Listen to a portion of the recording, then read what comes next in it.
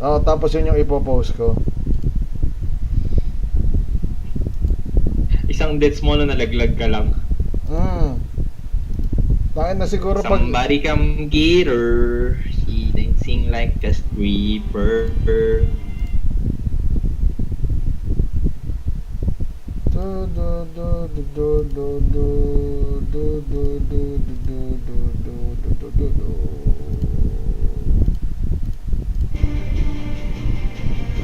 Oh, gising na talaga ako bukas ma. Kailangan ko na magbayad ng tuition ko. Nox. Kasi ako ay aalis sa Sabado.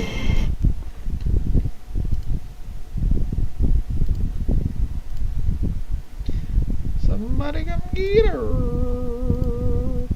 She acting like a stripper.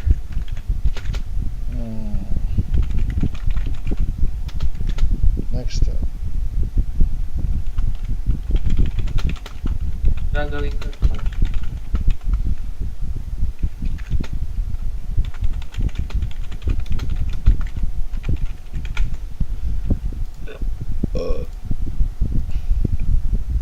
Ay, find nyo lang ah. Game na ba? Okay. Live ka na? Yep. Hindi pa ako nakapag-post sa Facebook eh. Multitasking.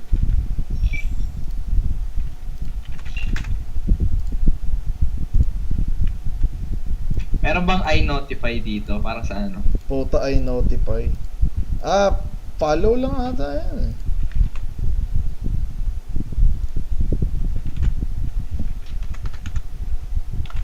Kala nyo hindi ako. If you don't fucking stop, I'll fucking suck your dick. Uy, grabe yun.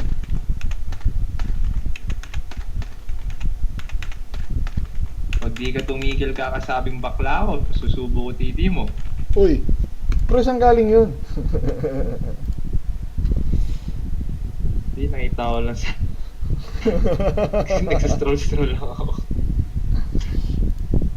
May lilit na ba sa hype? Para hindi ko alam yung hype kaya hindi kita masasagot.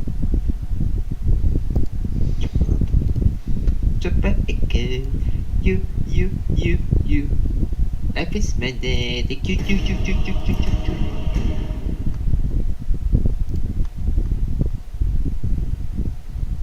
Makakaihi pa ba ako? Ihi kaya muna ako. Ika, pagkapili mo ng hero. O kaya, ewan ko, ano ba role mo?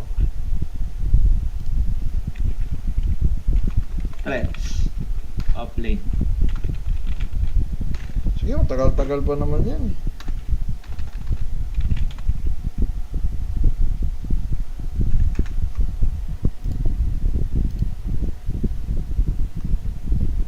Black screen ako. Nasa ano na kayo?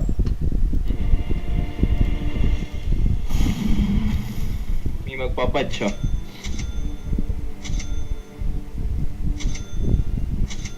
Tama na yung mga prediction na ganyan pre, hindi nakakatawa. Legit, tignan mo. Oh, Ay puta, kinuha yung BB. Magbi-BB dapat ako. BB support? BB carry. Carry yan.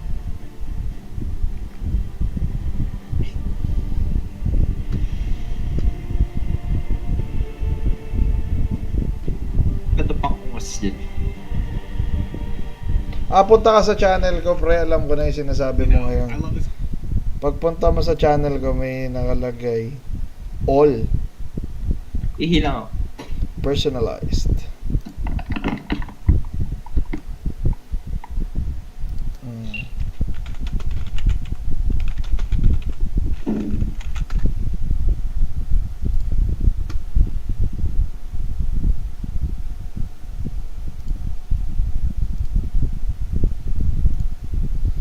Papalitan ko nga pala yung picture ko sa ano. Ano gagamitin ko?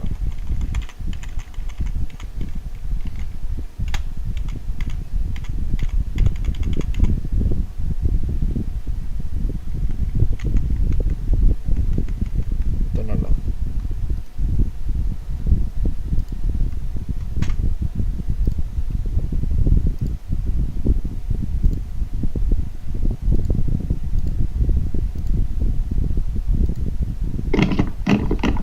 Eh, di ba lugi dyan? Ton.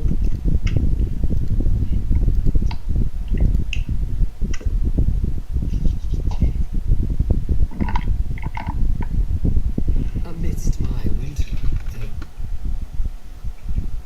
Necrophilia. You. Ano yun, pre? Bakit naman necrophilia? Sabi kasi ni Necropos eh. Necropos. Kastros yun, ah. press onward.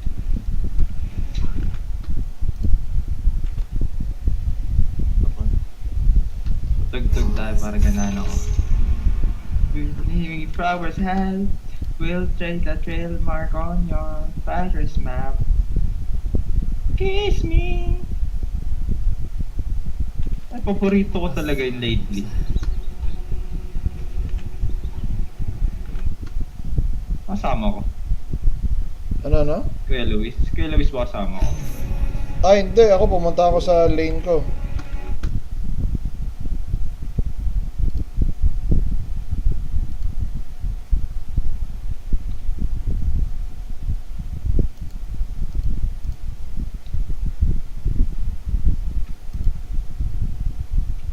Gamit ni Jebong. Ay, carry pala si JD.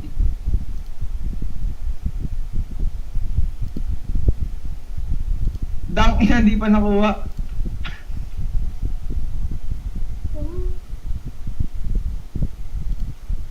A winding path.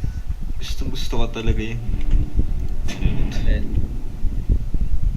We cover ground. Para octopus. Meron siyang unique walking eh. Yeah. Para siyang octopus talaga, putang ina, ang kulit. Okay, tara, GG, I focus. need not hurry. The winds howl. Panalo ko dyan sa AM. Panalo nga. These will show Kasi malalamangan mo siya sa regen. the trail grows cold.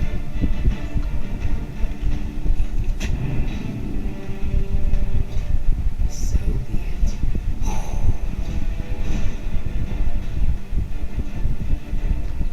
The ice advances. No TP? This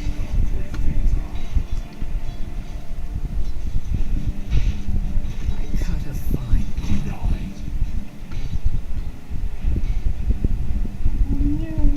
The cold falls.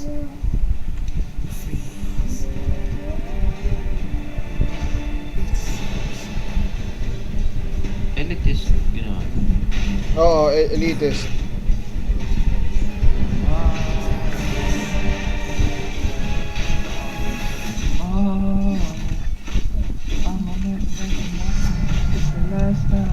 small minds speak such bitterness of prison of ice. Timely. Blue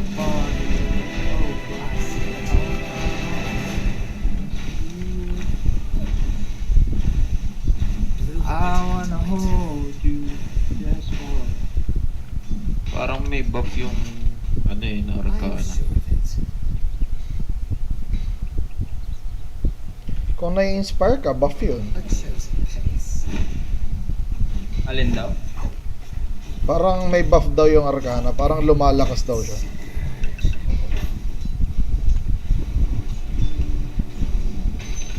I touch the earth through will alone. A chill, low deep.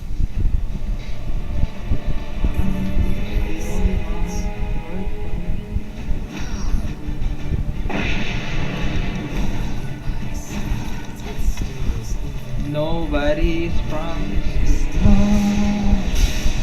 So I'ma make it tonight. Oh shit! Mabot.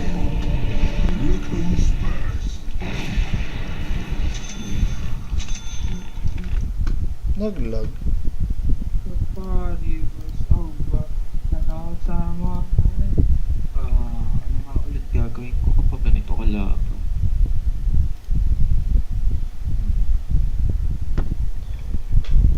Oh, may one siya. A fine Let's fucking one.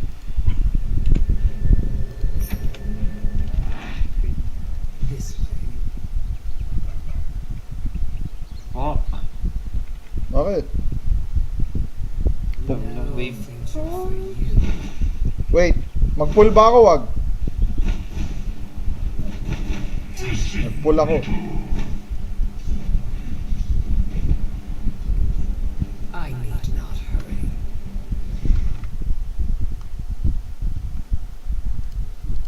Alam mo yung half full? Kaya mo yung half full? Ang kalahati Long lang. range na. Pwede. For scraps, Like, ano mo kasi yun eh. cause of frost. Ay, Patay ko. ay, gago ka, sayang.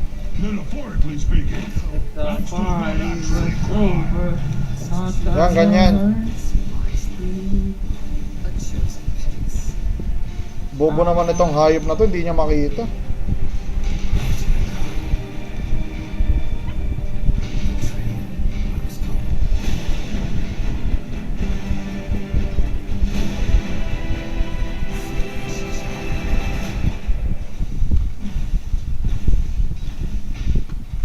We cover ground. The snow.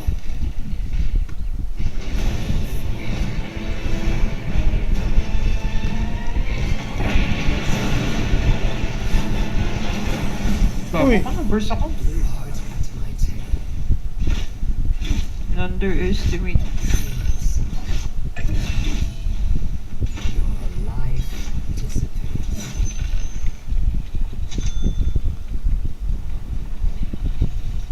I see it too. We must never reveal our plans. Shiver. I am sure it's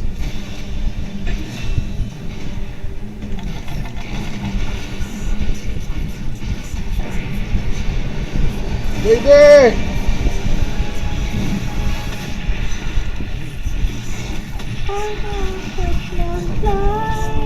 Abdi yan, guys. Oh, guess what? I'ma let you make me true now.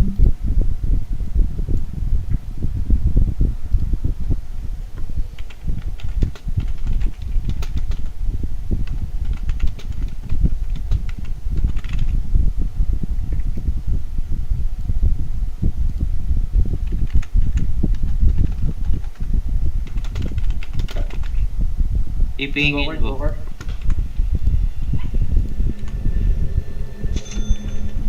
our needs. No escape.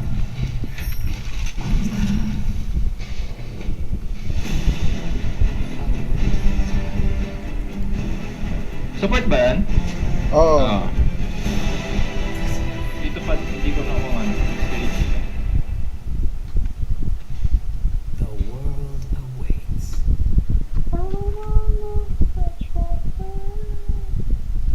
The ice advances. Bounty. Timely.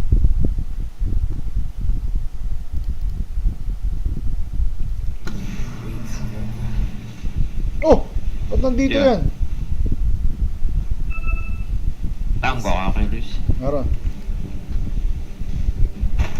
Your middle tower is under attack. And explore me. Free. Your middle tower is under attack. Lata pa.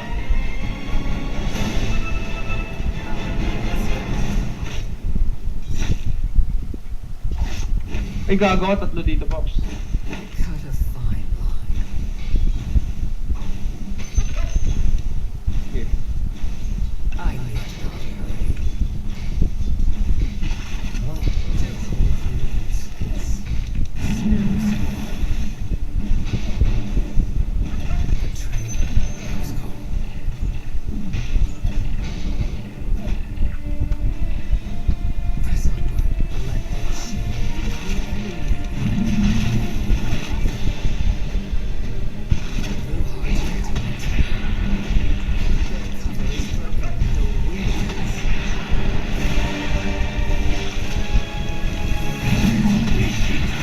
puta, 6 na yun.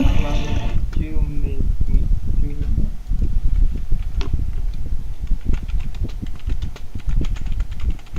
Kaya ba AM?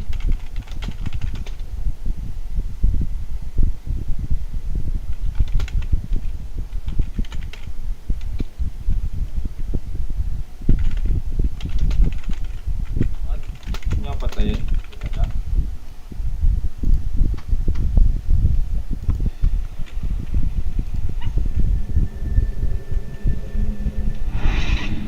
The world awaits.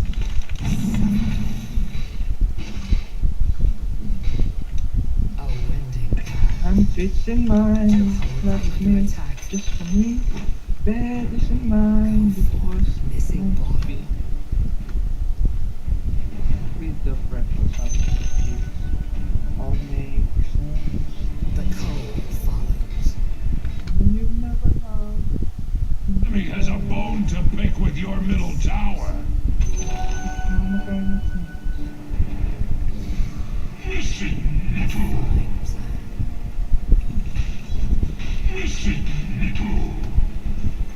A chosen pace. Let the chill rise. Cause a thrust. The enemy's middle tower has Ano ba surrendered dito? to gravity. All these little things. You can't go to bed without a cup of tea. Maybe that's the reason it's not. Deeper than ice. Middle tower is under attack.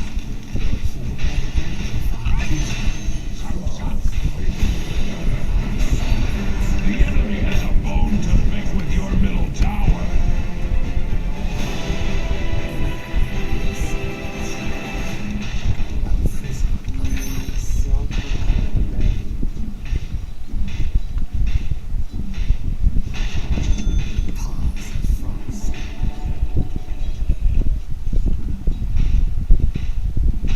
The world awaits.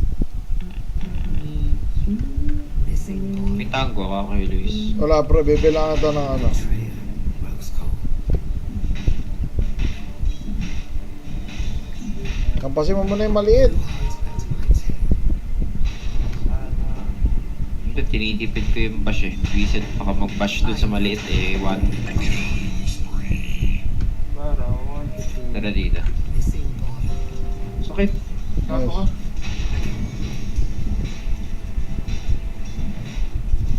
For you. Our needs. And maybe you'll.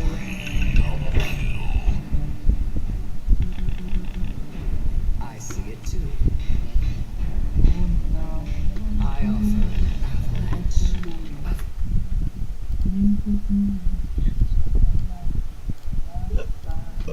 Only sorrow for you here. A fine plan.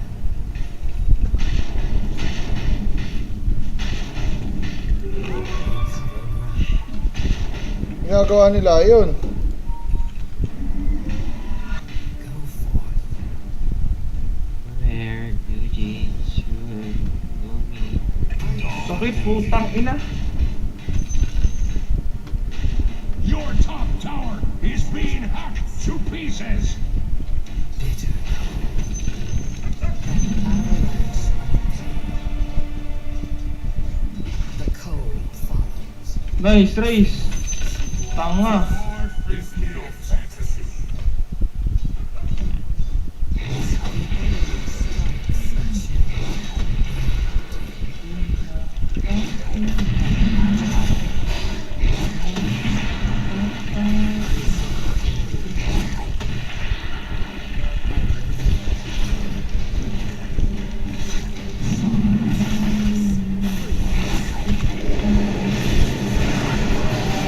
Ay, puta na.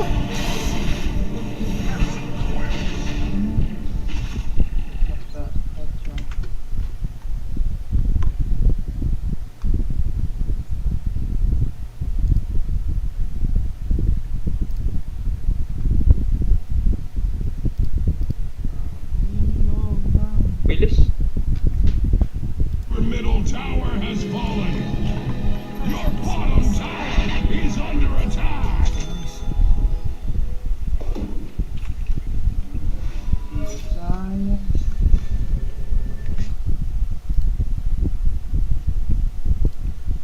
Yay.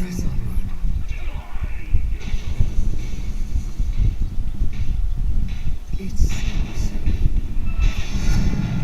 I unlock memories of a former age. I see you.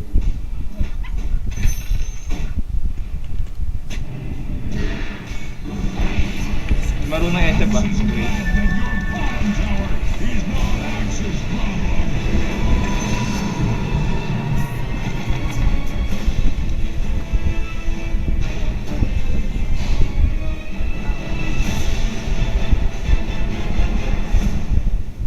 Nasama? Hindi marunong mag-race. Hindi, tsaka lalim niya.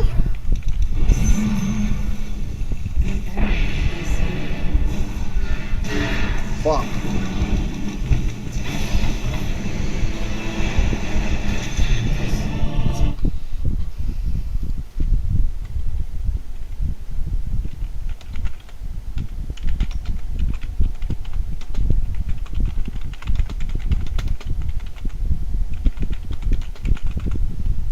Bull eh.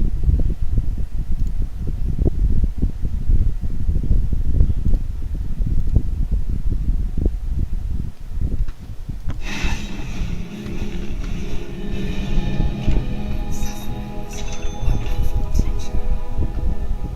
This way.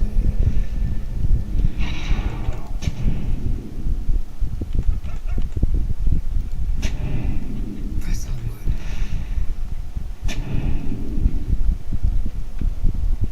A chosen pace.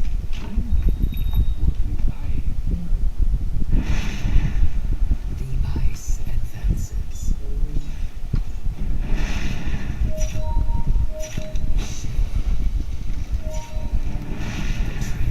Rose gold.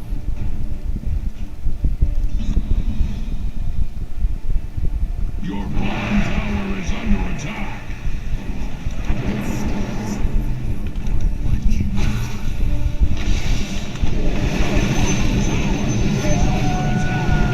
Sassy roads that look better than your bottom tower. The enemy's top tower has fallen.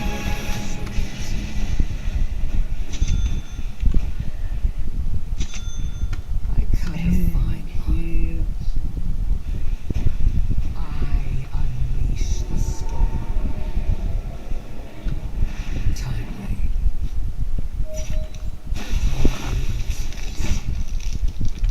A storm of shards. The cold follows. Your bottom tower is under attack.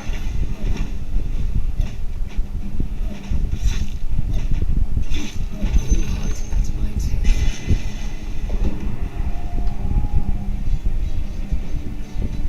Nandiyan din. Let the chill numb your pain. Go Boy ka. Ganda. let them Kaya pala. Radiant's towers are fortified. Just like your bottom tower is under attack.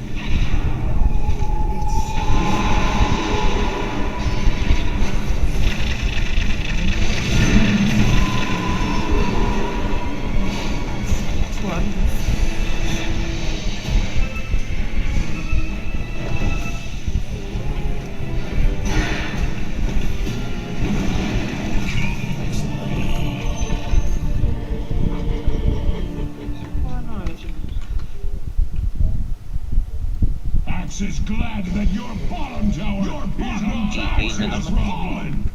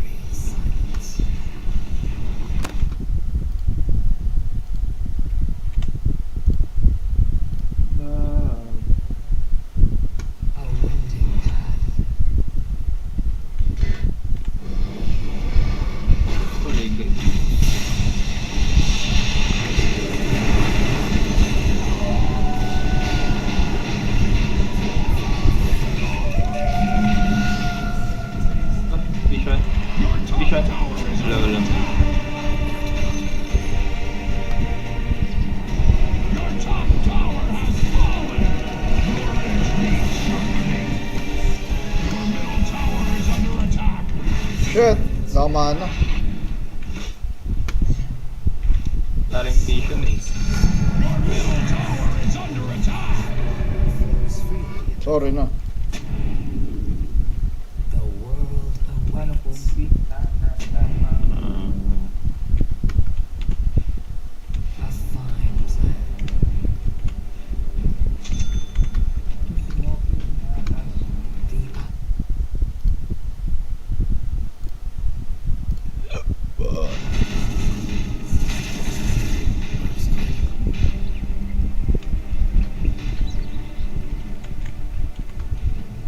It seems so.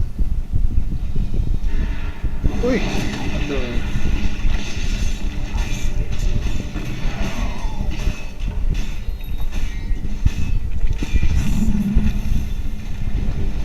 Wag, back na. Ice. Okay, go. Back.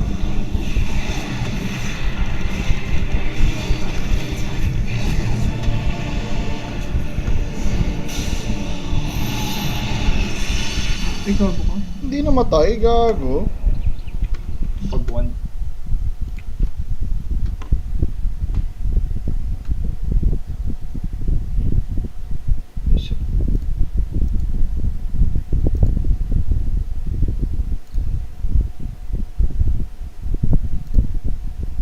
Bigang kakatawan kahit na ang suot mo. Eyes once more.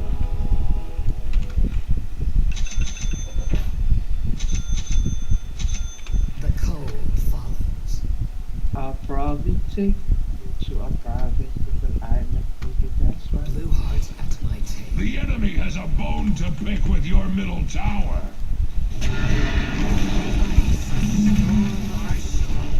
Ini-claim lang lain ah. Your middle tower is under attack.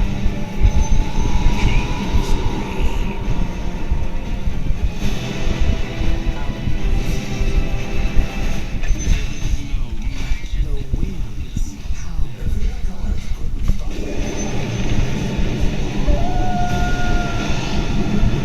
Palag na pa.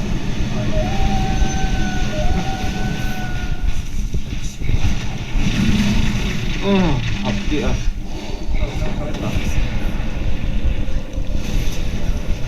Wala pa ako sa'yo.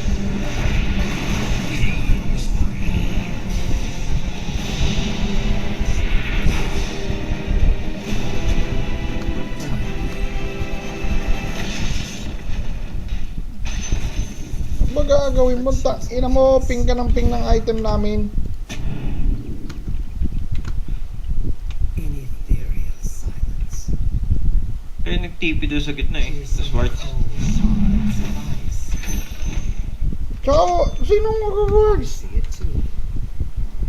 Wala naman tumatakbo kanina. Perfect ang vision natin kanina eh. I am sure of it. Ice bats a prison of ice. Your fall ends here. Tapos ang level niya. A convenient bounty. Our needs, their power is purposeful.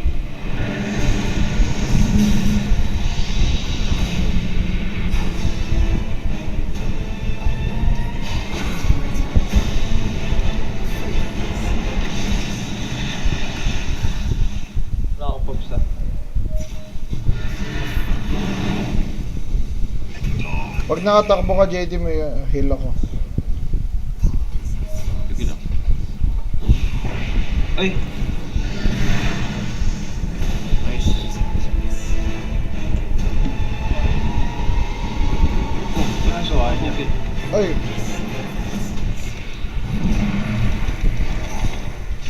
Your top tower is being ang sakit. Ako papatay sa sarili ko kay, Bristleback.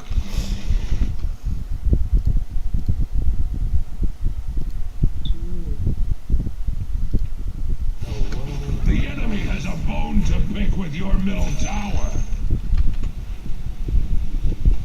May side cover. Wala akong. Your top tower is being hacked to pieces. Your top tower has fallen.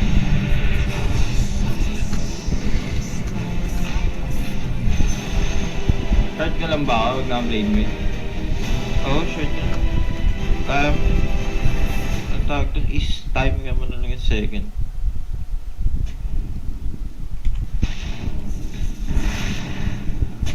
Timely.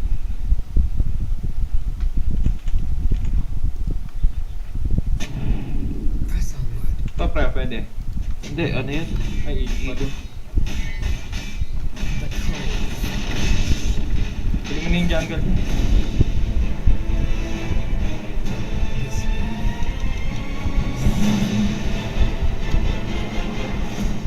we cover ground. Hindi makakapag-blink out yung AM sa akin. Nasa mid sila.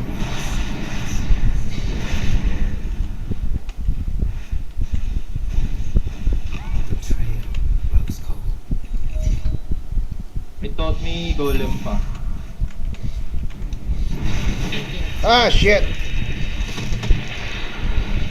Nice.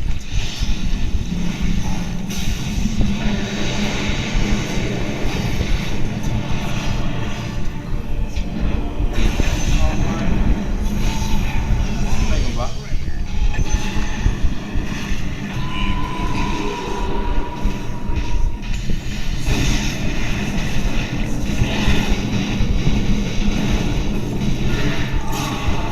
Oh no!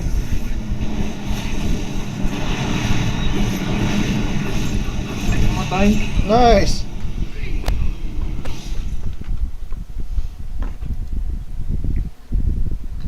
Ako blade.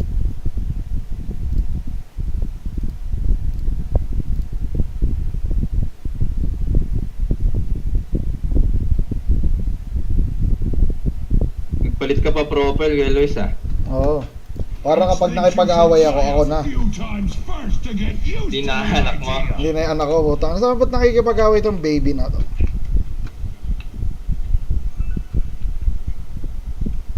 The cold follows. Bakit diyan ka na naman nag-TV sa labas?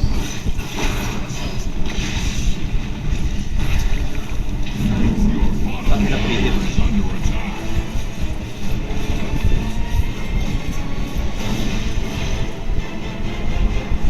Oh, nice. I am sure of it. Hindi nga tactical yung mga TP niya eh. Into the enemy eh. Your middle tower is under attack. Dire structures are for. Like you can't even imagine. Your middle tower is under attack. Blue heart at my tail. Your middle tower is under attack. Who's the cute boy with the white jacket and a thick accent? Ice and fence. Ay, Your bahay. bottom tower is under attack. Ah, Nice. Ay, kala ko sama ka dun. Timely.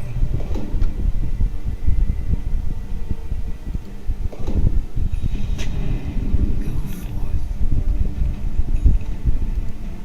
Camaraderie me. Aming camaraderie. Our needs come. Di kayo nasa bot. Pwede ata. Mag-isa? Pause. Death. Ata. Hindi pala. Hindi.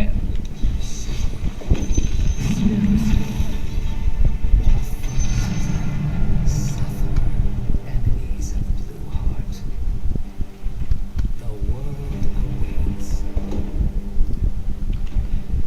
what the heck? I need not hurry. You gave me a signal. Baka nagpa-farm dito. A winding path. Papunta. Ah, hindi. It seems so. Nag-inven ako yan. We cover ground. Ay, nahuli niya.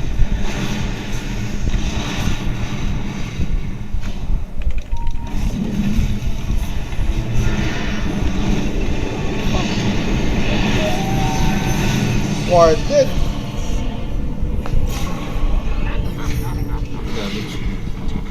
Alright. Update ba? Update naman nila ng...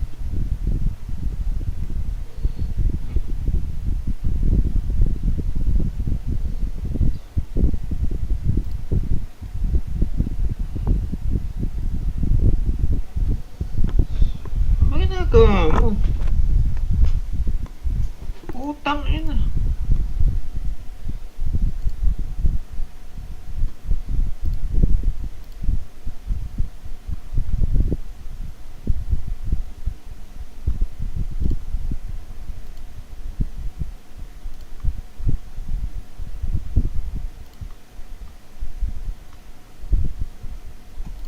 Everything she knows. Sa likod siya, Pops ah. Your middle barracks have fallen. Max was not in. Naantay niya. New Year!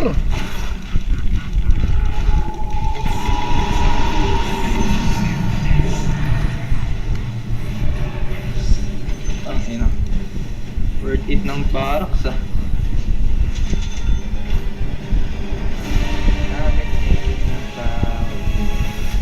I am sure that. Leave these to me. Go for it. Ano ba gamit ko nun, Mark, nung na-DC tayo? Yan, CM din. Yeah. Like You will never paws of frost. chasing at tonight, clouds around my head. Cheese me. May dagger ah. The enemy's middle tower has fallen.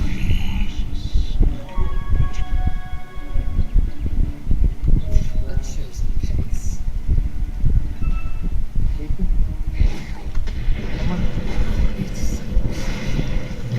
Night for all. This way. Kay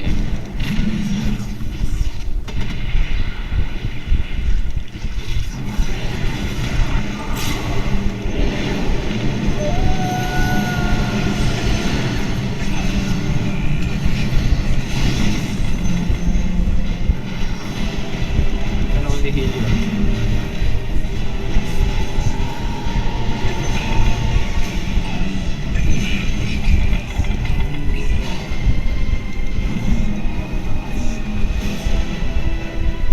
AM, no problem. Big faceless. Maidenless. Our needs come. Your maiden. Dire structures. Bitch. Pwedeng pasagin barracks ah. Oy. Pwedeng ng barracks yan. 40 na sila. Axe is glad that your Patay. bottom tower is not Axe's problem.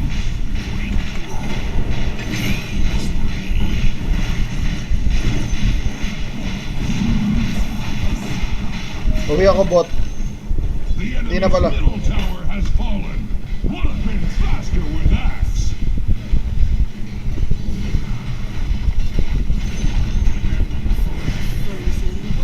Mas maganda kay faceless pwede ka mag-backdoor. The enemy's Ay, middle try mo, tower Pops. has fallen. Surprising, given the lack of axe.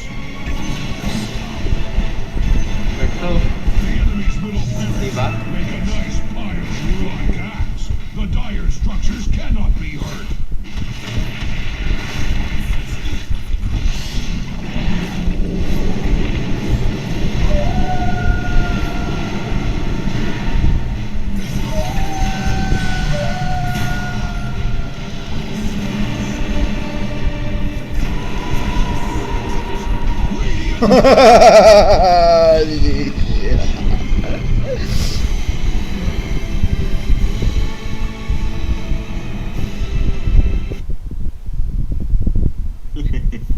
Puta. Ang aga ng 40 nila eh. You can say...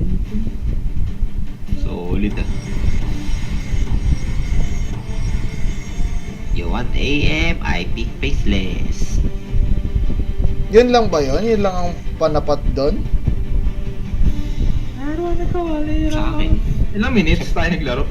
sa point of view ko, 34. Last? Ako, game Ano ako. ba kaya? Game pa ako. Last? Teka. Ako last ako. Bago ako mag Elden Ring. Mukhang di ko masusubaybayan hanggang pagtapos ng stream mo ngayon, kuya. Walang problema pare, ano ka ba? May gagawin ka. Kala nyo ba hindi ako mag-stream today? Delayed lang.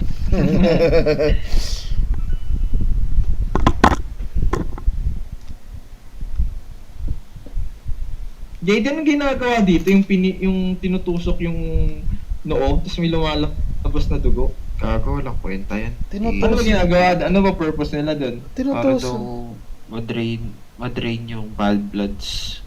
Oo. Hindi totoo yun. Hindi dito to. Ano ginagawa? Wala lang. Ano Napakalaki. pinamahan doon? Bane? Ano? Pre, meron pa nga. Kung, di ba? Oh, sige, go, sorry. Kung hindi ako. Walang artery dun. Ang ko, hindi ako nagkakamali. Yung blood vein, yung blood Vessel? brain barrier What? na tinatawag. Hindi, wait. Effective yun. Ah, Yung ano, na pag masyadong malakas ang pressure sa utak, bubutasin ng doktor yun eh. Magdidrill nga sila sa gilid eh. Oo, Pero totoo yun. hindi sa Pero noo. hindi sa noo, tsaka hindi yung Kasi, out of concept mo lang gagawin. oh, Usually kasi yung mga Alam ko dinidrain kasi ano eh. ano? Ano? Change oil. Ano, JD? Tain mo. Ano, JD? Ano, ang nakikita ko naging reason nila ba't nila ginagawa yun is para siyang kinuhanan ng dugo. Kasi di ba pag kinuhanan ng dugo, lumilinis daw yung dugo. Hindi, kung ano, ang mas weird sa akin, yung alam niyo yung sa paa. Hindi ko aware pa. Meron silang ilalagay na patch doon sa paa. Tapos, Tinatanggal daw yung mga bad whatever. Walang biro yun. depende. Ay, hindi natin alam mga kanya-kanyang maniwala. Sarap pag faceless ha. Pag talaga may AF faceless ang gagamitin ko.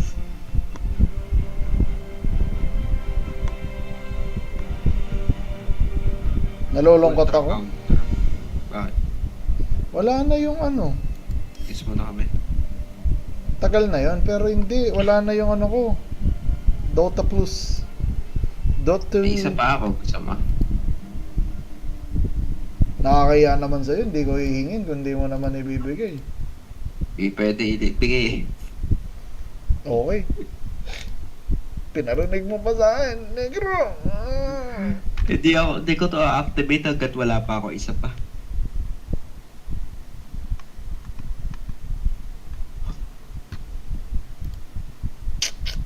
Sino kaya magamit ang kaya? Paano ko kaya ano? SF kaya ako.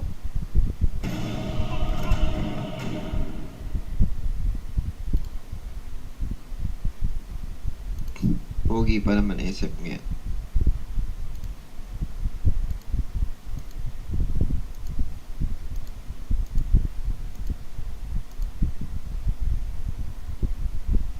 Putang ina, gaming video creator tapos nakahubad ang puta. 4.7 million followers naman. Katarantaduhan. Nag-search kasi ako ng mga pages to discover. Mga kagaguhan yan. Puta ina, gaming video creator, nakabikini ang puta. Anong katarantaduhan yun? Papanoorin ni Mark yan. Uy, grabe. Ano daw? Ano daw? Ikaw daw manonood ng mga ganon. Ano ba yan? Sorry, may pinanood ako. 5 seconds Hindi, mga gaming creator, tapos ano sila, mga nakahubad ang puta. Diba? Ba't ako gago? Ganyan lang yan, Chris, pero ulala. Tangina mo ako pa. Patch off lane. Ako, sabihin ko lang sa'yo, saan ka masaya? Ayoko. Kahit ano. Pwede ba? Pwede? Bahala ka. Sino mid lane po? Pangina. Ubi. Alam ko pag core kinukuha first paset eh. Mahal naman ang taunt nito. Wala bang skin na mura? Ano? Wala ba kayong patch dyan? Hard carry, hard carry, hard carry, hard carry, hard carry, hard carry, hard carry, hard carry. Hard carry JD ah. Nice one. Ang ino. Wala na. Double down ko to. Diyos ko po. Double down ko to JD. Hindi, wag. Bakit?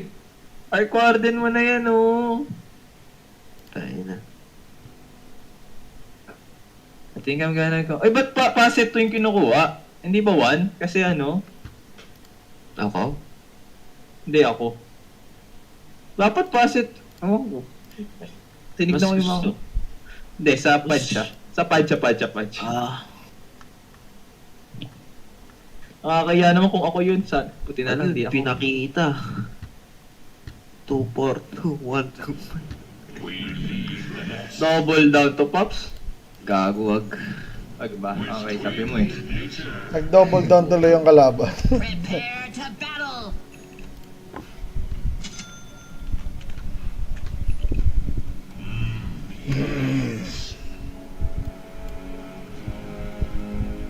Solid lineup kasi nila.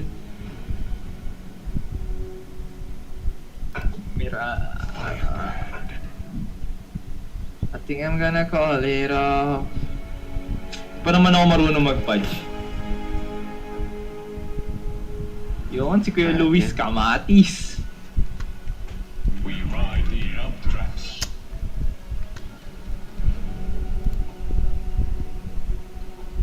Ay, naku. Rubik. Arcana lang kasi. Sige lang, Sana lagi na ako nagro-Rubik. 30 seconds to battle! makikitapat lang ako. Mga tao talaga eh. Grabe. Think I'm gonna call it off. Only want someone to tell you, baby, you can kiss 100 girls. Di ba tayo FB? Gagawin dyan pala kayo. Where'd that horn come from? Hiya mo na. Tangina mo ka, sulog.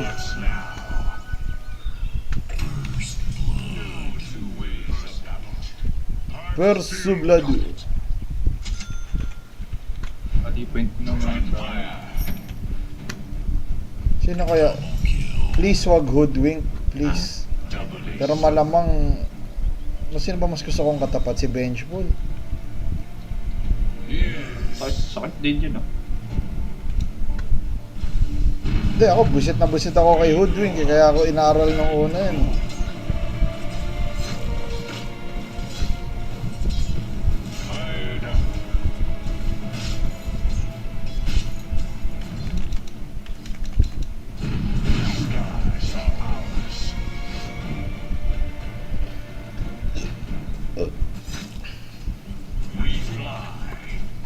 Hindi na yun ako.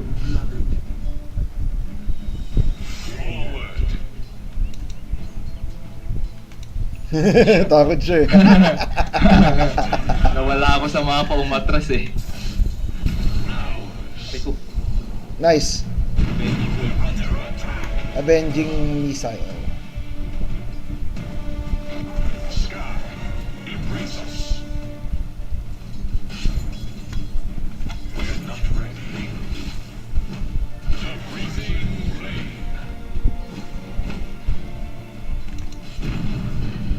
Hindi siya magliling.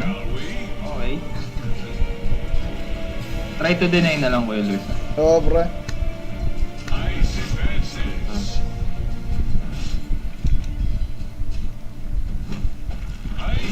Uy! Ano sinang? Lapit.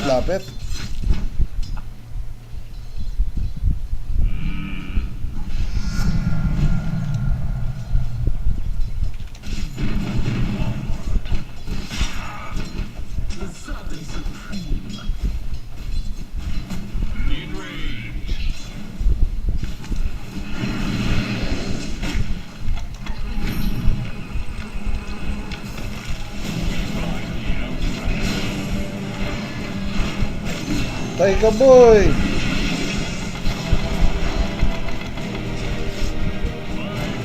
Ako din.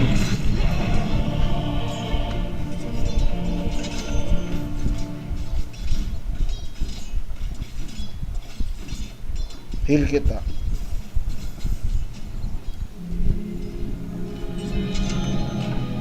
The flame returns. Delay mo pa eh. Ay, gago ka, hindi pala masakit to. Sige, tama na.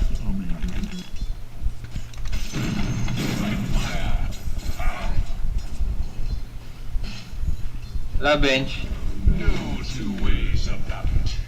Ah. Attack. Denied. Ayan na si Bench. Ay, pukin na mo, umabot sa akin, sakit.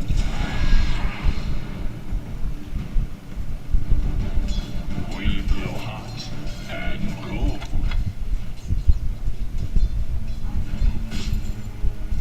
Firebrand. Stop.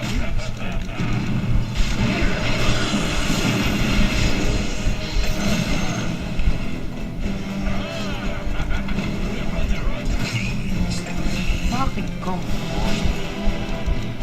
Okay lang yan, JD. Simula lang yan. Tandaan mo, ikaw ang pinakamalakas na necro sa mundo.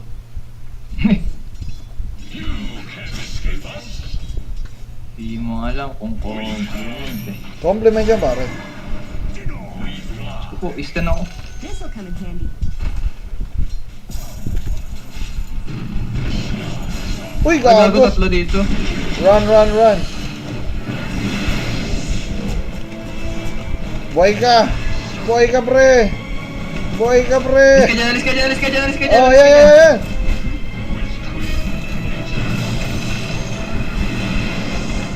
Hindi na yan. Ganun din lasa niyan eh. Uy! Uy! Those two dragons pushed me so hard, they merged into one dumb, smaller dragon. Bili ka nga blood grenade kuya isa. Ayoko. Please! Dahil sinabi mo yung magic word. Ah, 50 din pala yun. Nag-pull sila, Pops. Yes. Hindi pinul ko din creeps nila. Sila lang pwede. Pul-pul pala sila eh. Missing top.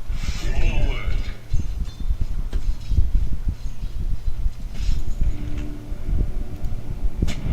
Ready. Nawawala sila. Dragon's breath.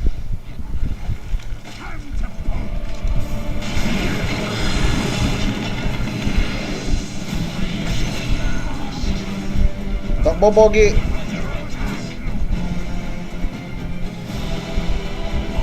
Hello.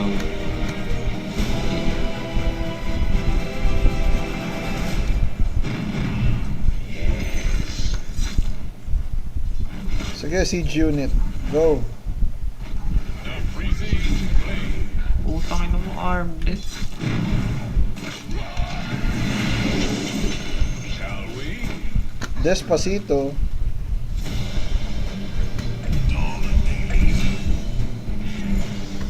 Sorry, JD.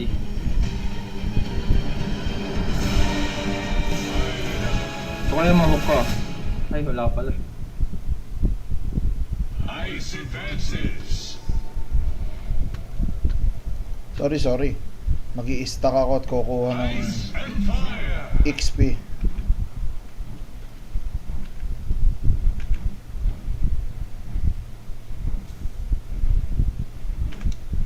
Double trouble. Wag po. Butang ina mo, bitin lang.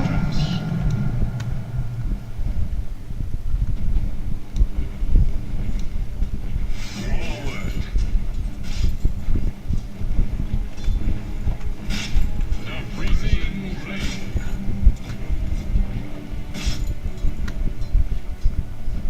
Ready. Radiant's courier Gold ata. Naku, wala Dito. pa akong pambili. Sige.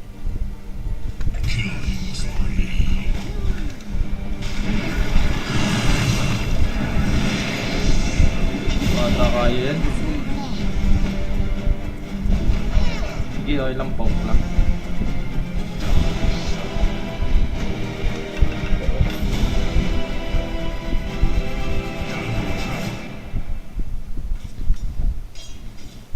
Ah!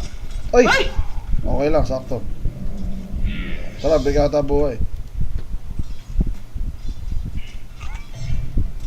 Thank you. Ah! Hapdi. With twinned nature. Missing middle. We flow hot and cold. Missing middle. Gago kita. Yahaha.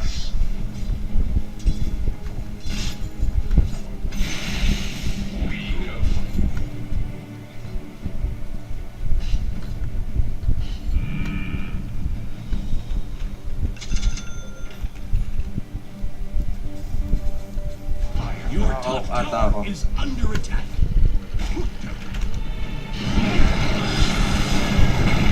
Wak, wak, wak. Sige, sige, sige, go. Ah.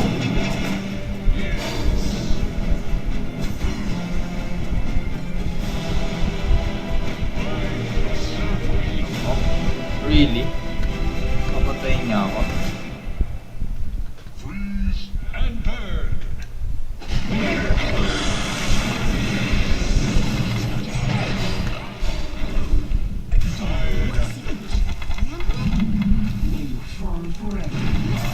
Uy, shit!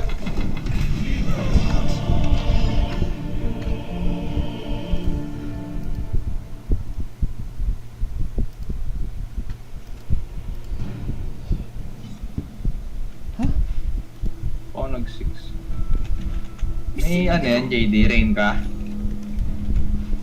Meron. Your top tower is under attack.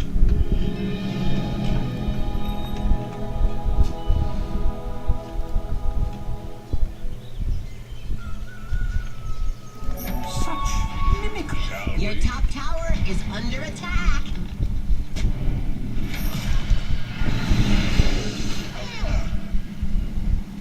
Oo. Top tower is under attack. Masira ko ya. Okay, okay. Ice and fire. Parang may 6 na ako. Your top tower is under attack. Your top tower has fallen. Ako nawala. We've lost over yet. Dragon fire.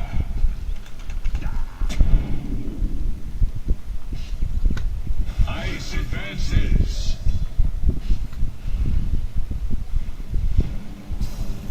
Sky, embrace us. Your middle tower is under attack.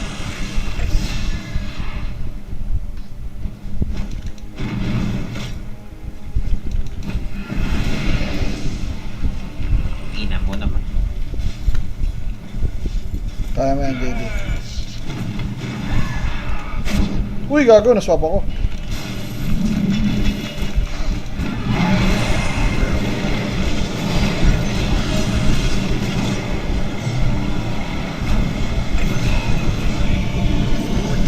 Utang ina, go nuts! Kaya kalyawa. Your top tower is under attack. I can probably hook him. After ATP.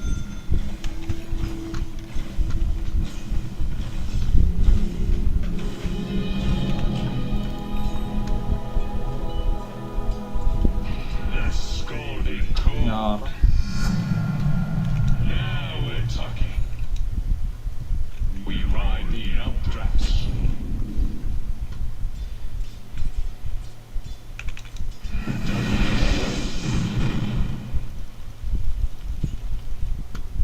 Your bottom tower is under attack. Exciting! Quiet. Go, Dragon fire.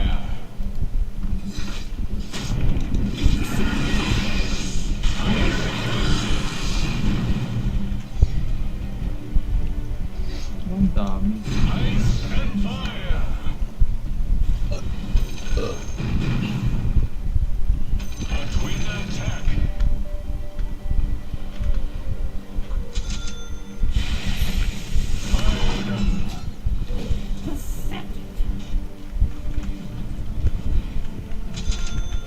My thrust of wind.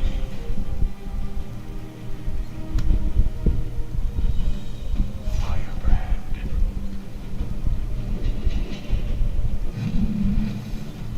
Forward.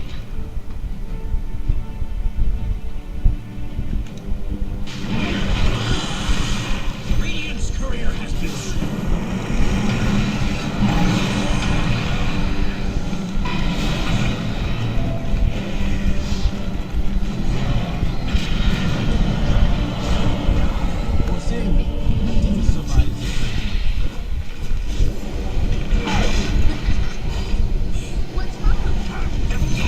Patay! Yun ang hook.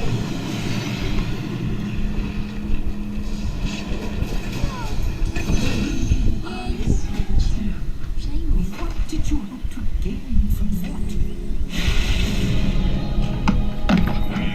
Rise from the ashes. Isa pa. Babae ba yung ano?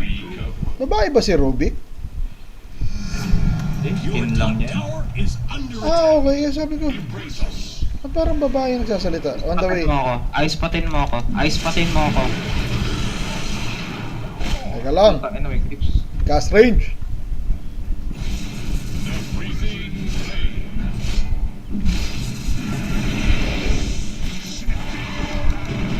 Ay, papatayin niyan, boss. Your top tower is under attack.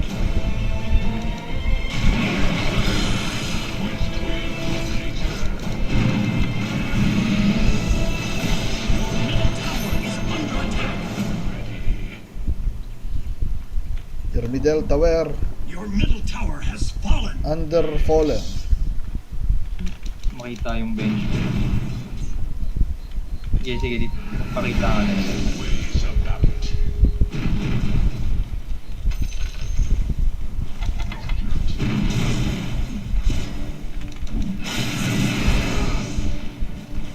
Wait lang.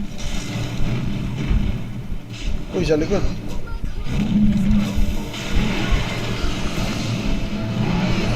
Takin na.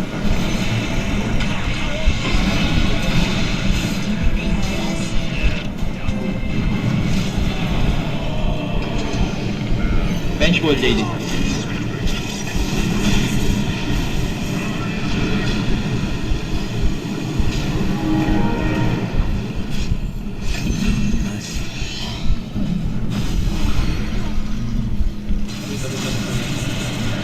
Takbo, takbo, takbo!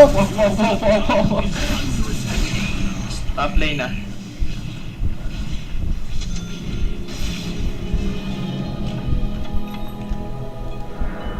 Weak up.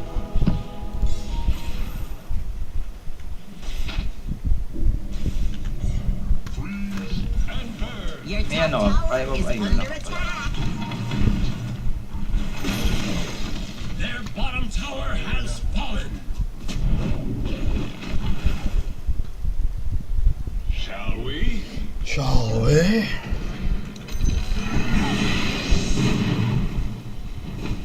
Take that. Ah! Fresh meat. The freezing flame. Ulti. Pakita bigla. Your top tower is under attack. Somebody ought to do something about that. Yeah, they really should. Your top tower has fallen. Drafted. The skies. Diyan yung daga. Okay. Safe naman pala tayo. Ways about it.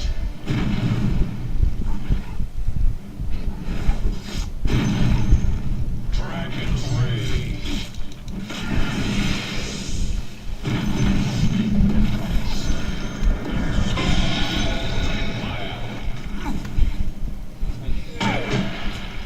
Boy, pag...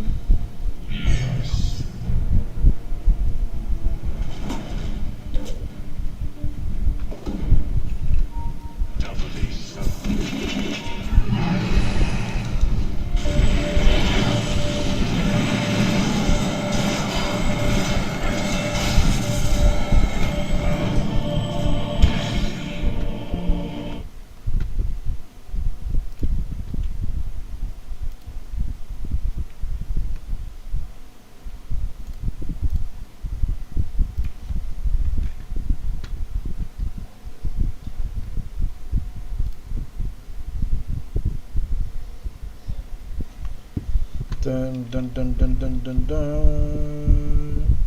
Dun dun dun dun dun dun dun.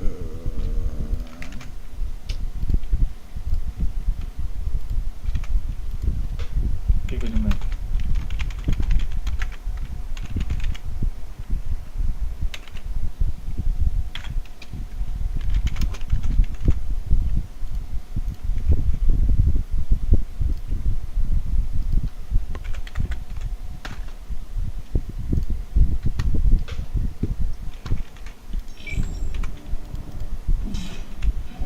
Regeneration. The scalding cold. What? Oh shit. Your bottom tower is under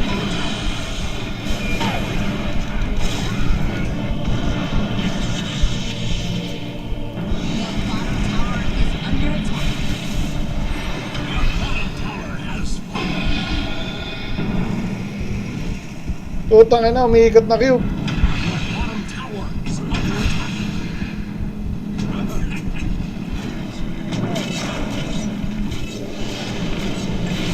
Your bottom tower is under attack.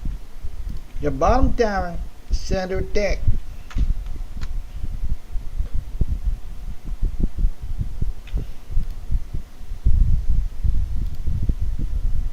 The focus of Souls games combat has always been an emphasis on timing.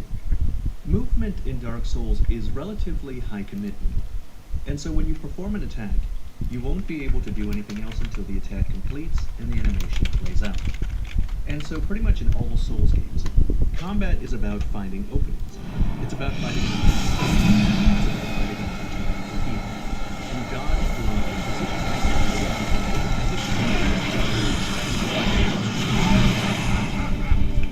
This really is the Umano. Oh!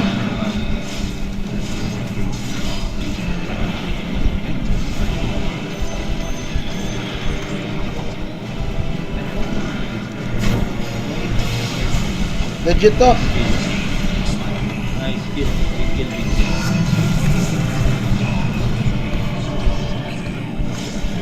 Per second. this game, I say taking advantage of open specific. Exploiting an opportunity in those games is synonymous Ay, with putang pushing ina. the R button.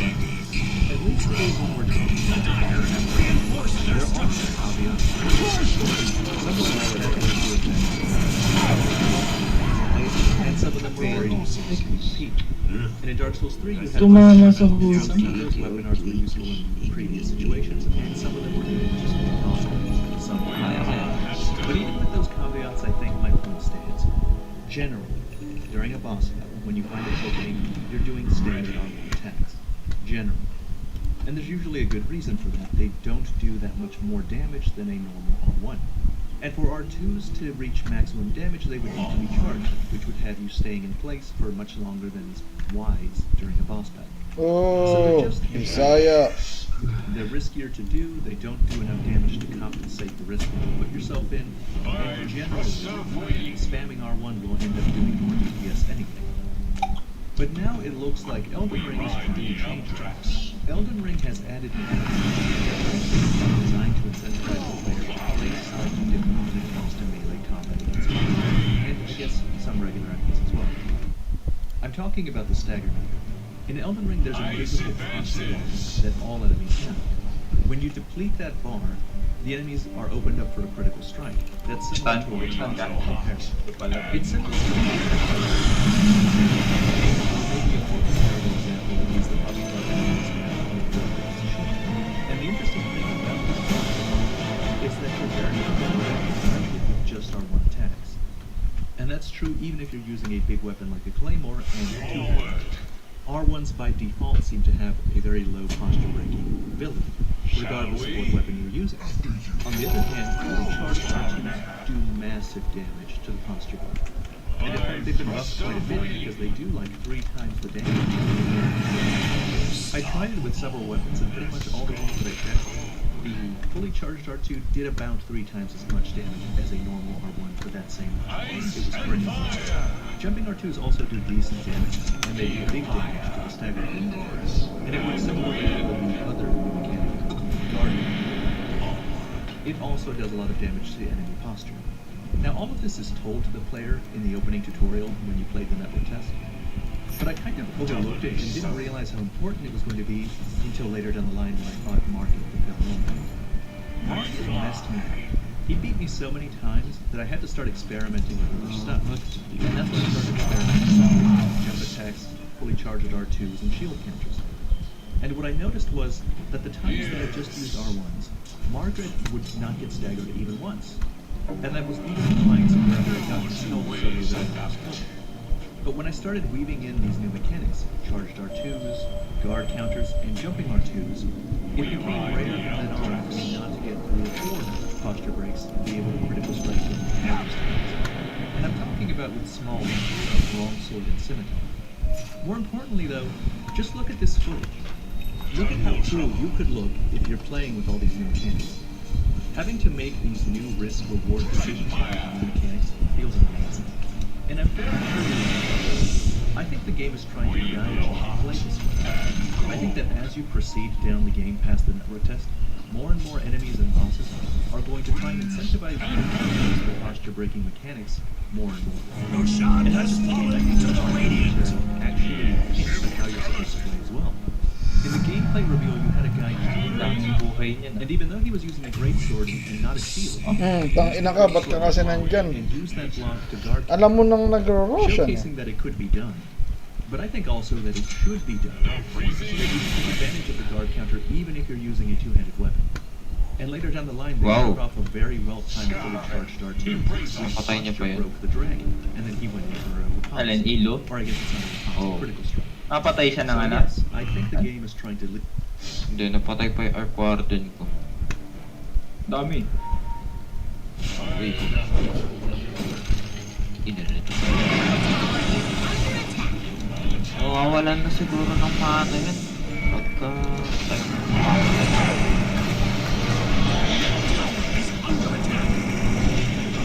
Uy, nahuli ako. Ito JD.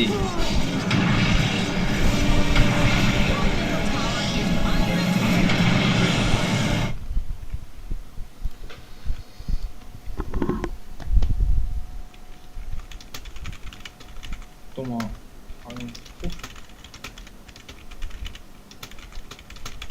Pang patay. Ay, sorry.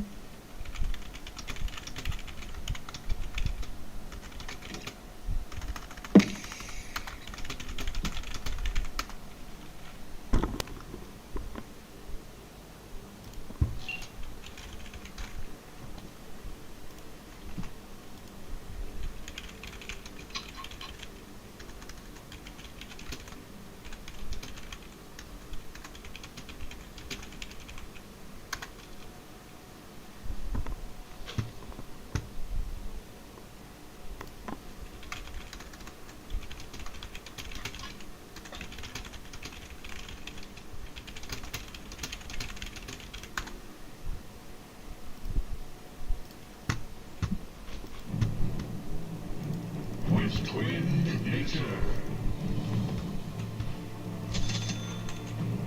You can't escape us.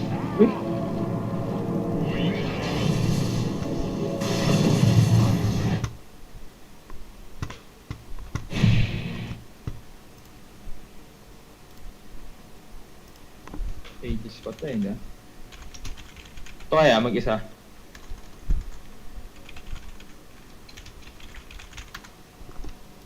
We fly. Your top tower is under attack.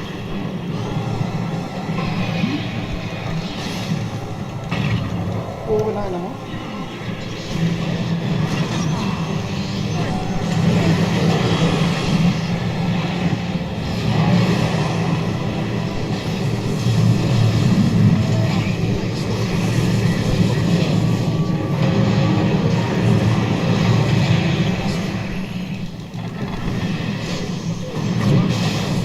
Oo, pinanginang talon yan. Buyback siya? Siya nag-buyback. Wala, GG.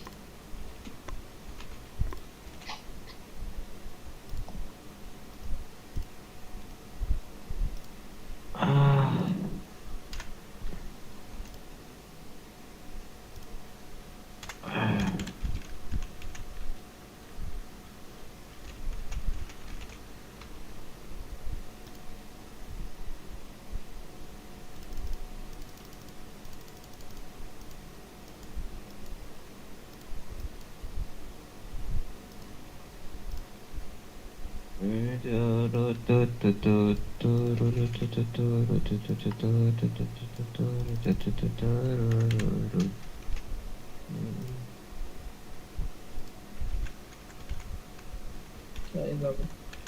Clips pala yun. Na.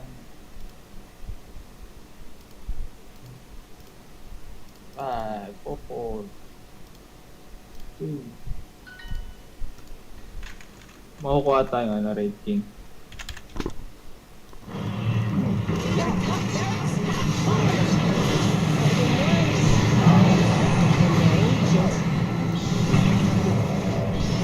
Ano?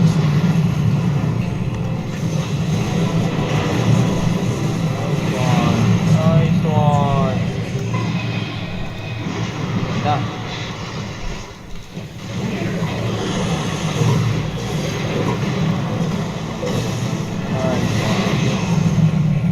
Rampage.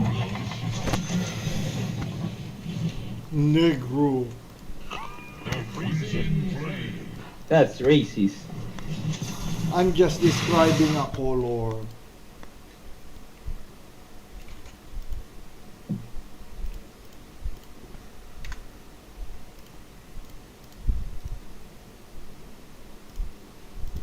The skies are ours.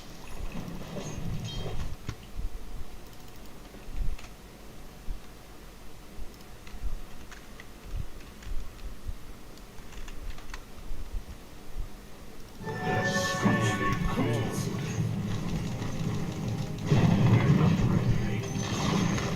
Their middle tower has fallen. Ways around.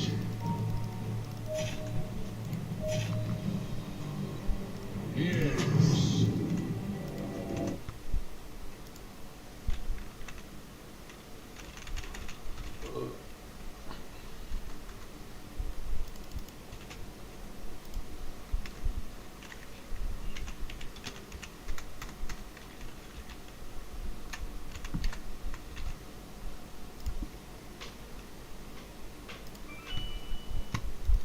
Forward.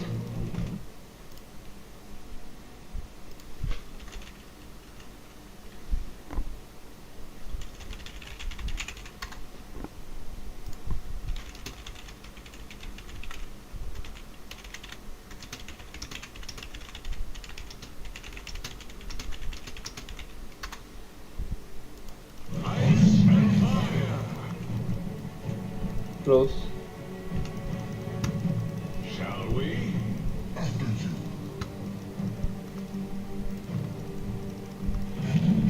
By thrust of wind.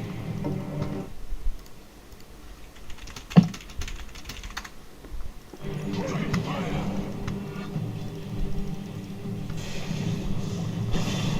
Freeze and burn.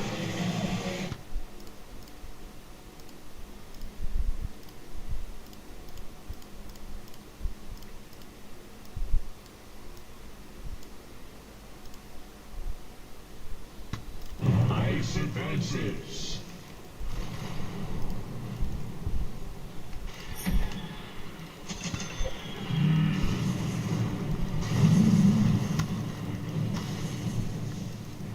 Sky embrace us.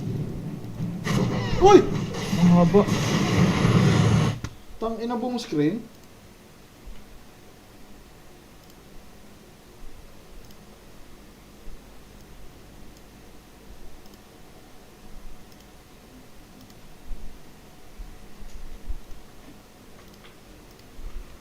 Nakabaan nila. Oh.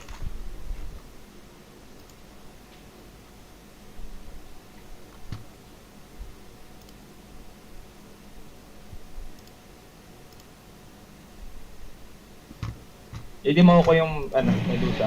Ay, putang ina mo. Ayun na po, tang ina buong screen.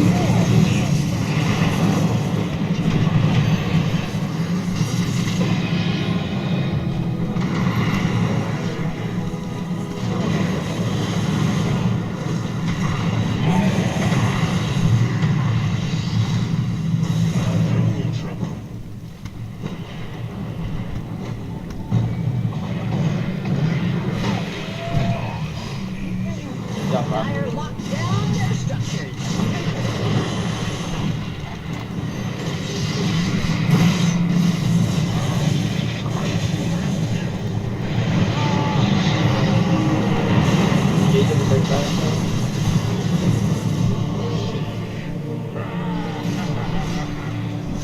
Tapos, wala na yung isang Tempest. Tempest double.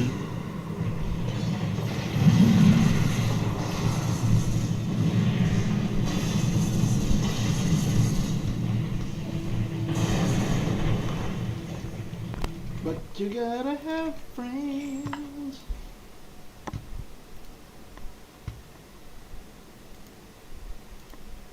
Shigidip, shigidip, boom, boom. Oh shit.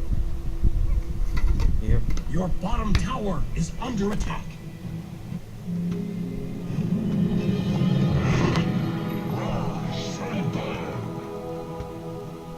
Tangin na talaga ng mga last game. Mahaba na, mahirap pa. Freeze and burn.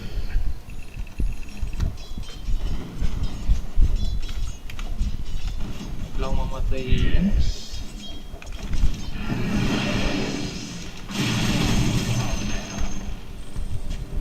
The scalding cold.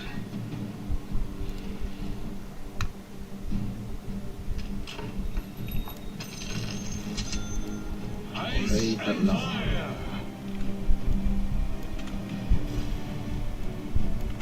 The skies are ours.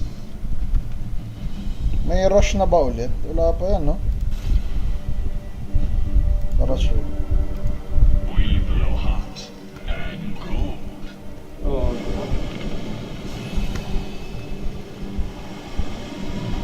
Ikaw ko! Ba't siya nag-SS doon? Nagawa nung hayop na yon. Sorry. Hindi lang sila. Alam ko, babalik ka na. With twin. Your bottom Naku, tower ulti. is under attack.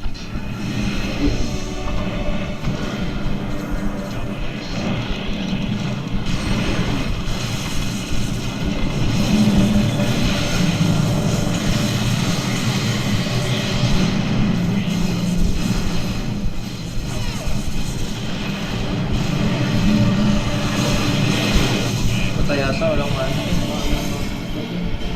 Huwag one. Bottom Ay, tower patay is pala. under attack.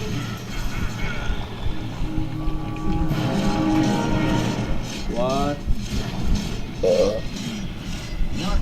Nice. Lead us away from traditional R1 spams when it comes to battle.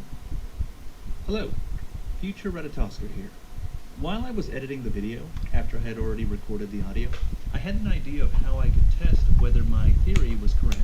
I thought to myself, if Elden Ring wants you to block two-handed, at least more than they wanted you to in Dark Souls 1, and Dark Souls 2, and Dark Souls 3, then it stands to reason that the Opa. amount of damage that swords reduce when you're two-handing and blocking would be greater than one-handed. Lord Hunter always find out many thanks to him, by the way. And I compared them to the values that we had in Dark Souls 1 and Dark Souls 3. And indeed, I was right. The defense values for the longsword was much higher in Elden Ring, giving you a 65% damage, which is 20% higher than what it was in Dark Souls 3, which was only 45%. Trash. Oh. Dyer's courier And I has noticed, been slain. in that video, Laman yan. they also talked to Vati, the biggest Dark Souls lore YouTuber. And Vati talked about this specific subject. Shall we? This is what he had to say about it. Mechanism. You will find yourself deviating away from just R1s and realizing, oh my god, R2s are insane. I fought a boss with R1 and I didn't stagger it at all, but then I fought it weaving in some R2s and staggered it down, and I could do multiple crits. Traditionally, it was never wise in Dark Souls to do this. It was more of a niche. But after many hours with Elden Ring, I was happy to see that combat has deepened. There was also a Reddit post called Playing It Wrong, commenting on how I think Elden Ring is going. And that post that Elden Ring is trying to guide us away from just spamming R1s, and that he thinks we haven't really noticed it yet because we've played some of the Souls games at this point. Let me just quote a little bit of what it says. Also, a lot of people have already noticed that the roll animation covers less distance and has less height. This is because you're not supposed to roll with everything, and instead learn to mix your rolls with your blocks, which also allows you to use the roll. This way, the Sekiro elements really start to shine. since you have to be absolutely Grabe, oh.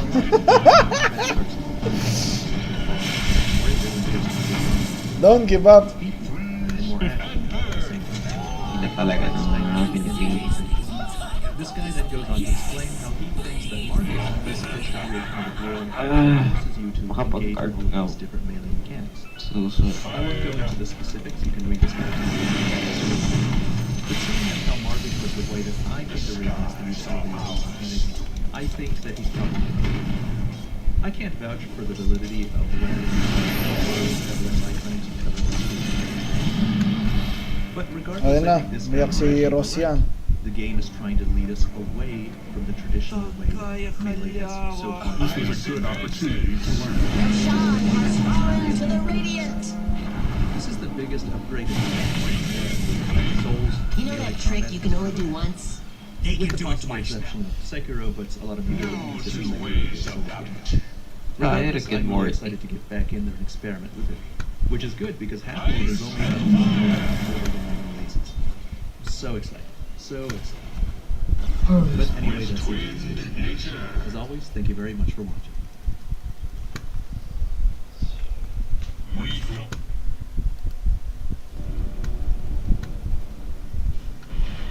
We ride the Ay, gago tumagos?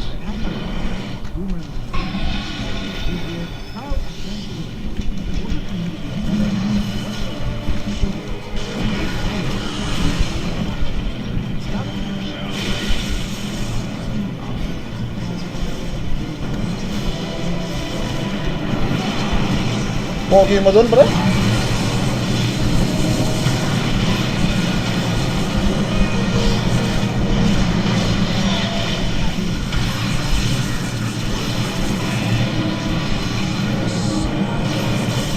Ay, si JD. Ang nakakabuhat yung pagka. Your ancient is under attack.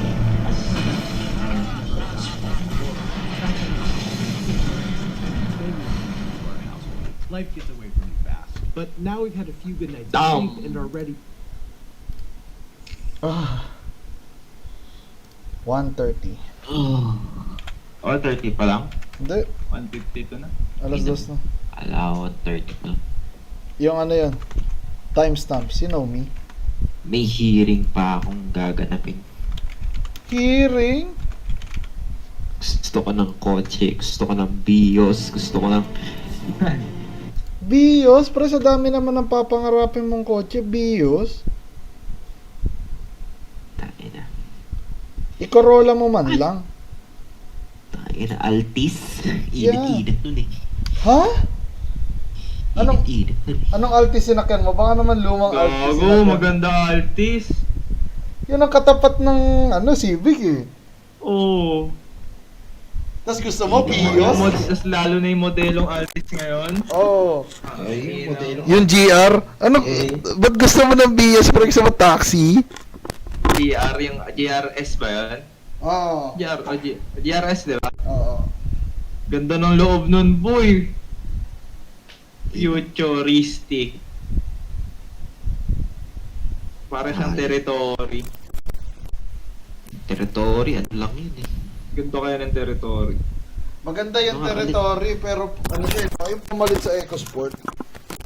Oo. Parang rush. Ano nga? Pero mamahalin. Ano nga ulit Eh, yung... ang ganda ng loob eh. Pang mamahalin din eh. Ano nga ulit yung main natatak ng... Ano? Gili? Yung full ray. Gili ata. Gili talaga ata ang ano... Territory. Binili lang ng Ford. Ewan ko, parang alam mo, may ganun ano yun eh. History. Ko lang. Narinig ko lang.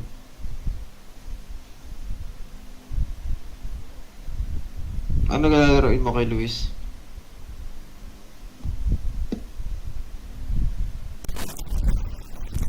Kay Luis? Nakalog tumayo. Walang kwenta.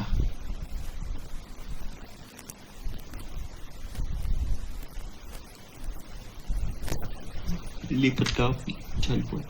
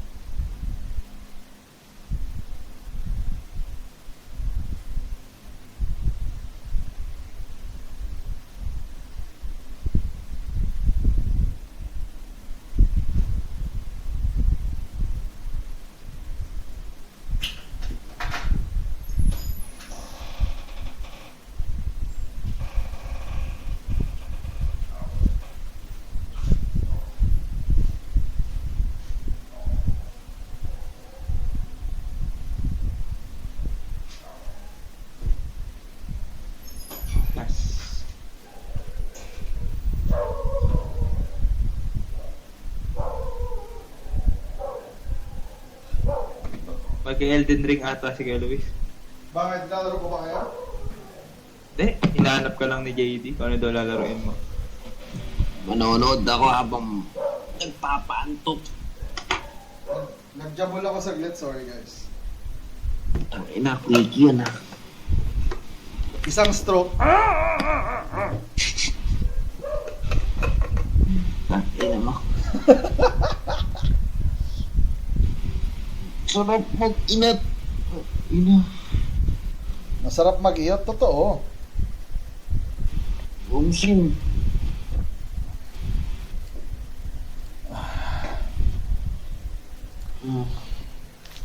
Okay lang yan. Don't stress it. It's just a game. Na maraming bobo. Ano, stress and sarap-sarap magka.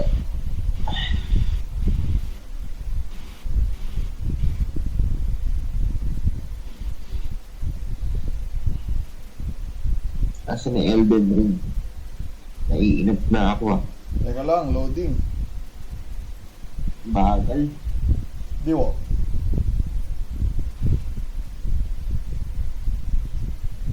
So, ano ba? Magsishare ba ako? Kala ako. Kala ko naman nanonood ka sa ano ko. Ina, hindi sumabog tong cellphone ko. Saan? Hindi niya ba kaya YouTube? Kaya, Hina naman ng ano mo. na spotlight, hindi sumabog.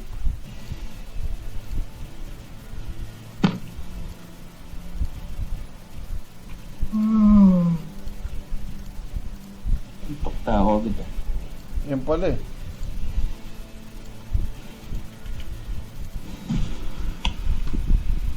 Pinagtututuwa nito. Patulog. Ba't ka nandyan? Eh gusto ko ng Frenzied Flame eh.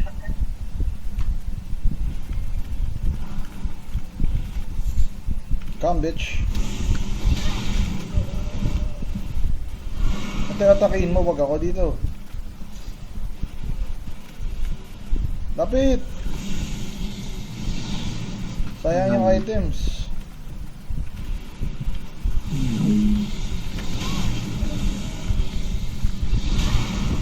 Magiging ano to? Burn. Panginayaan mo na nga yung panginang items na yan. Saka important. Hindi lahat. Ang alam ko na importante lang yung nasa dulo.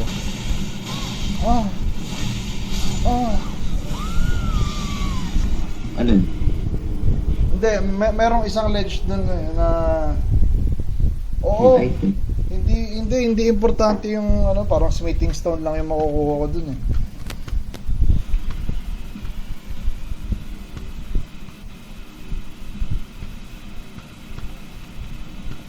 Sana electric pa naman, naka number 3 pa ata. Hindi. Bzz, bzz. Aw, tara. Pagbigyan natin si J-Dog.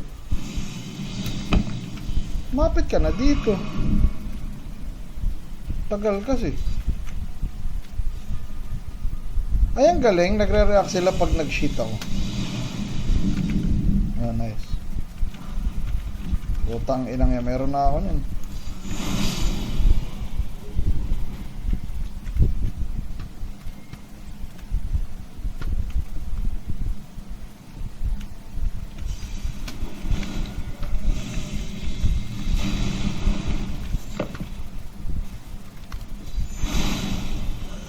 Uy!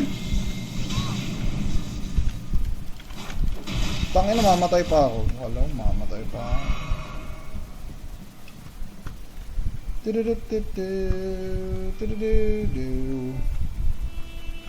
Ang kate ng balat ko, ang init.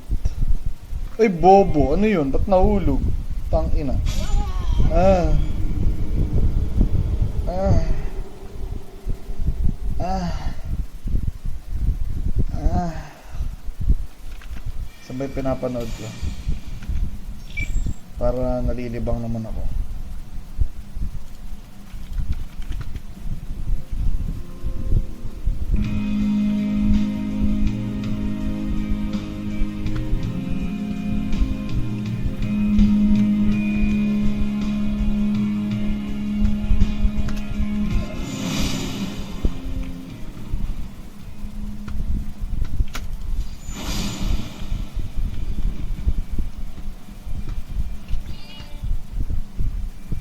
Guilt arises from our desires, which can range from virtuous to malevolent and everything in between. It manifests when we regret actions or words we once yearned to express, leaving us wishing we could reverse time and avoid those choices. How we respond to guilt is also shaped by our desires. Some people may feel compelled to make amends, apologizing to a father they've cut off, reconnecting with someone they bullied in childhood, or seeking to atone through acts of kindness. The difficulty with guilt is that it often surfaces when the opportunity to rectify our mistakes is lost, akin to trying to visit a childhood home that has long since been demolished.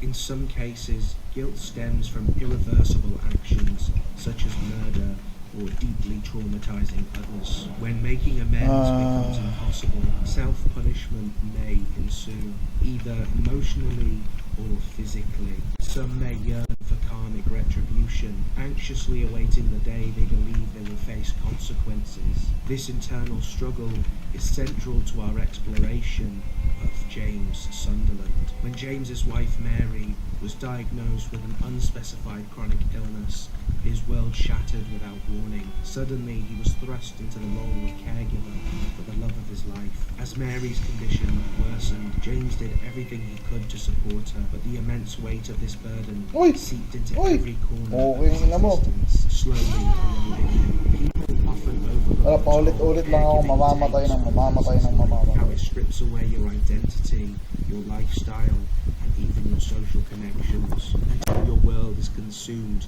by the role of caregiver. As Mary became sicker and more embittered by her looming death, she began to lash out at the one person who remained by her side, James. In her struggle, she could no longer bring him happiness. Even just the loss of physical intimacy can lead to deep feelings of isolation and resentment, affecting both partners. The caregiver is acutely aware of this shift, but so is the care recipient. Often the person receiving care realizes they can no longer meet their partner's expectations, which can spiral into self-hatred and anger that tragically is often directed at the very person they wish to uplift. Okay nang ina mo naman, Lord!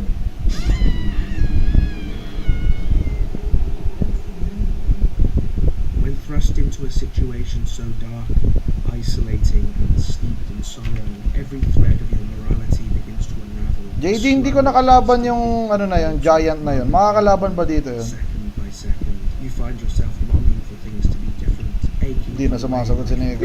Alin giant? Most of all, Ha? Alin giant? Ay, hindi mo nakita yung sa loading screen. Ano siya eh? Yung parang malaking torch na naglalakad. Alam ko sa lang yun. Eh, ba't nasa loading screen? Pag dito ako dumaan, may daan ba dito? Kasi sila yung mga patay na kandila dun sa Snow Mountain. Pansin mo yung iba, arch kayo dun. May ganti. Okay. Higa na guys. Good night. Good night, boy. Ah.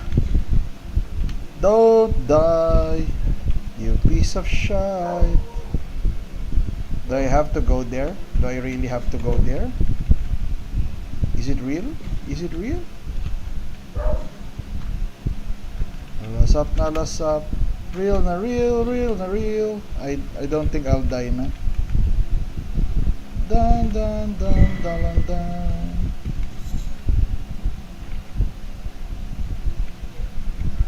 Ito. Nasaan na ba yan? Ikaw ba?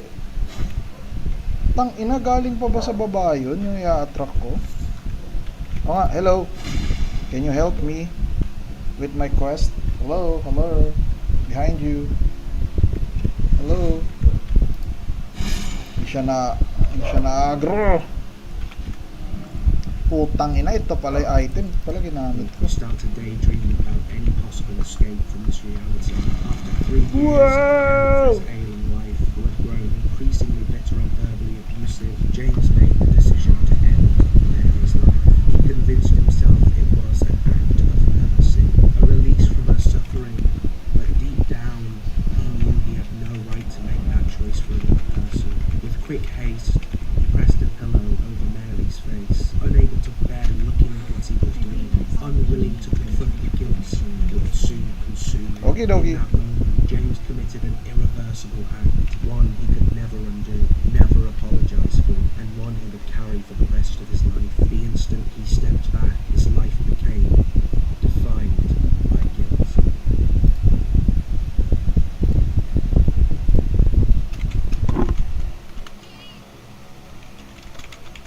Auto-degradation is defined as the degradation of an organ or substance caused by itself, a concept that vividly illustrates James Sunderland's experience in Silent Hill 2. The brief moment he spent harming Mary led to a more profound self-destruction. His subconscious begins to leak into his reality, manifesting as feelings of guilt, sexual frustration, and repressed desires, reflecting his choice to avoid confronting Mary's face.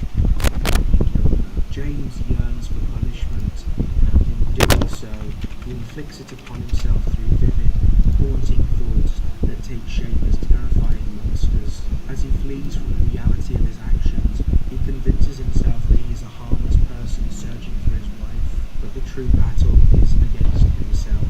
The trauma and guilt transforms his actions into a repressed memory, making his self-punishment even more brutal.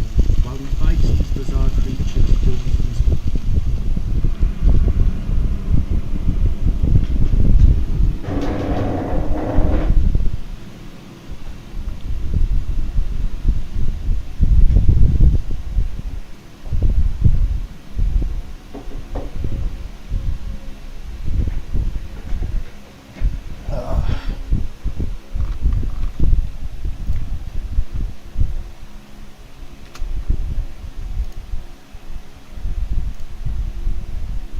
Well, what even is there to say? I mean, I guess there's a lot to say.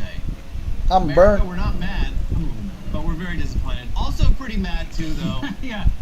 Although the knee-jerk response of being mad at the American electorate kind of distracts from the fact that who you should really be mad at is Joe Biden, Kamala Harris, and the Democratic Party machine that's been on autopilot since at least 2016 and seems utterly incapable of learning a single lesson from its failures other than the obviously incorrect lesson that I guess we gotta just move more to the right. Yeah. Donald Trump will be our next president. Again. And in terms of electoral votes, it wasn't even close. We're used to presidential elections being super close and not really knowing the final results on the night of, but by midnight our time, it was over. It was Jover. And we just had to go to bed and sleep with the knowledge that shit is about to get so much worse and so much dumber. And I by get a lot of sleep. I mean, not really sleep. No, just kind of glued to the TV in a sad way.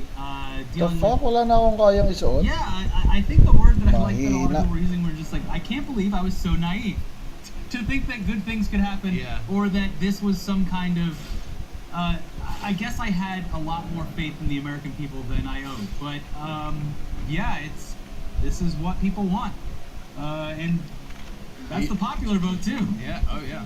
What's crazy is that in addition to Harris losing in literally every single swing state, Arizona, Georgia, Michigan, Nevada, Burn, North bitch. Carolina, Pennsylvania, and Wisconsin, Trump actually won this one with a smaller popular vote count than he got in 2020.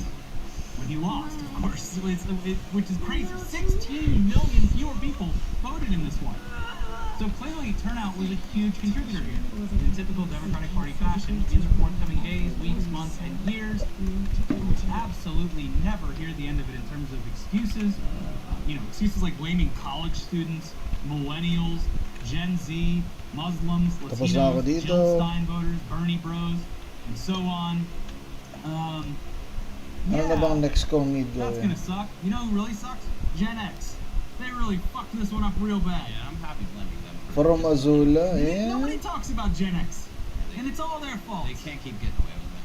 But Okay. sorry, when you're the ones running for Just president, keep playing it's the your game. fucking job to earn those people's votes. And at every possible opportunity, this party, this administration, and this campaign have avoided doing that, and instead attempted to court the votes of conservatives by getting tough on crime and immigration, and continuing to give Israel whatever the fuck it wants.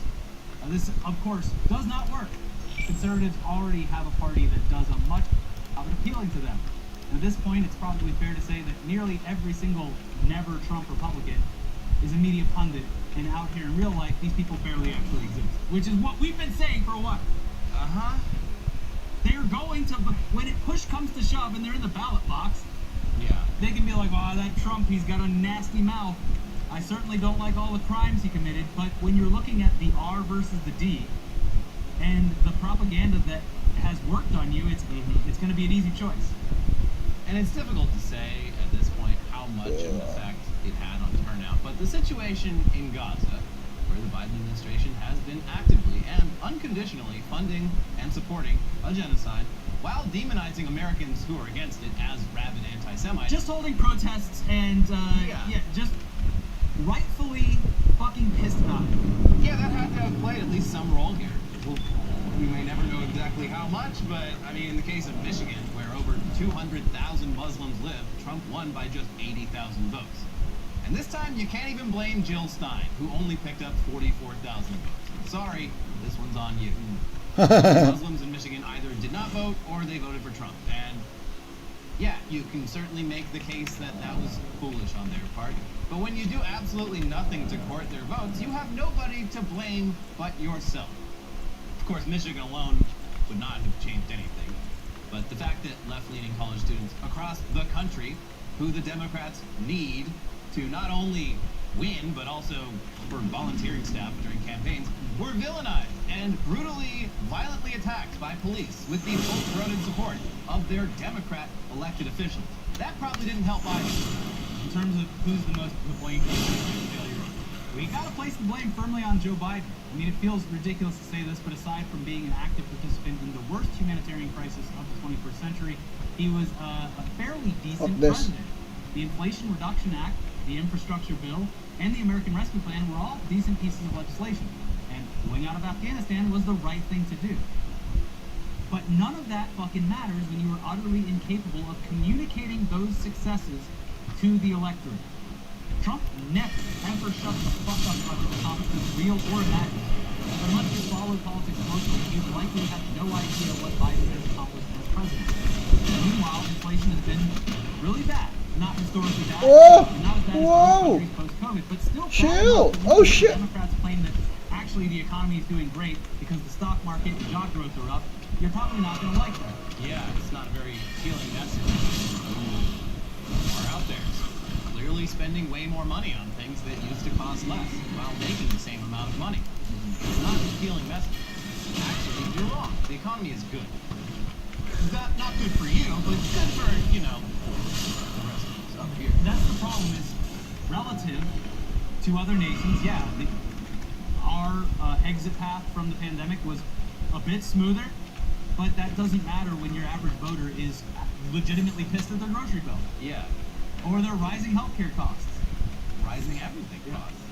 Democrats, at the very least, usually are pretty good at acknowledging problems, even if they don't actually solve them.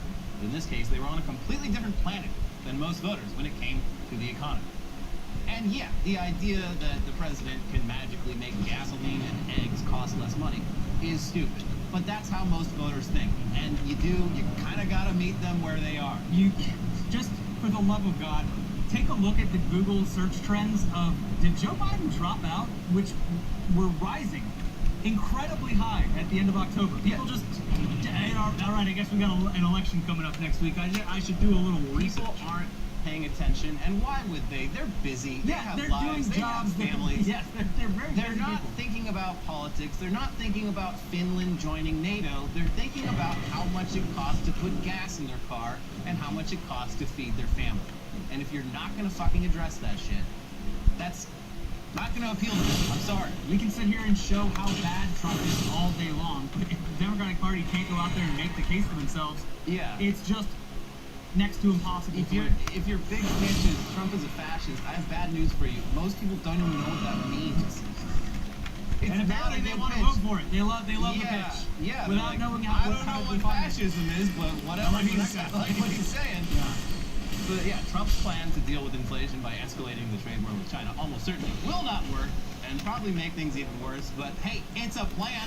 He's pitching a plan. He's saying, I'm going to do something about it. Even if it's stupid, even if no economist thinks it's a good idea, it's a plan. If it will inevitably raise prices and his day one mass deportation stuff that he's going to do will also raise prices. Wait, can immigrants make my food? It's, look, it's going to be a stark reality that we're going to have to live through.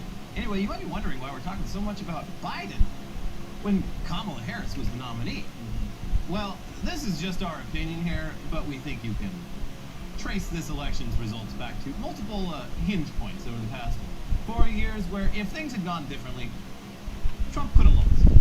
Maybe, definitely would have lost. And the most recent one was, of course, when Biden stepped down and was replaced by Kamala Harris. There was an opportunity there to turn over a new page and distance the new candidate from the old one.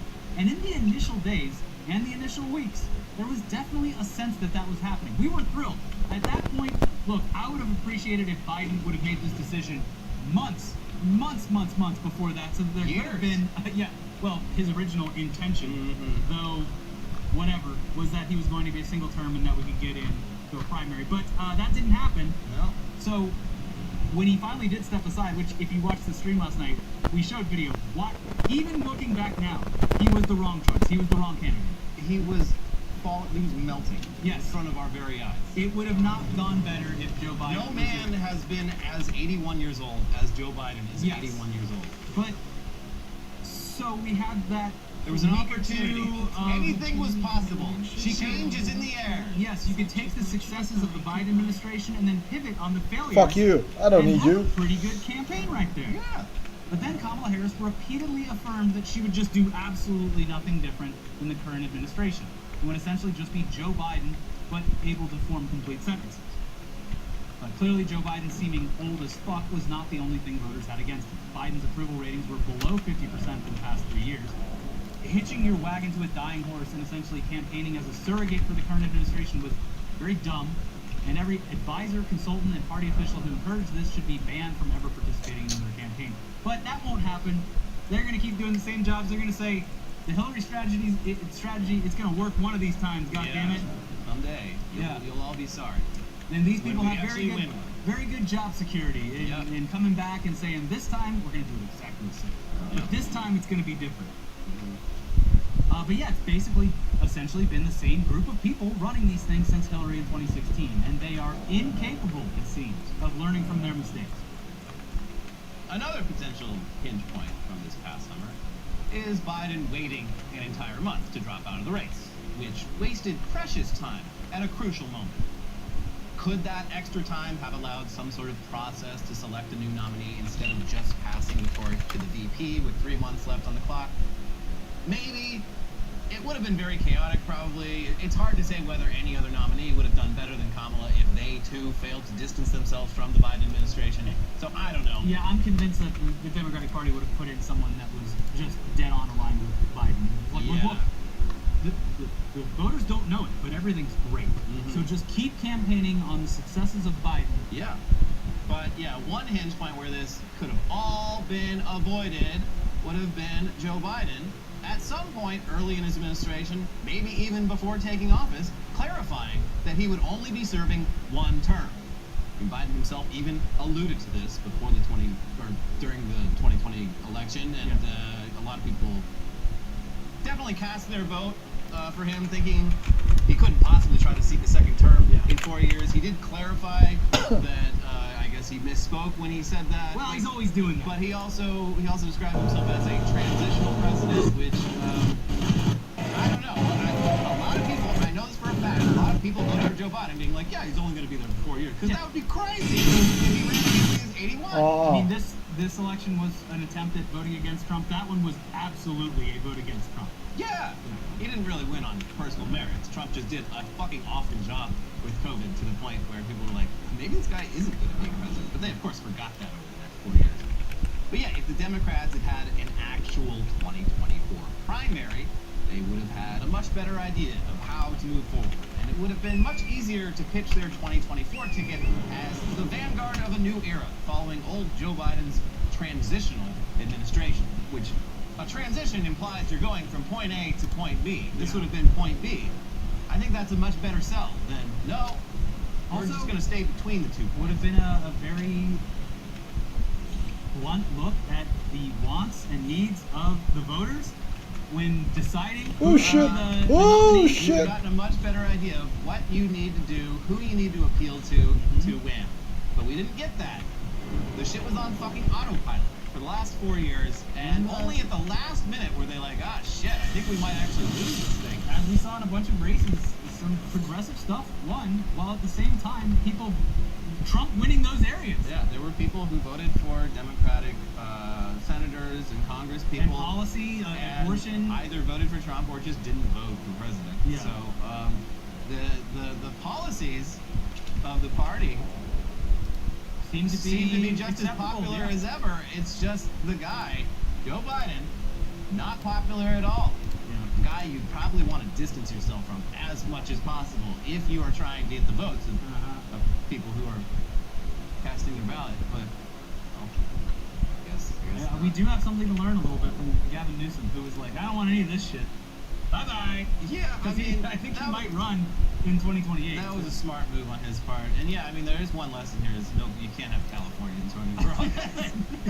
It just doesn't work. You can't. Anyone involved in California politics, like the way the rest of the country sees this state, I call it California derangement syndrome, where like they have the image they have of like what shit is like here is so like cartoonishly crazy that, like, I mean, it doesn't matter if it's all bullshit. You're just not going to get elected to office, national office, as a Democrat. It happens every time. Every time a family member visits and they don't see that the entire city is on fire and covered with homeless people on every corner and Tagas naman ito.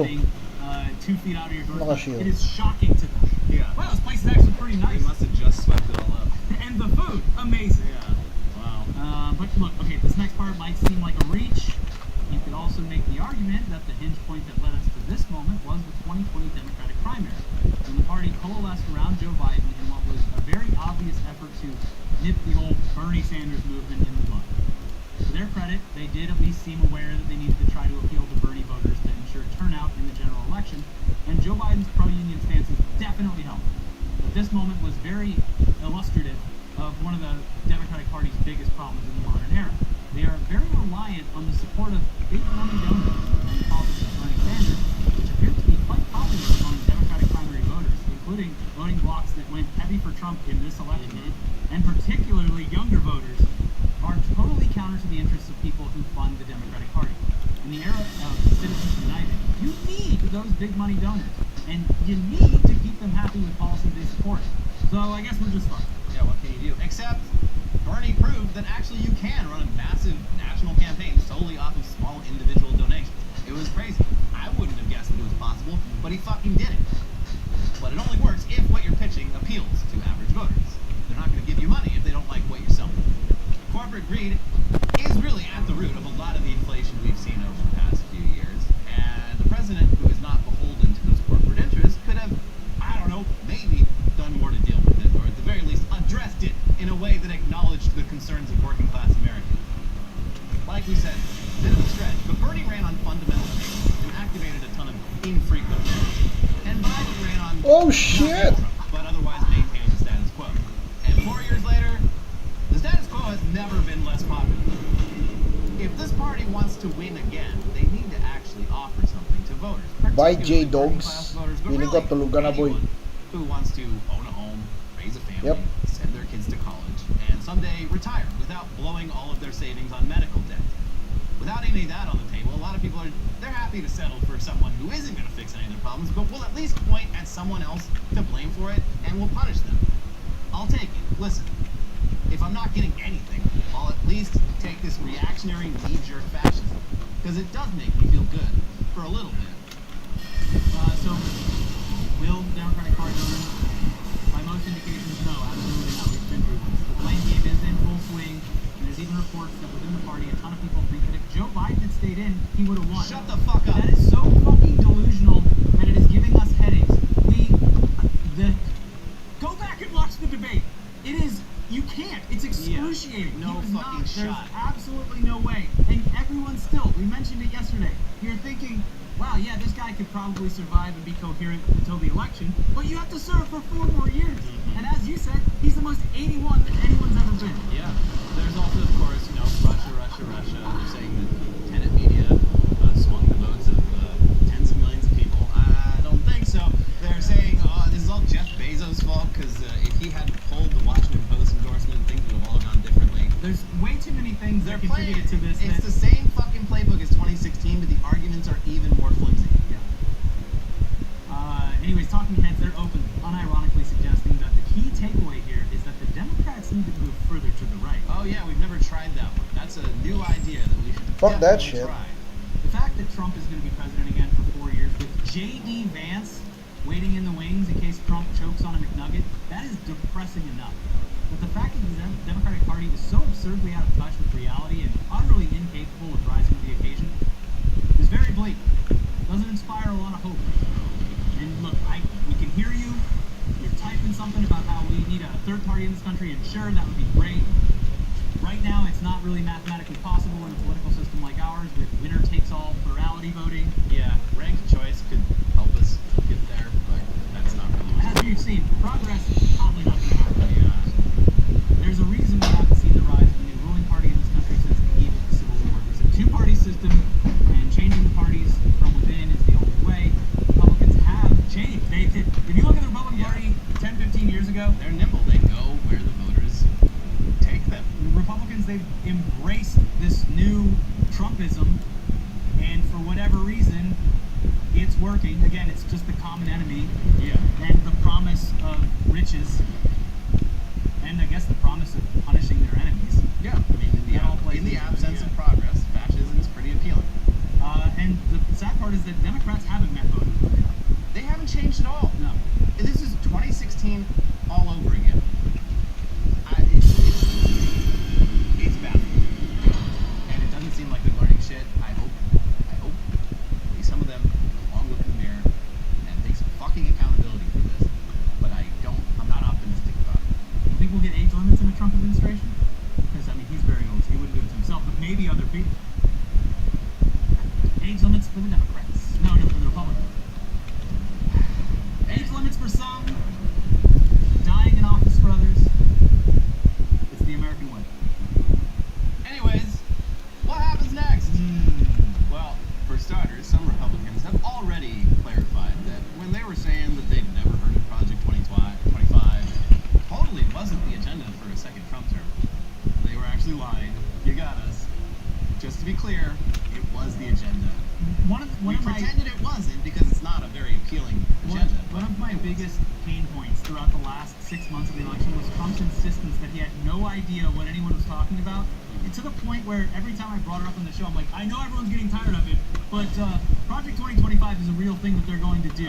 Yeah, we'll know in just a couple months when he starts staffing the White House and you see how many fucking Heritage Foundation dues are in there, because there's not a lot of candidates to choose from.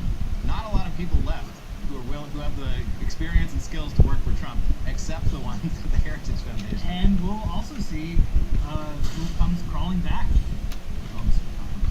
Yeah. So, that, combined with everything Trump has been saying in his rallies for the past year, tells us that things are definitely going to get more fashy around here. Especially with Republicans now controlling not just the White House, but the Senate, and potentially also the House, which is still being counted, but I'm not feeling too optimistic about it. It would be nice if they didn't control vote. Would be nice. The Trump agenda could very likely have a rubber stamp for at least the next 2 years.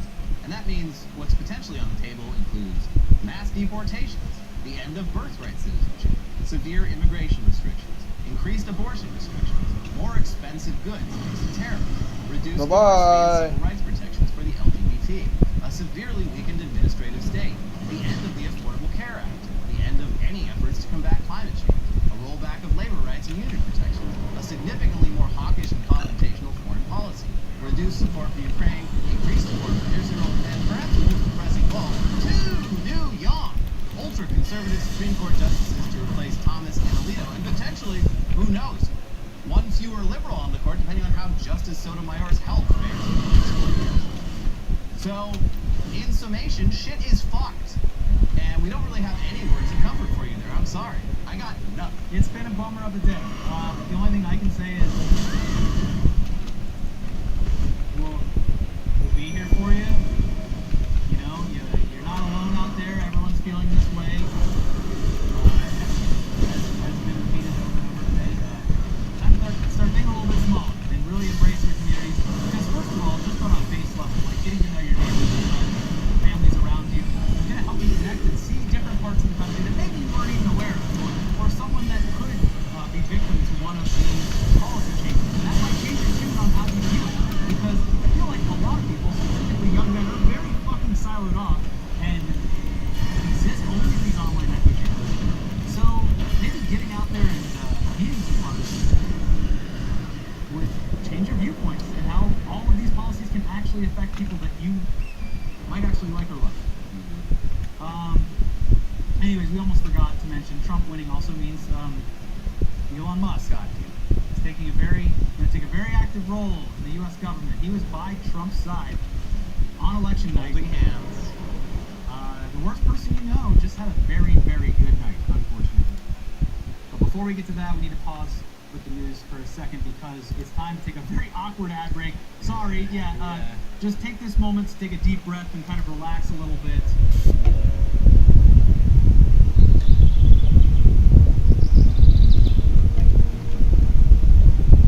You can put that extra capping, prepping, plus free shit show. Elon put a ton of money on the line with this election and utterly debased himself for a man who previously had nothing nice to say about him. And it seems to have paid off, though to be clear, it's unknown how much Elon's ramshackle and legally dubious campaigning efforts really contributed to Trump's victory. In any case, Trump loves his sycophants, and Elon is now sycophant number one. And the plan to have him run a new Department of Government Efficiency, or DOGE, will now apparently become reality. What this will mean in practice is basically what he did with Twitter, just decimating the headcount of government employees, reducing their power and oversight. It'll also probably mean privatizing a lot of the responsibilities currently handled by government agencies, which, not good, especially when combined with Project 2025's plan to basically ensure that the federal government is exclusively staffed by Trump loyalists instead of independent bureaucrats.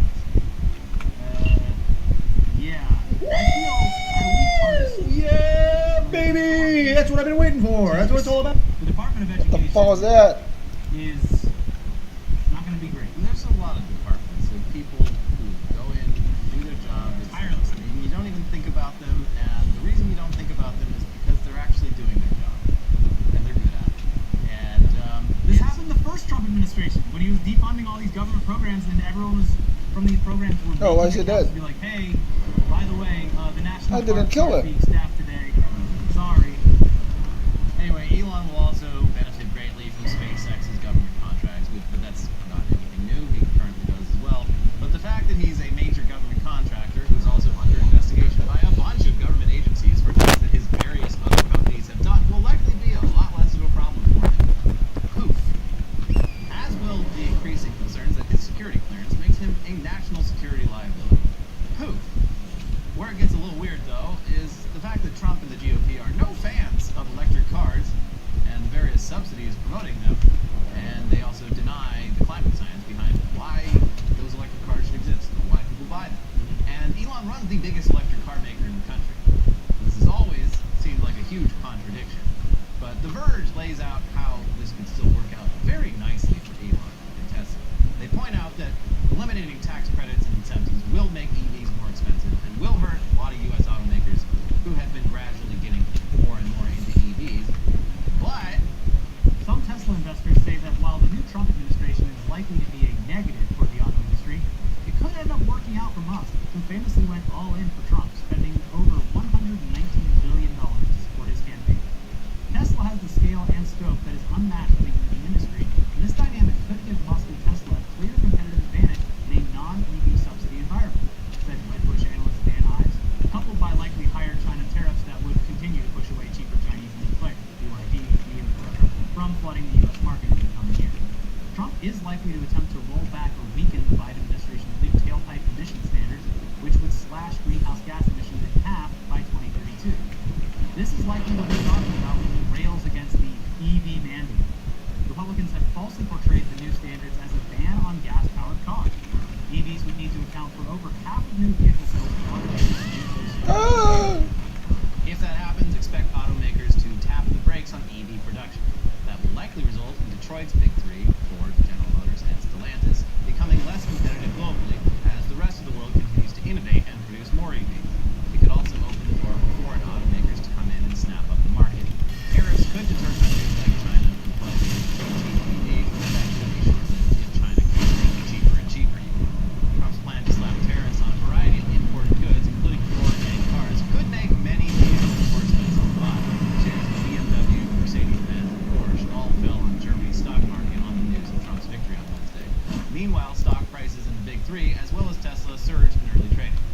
So basically for Tesla, another Trump term could actually work out for them by disincentivizing other automakers from expanding their EV offerings, leaving Tesla with its much more established EV operation in a position where they can claw back the market share that they've been gradually losing as other companies release their own electric cars.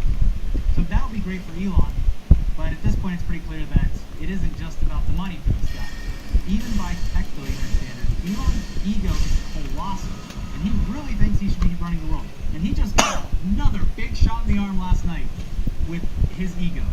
Yeah. It is reading levels of DEFCON that haven't been seen before, folks. A new number. New DEFCON. Numbers nobody's even heard of before. And for the next few years, that'll become more and more true. His ego, he's going to want to run the world, he's going to want to run everything, he's going to think that everything he does is success. But that is, of course, until he and Trump get sick of each other, which, knowing both of these guys, is pretty much inevitable. But until then, the most annoying man in the world is going to be somehow even more annoying. And that's the shit cherry on top of this shit Sunday. Yeah, all that stuff that Elon was doing that seemed really fucking illegal, just poof. Don't worry about it. Make it go away. And by God, those Rebovans are going to be on every corner. Oh. Just you wait and see, folks. The Rebovans are coming now that Nice. all the regulations and all that pesky red tape will be out of the way, and these things can get on our streets and start learning by killing. They will be everywhere, sooner rather than later. Again, we wish we had literally anything optimistic to say about what just happened, but there's nothing. I'm sorry. All we can say is that as dire as things are, this is not the time to get complacent or give up. On the contrary, let this be a wake-up call, and let this motivate you to get more active, more informed, and more vigilant. You are not alone. A little bit less than half the country is feeling at least somewhat like how you're feeling right now. And this is a time to connect with those people and organize. The Democratic Party didn't save us this time, and in hindsight, it's pretty clear they weren't gonna. But electoralism is just one crucial part of how change comes about, and there's gonna definitely be several key moments over the next few years when you're gonna need to get out on the street and make your voice heard, even if it seems futile. Get to know local resources, get to know your local communities, and communities is that's how we're going to get through this. We definitely need to give a huge thanks to everyone who tuned into our election night stream. It was a very bad time, but a bad time together is better than a bad time alone. We'll keep attempting to hold people's feet to the fire and do what we can and be here for you. The stream is still up if you missed it, although I can't fucking imagine Why you would want to relive that. It was not a good time. We had some good guests on, Yeah, it was some fun good to conversations, but it was a bad time. We didn't have exactly, well, we did sort of have the unification of America when I noticed that Saddam Hussein was hiding in the United States. But I think the highlight was definitely when we interviewed that squirrel that died. Oh yeah, we did interview. Oh shit! Yeah. That was fun. Exclusively. First and only people that did that squirrel. The squirrel that changed the election. Also, Trump showed up on the stream for a little bit. You know what? Just like the video, not gonna tell you to watch the video. Yeah, it's all old news. It's pointless. Yeah. But if The future begins now. If you want to help with our sanity, please leave a like, leave a positive comment. Oh! Don't get fucking mean down there. Don't do the finger pointing. There's gonna be plenty of that going around. Yeah. On the Keep news. your fingers in your pocket. Yeah.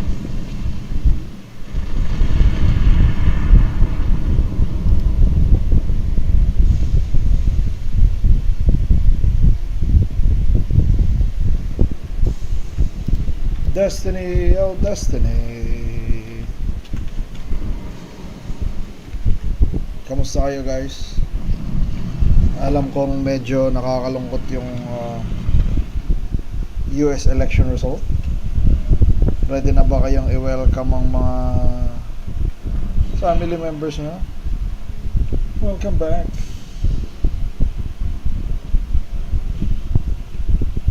History repeats itself, trying to succeed. You're the best around.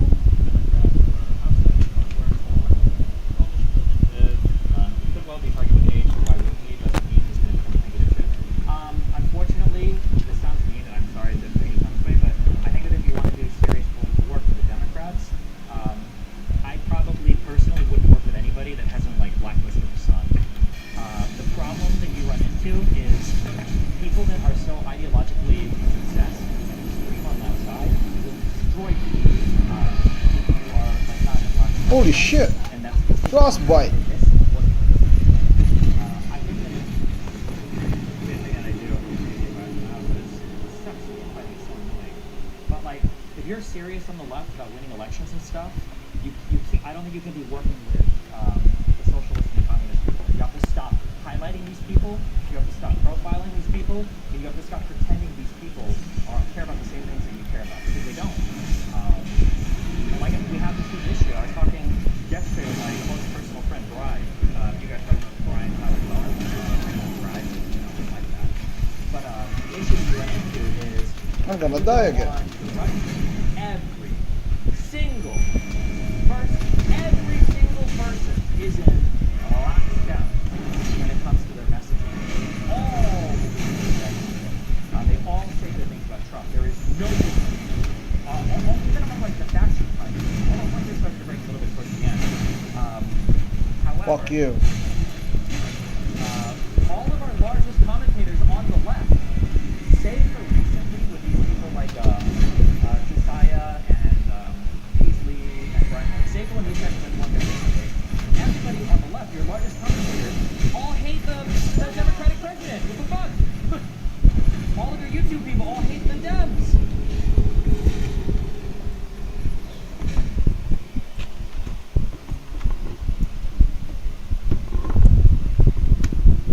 You need to stop Peace Go from just accepting a terrorist sympathizer for infighting. Yeah, the infighting needs to stop. And if that means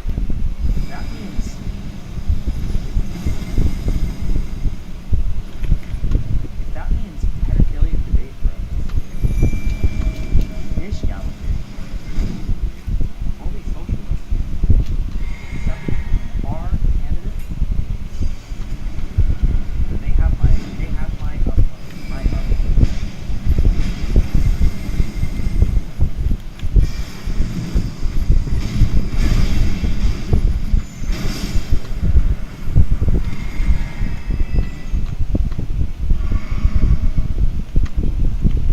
Did you see all the top elections?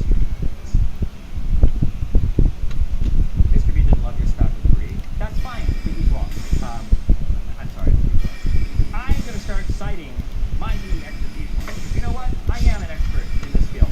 I've been doing this longer than probably almost any other human being alive. And especially at my level, especially my length of relevancy. I think I can make stronger statements on this. There is no room for people that are going to backstab and attack your candidate. It's just, there's no room for it. You want to know who goes the furthest that's acceptable? Good! I hate and love this man at the same time. You want to know who goes the furthest that's acceptable? Somebody say it. Somebody say it. Somebody say it in chat. Where is it? There. This? I'm not even good. Say it in the YouTube chat. Show me. That guy. Yeah, there it is. It's Cenk. Because in the primaries, Cenk is brutalizing Biden. Thought he should drop out. He wants to, he'll brutalize the Democratic candidate. But when we have a candidate, from what I've seen, Cenk is all in on that candidate. I'm fine with that. That's perfectly A-okay. That is perfectly A-okay. I think that's totally fine. I think Cenk takes it as far as I'm comfortable with. He's at the line, but he's very squarely inside of the borders, yeah. Same thing with Medi. Yeah, although he's American, I'm actually not sure. There's too many. We had to do something about these British people. I don't know about that, man. These guys are skinwalkers, not wrestling.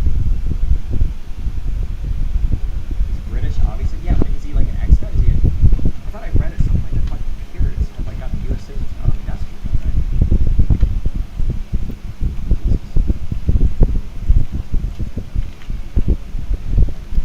My girlfriend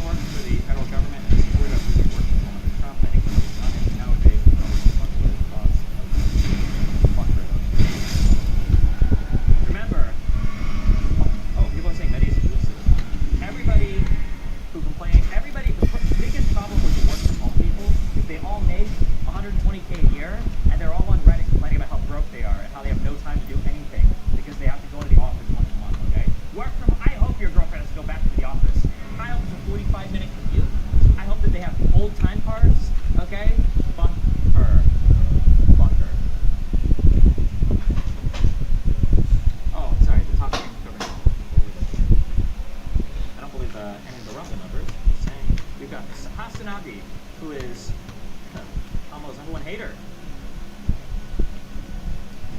We've got PDD Podcast, Conspiracy Theorist, Charlie Kirk, Conspiracy Theorist, Benny Johnson, Conspiracy Theorist, Asmonfold, Not Sure What He Smith, Charlie Kirk, Conspiracy Theorist, Tucker Carlson, Conspiracy Theorist, soon to be nationalist, and Kimcast IRL, who might already be a Russian national. Destiny, that is really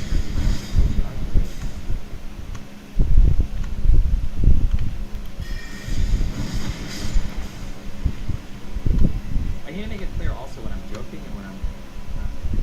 Sometimes I walk this line and I start to tell. When I say like I'm institution killed, it sounds like I'm joking. I'm not joking. That one guy tweeted out, and it's true. I think I'm like the only large streamer that, and it can't be, guys. I hate that I'm saying this. I can't believe I'm saying this. I don't like saying this. I don't like saying this because you all know this, and I don't need to say this, right? Because as soon as I bring up somebody like Hassan or somebody like whatever, Brendan's like, well, actually, you got that this blog like 3 weeks ago. You said it if you're gonna vote for the swing state, you should probably vote for when it comes time to support the candidate, it has to be enthusiastic. It has to be like, bro, we gotta get in here and vote for this person. This is important, okay? For whatever district you have, this shit is important. It can't be this tepid. It has to be. It's gotta be. Support the candidate, guys. You know, what the fuck is wrong with you? Or at the very least, if you're not going to support the candidates, hello. Wait, how many years back? Listen, one of you guys are at least tangentially linked with somebody at the DNC. Stop platforming people that are not supporting your candidates. You're a private political party. You're supposed to be self-interested, okay? The whole reason you have superdelegates and shit is to protect your fucking elections, right? Stop inviting people to your events that hate your candidates. Don't do that. Stop doing that. It's fucking retarded. Stop highlighting these people. Stop platforming these people. Stop spotlighting these people. Let them go to the fucking is it SDA, the Socialist Democratic Party of America? Let them go do events with those people. Jesus. Why would you cuck out so hard at these fucking losers? Hassan shouldn't be anywhere fucking near the DNC. Brianna, Joy Gray, I don't know if she gets invited to shit. Nobody for breaking points. Walensky included, I'm sorry. Maybe actually, I'll keep a little over the wall for me. Maybe he will come back though. Yeah, anybody related to the, I don't know where Sam Cedar was. Actually, Sam Cedar is still voiced by people around him that know. Yeah, none of these people should be anywhere. Because if you're the Democratic Party, you have to support the people that are supporting you, okay? Like... Die! One of the things you guys...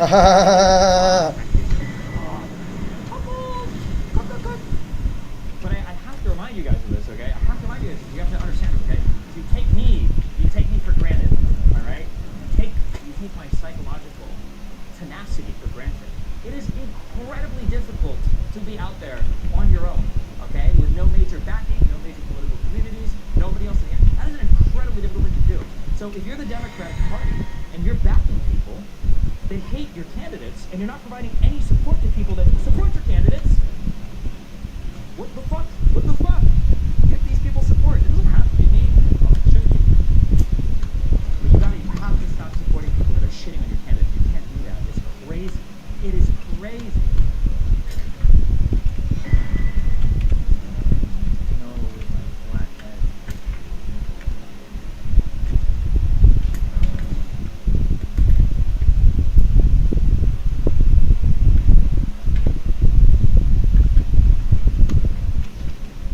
Brian Tyler Cohen and David Packman give open access to the music. Packman is good, and Brian seems good. Yeah.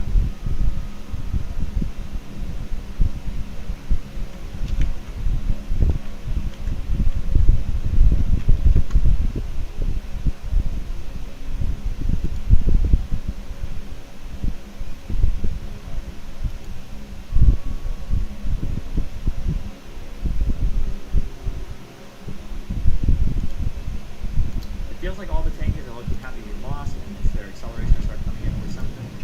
Yeah, because everyone like you did, yeah. I bet they didn't ban Hassan at all. They didn't just get removed because of Jank. Zero Jank. I don't even know if Jank, I don't even know if Jank likes Hassan. Do I feel bad for Jank?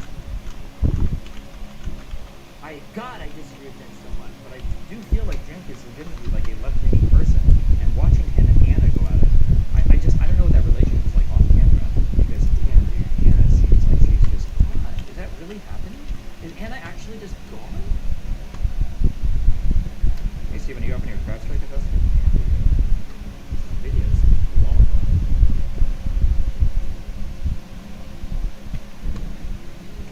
have the extreme left are saying the Dems lost because they were not part of that work. Everybody just likes to assign it's like their pet projects or their pet issues. The reason why things happen.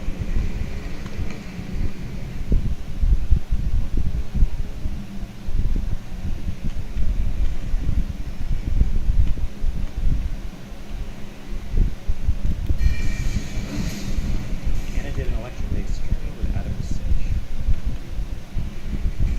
Wait, this? Yeah, but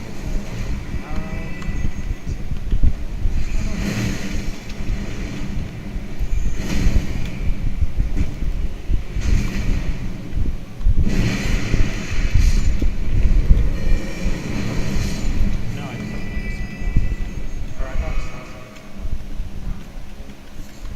I think it's possible Trump genuinely fucks with the economy so much that even MAGA Republicans realize they backed the wrong guy. I'm not sure. I think you have to highlight. You have to highlight.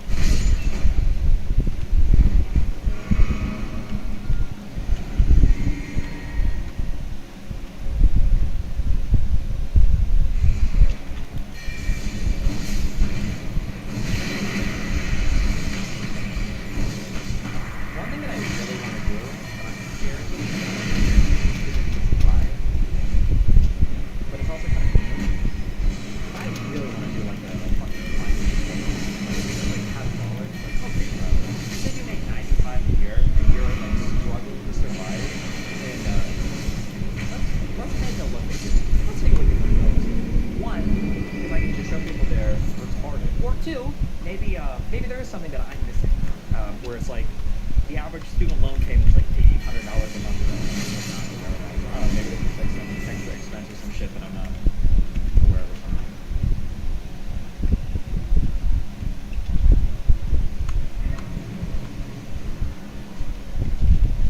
Do the Caleb Hammer audit? No, I don't. Caleb Hammer does like I'm not taking what he does. I mean, he's a money guy or whatever, but it seems like he's more interested in kind of like celebs and kind of like the more extravagant stuff, which makes sense for his program because he's like he's a YouTuber, he's trying to go big show and everything. But I just want like average ordinary people.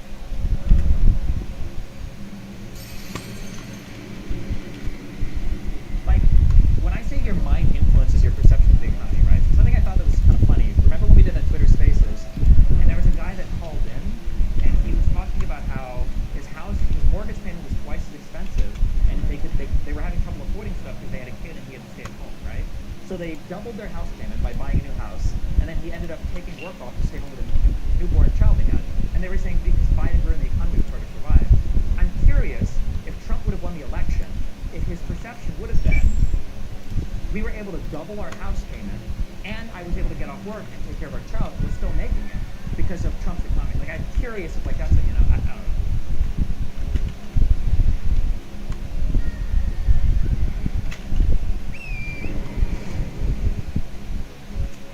Okay. I want to add a sound card here so that I can pipe in better audio to this piece. It's running weird. Bro, fuck the 3.5mm microphone bullshit. Fuck all that. That shit is cool. Most of Caleb Hammer's guests are normal people without spending kind of stuff. Oh, is that true? I wasn't sure.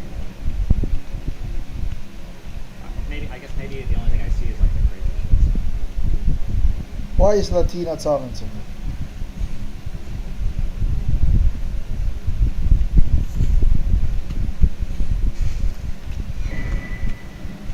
I drink Red Bull and vitamins to be part of story. I mean, I probably don't.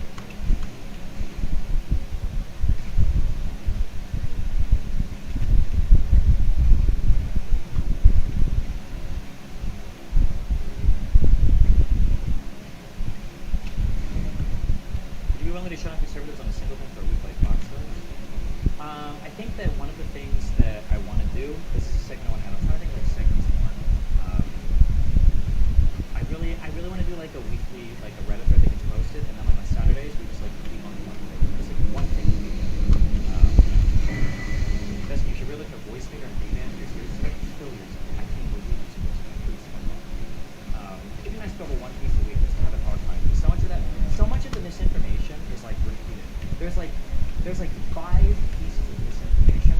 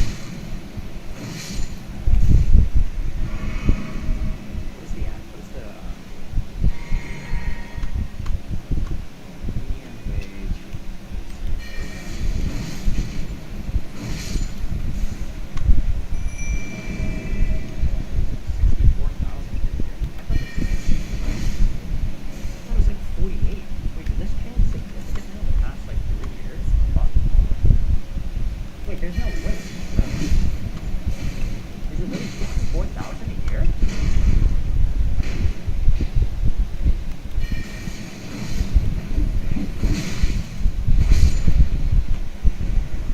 Fuck, maybe it's not really this way, though. It's probably better to break this down by region and by maybe by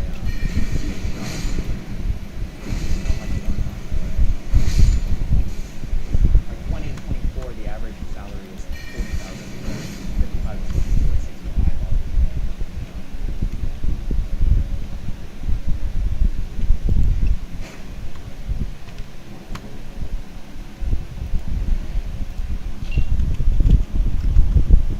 One thing, I wish I could remember the paper. Do I have any econ left? Wait. Did you say your degree was in 15 minutes? Here.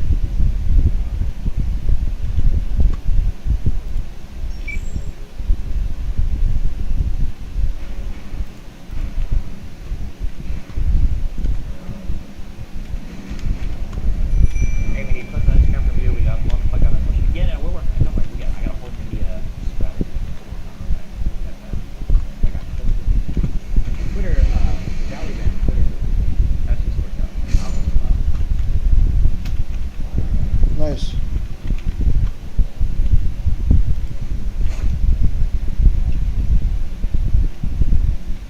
Slowing your breathing slows down your heart rate. It's going to lower your rate. That's true. If you can hold your breath for 10 minutes, you can bring your heart rate to almost zero.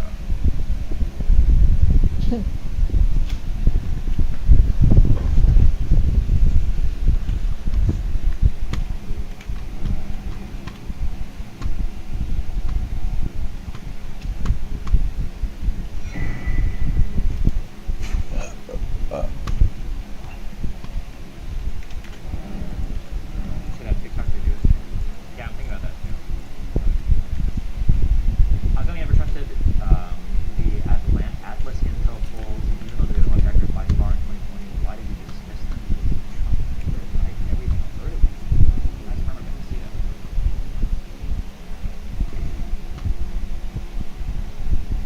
I don't think I dismissed any. I don't know which poll. If anybody asks me if a poll is trustworthy, I usually just say, I don't know, go check 538 or whatever. They rate polls. I don't know what poll it is. That Seltzer poll was one of the most trusted. And that her widest error I think was 5 points historically. This time she went off by 17.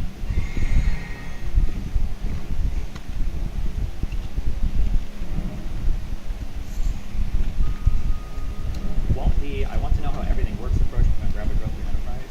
No, I'm not maxed out yet. What I discover is I have more time in the day than I think. So I could keep pushing and doing things, okay? I can be God.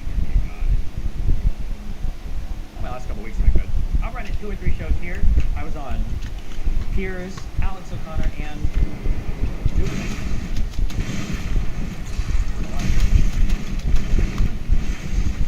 And from 30 hours a week, okay? And doing part-time. And doing emails, my God.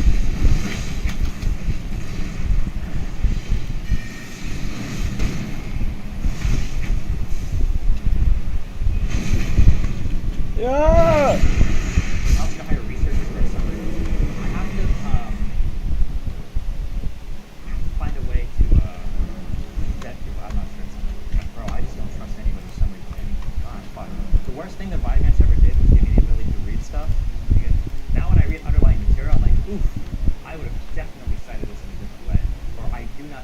The thing is that like,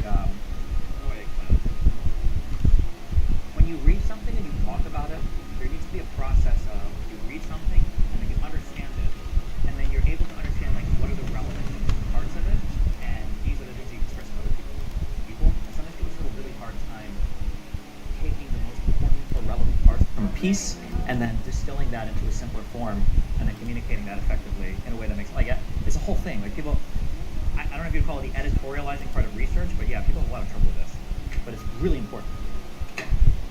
Okay, I just need to throw this on from us. You're going away for a second. I love you guys. Goodbye.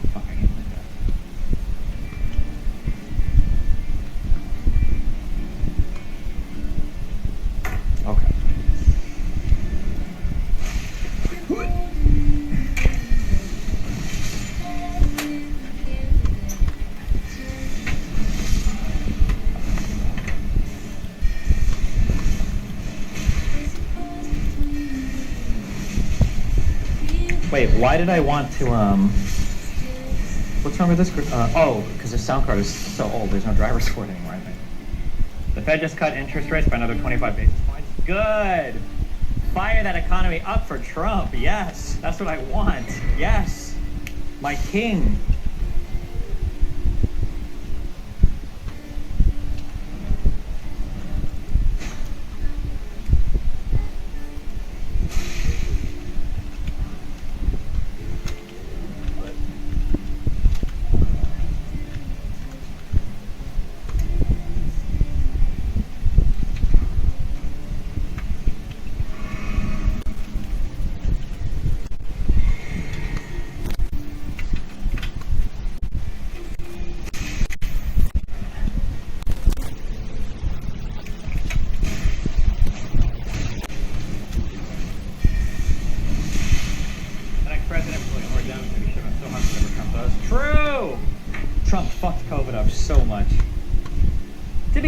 We still recovered pretty well, but I wonder how much better it could have went if we would have all been on board in the beginning. It's so crazy that Trump will never get... It's so insane that Trump will never, ever, ever have any accountability for that. But no, it's not insane. Why am I even saying that? It's not insane. Republicans have no accountability for anything. This motherfucker is literally denying that it exists as people are dying from it in the country. You're like, what? He's like, what was he saying? Then it's like compilations of this online. Like, it's not, you can read, you can watch it. It's on video, ninja. It's all of this is seeable. He's like, oh, there's probably like 6 cases. We don't think there's any more cases. We think there's probably only 6 cases of COVID in the entire U.S. We're going, like, really, dude? Is that how that works? My God. And then people focus on Fauci. Trump told way worse lies. Okay.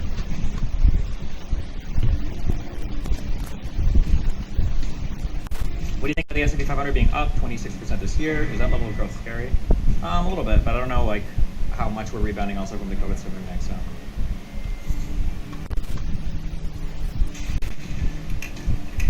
I remember the Obama Ebola response to like one person.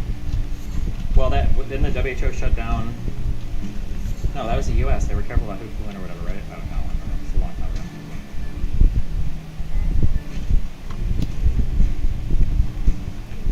What do you want? Oh, cool. I'm just running around in circles, not really doing anything, so you know how it goes. Wait, here. Wait, are you allowed to say what your degree's in? Yeah. What's your degree in? That's it? Yeah. No specialty? Wait, do you have a... Yeah, what are your specialties? What do you mean bullshit?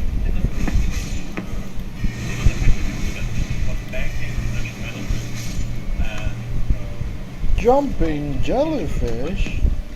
Okay, I feel like here, do this, Micah. I feel like I read this at some point, but you have to tell me if this is true or not, okay? Yeah, what is it? That, one of the reasons why inflation is good,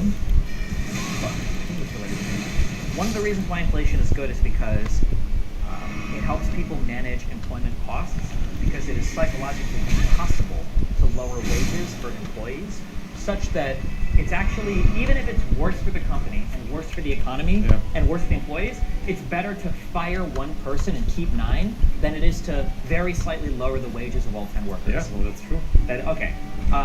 So that being said, here's something I'm curious about. Do you understand central banking all over the world? I mean, let's just say I'm not a macro expert, but I might be, yeah. Do you know, like, so for the United States, our Federal Reserve, our policy for our central banking targets, they try to target inflation and they try to target unemployment. Yes. Is that the same for basically all central banks? Yes, in Europe too, yeah. They have an inflation target that's one of the most important. Yeah. Is it supposed to be around like 2% inflation, 5% unemployment? Oh, shit! So it depends on the country, right? I know that the Russian central bank the target is a bit higher, but European central bank target is 2%, yeah. Okay. So here's a question. Yeah. Do you think it's possible, in response to things that have happened? Yeah. Do you think it's possible that from a political level, the federal or the reserve banks around the world would start to target inflation harder? like to maximize our economic outcome, maybe 2% inflation, 5% unemployment is good. To maximize like population happiness and political outcome, maybe you should, like if inflation is getting crazy, maybe you really aggressively go for 2% inflation and you eat 7, 8, 9, 10% unemployment, even though it's worse for the economy. Do you think people would actually be happier?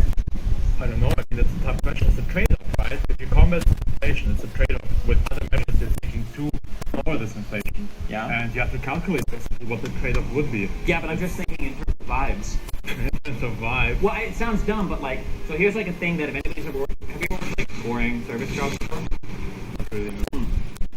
Here's the thing in food service, okay, that is absolutely fucking true, okay? If you are having long wait times, the kitchen's backed up, whatever the fuck, okay? Even if the customer is insanely pissed off waiting in line, even if they're pissed off when they order their food, even if they're pissed off when they sit down, as long as when the food is delivered to them, as long as it's hot and made correctly, all of it goes away. They're instantly happy, right?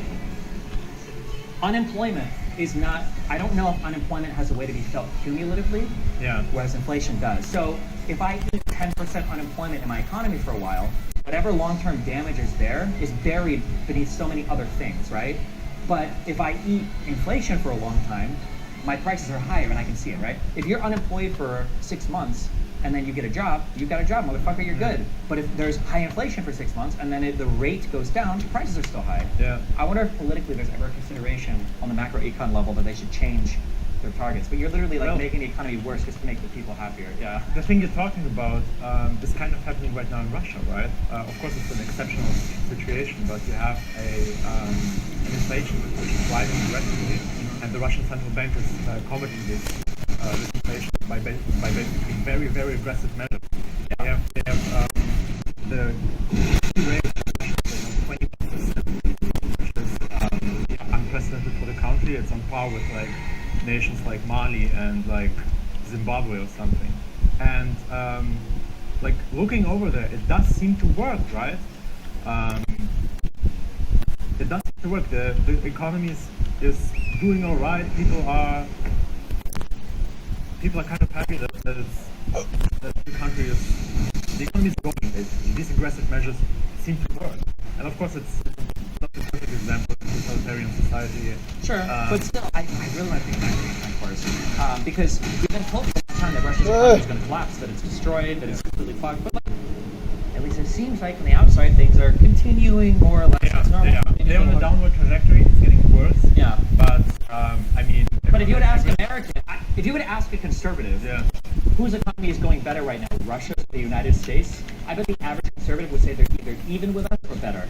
But I mean, that's only because they're uninformed, right? I know, but it's hard to. How do you compete with that when people have like such different perceptions of what's going on in the world? Right? Like nobody can perceive what's outside of their country, what's going on with them.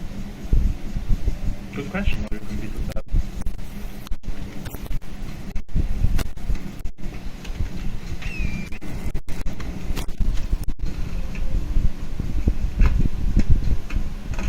It's also literally like part of the propaganda machine, right? To make it seem that the economy is holding up by injecting that much money into it and combating it with rising interest rates. It's also a show, but so far an effective show. It works. Yeah. Here, have a damn. I have to watch show, guys. God, I don't like this white shit. There's anything I can do about it though. Did we get the rest of those votes in Georgia and Pennsylvania? I need to check. But yesterday they were actually still counting Arizona and Nevada. So, but how did Nevada go? I think we lost every single swing state. Hey, let's go. Even Michigan, which was like. I thought we called that one. The team. Yeah, we called it. We called that. How could we have lost it? Yeah.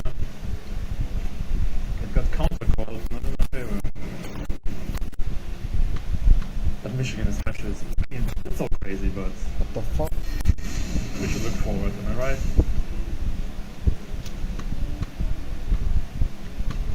Do you have like an outlet? Oh. I have an outlet? I got 20 fucking uninterruptible house bras in this room. What do you mean here? There's Oh shit! Here. There's one back there. Perfect. Yeah, I got them everywhere.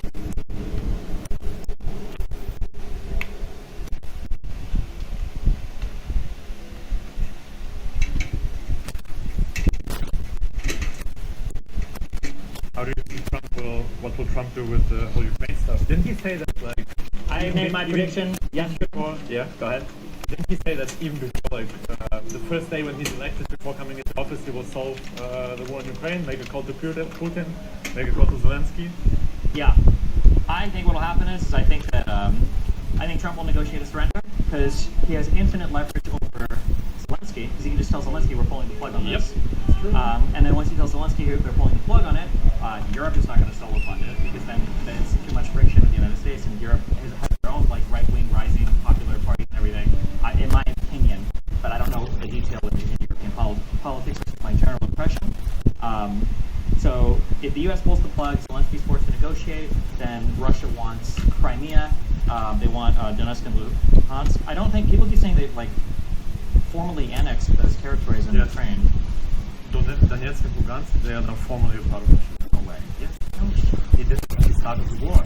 As he announced war, the next day he like signed like the fucking papers that it's officially part of Russia. Did he do the same with Crimea? Yes.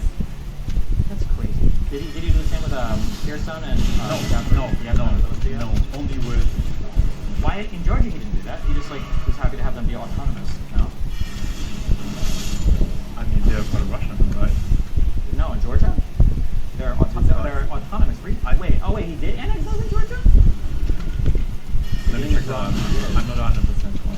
He did with all four regions. Oh, they annexed Kherson and Zaporizhzhia. I don't think this is. I just want to say.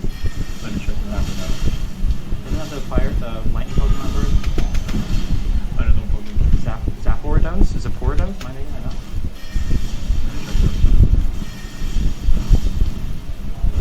Also, you're saying they're going to give up Luhansk and Donbass, right? The Donbass region in Crimea. Ukraine? Yeah, no, like the US is going to force Ukraine to give up those regions. So. But like, what makes you think that they're going to stop there? Like maybe, like I think again, I'm doing very top level. Like this is my vibe and feelings. I don't know it in depth.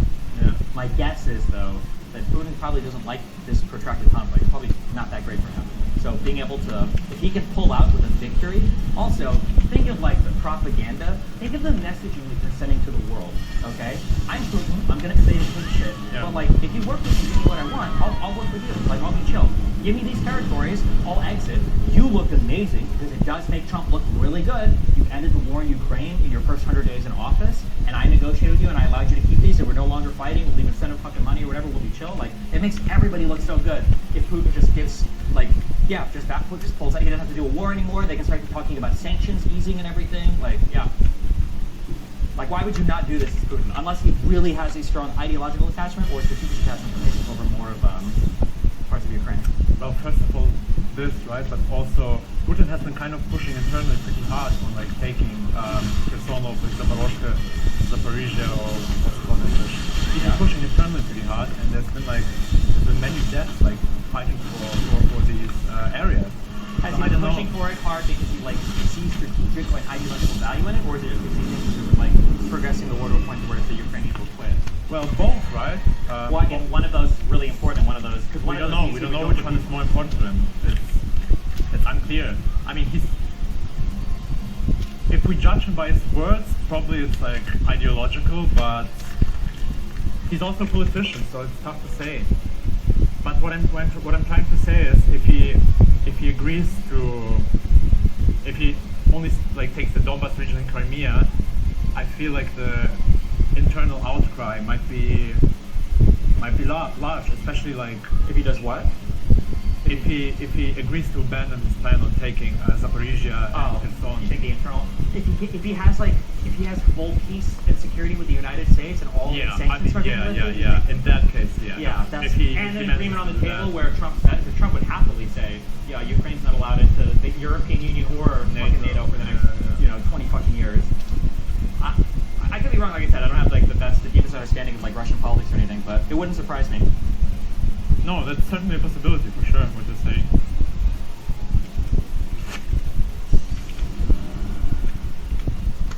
Also, like the issue is that they're having a lot of success militarily, like right now, Russia. They're expanding like their territories at a record pace, like throughout the whole war. which is also really worrying considering his negotiation position. He might be high on his success right now. Maybe Ukraine refuses to surrender, makes the US look like it's abandoning their allies instead of making peace. The issue is that, one, I think the support in Ukraine, if it looks really bad and it's like, fuck, I think the support in Ukraine would collapse pretty quickly. And two, abandoning their allies, I don't think the United States cares about allies. Like, that's like gay shit now for the US. We just want to like, we want to be a fucking autarky. Kill me, bros. Kill me.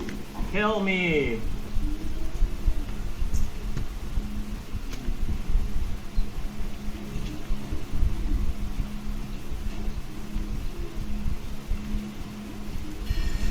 Oh shit. You know what would be crazy? What would be crazy? This wouldn't happen. Would it be a decent movie plot? Is what if Trump ouch. What if Trump starts like giving speeches and shit about how like the US is gonna pull support from Ukraine? And fuck NATO basically. Yeah. What if Poland and Turkey are like fuck it then and they leave NATO?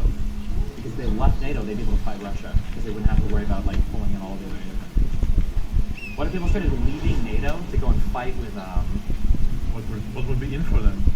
Because they don't want Russia to take over everything.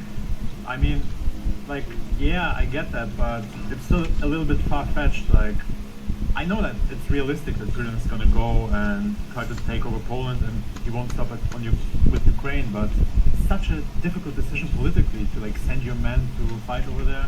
I don't know how it will go. I think Turkey would never do it. They might supply Ukraine more heavily or something, but I think here's the issue that I have. This is what I don't like. Okay? Yeah. And I mean, people just won't realize it's an argument, okay? The arguments that people are using against us supporting Ukraine, like World War III and blah, blah, blah, all of those arguments apply equally to NATO allies. You understand that, right? It's a one-to-one copy. So if those arguments are good enough to convince Americans, oh shit, we shouldn't be, because it might be nuclear war, it might be World War III, if he invades Poland, what changes? Yeah. It's Nothing. the exact same thing. It's the same thing, absolutely. Yeah. It is. So that's scary to me. I don't like that. Ukraine should have had a stronger response, bro. It's so shitty. Yeah, that's it. Like, we wouldn't have to even talk about this if we would have just, like, sent them fucking all F-16s we have right now. Like, we don't need that bullshit, and it would make such a difference.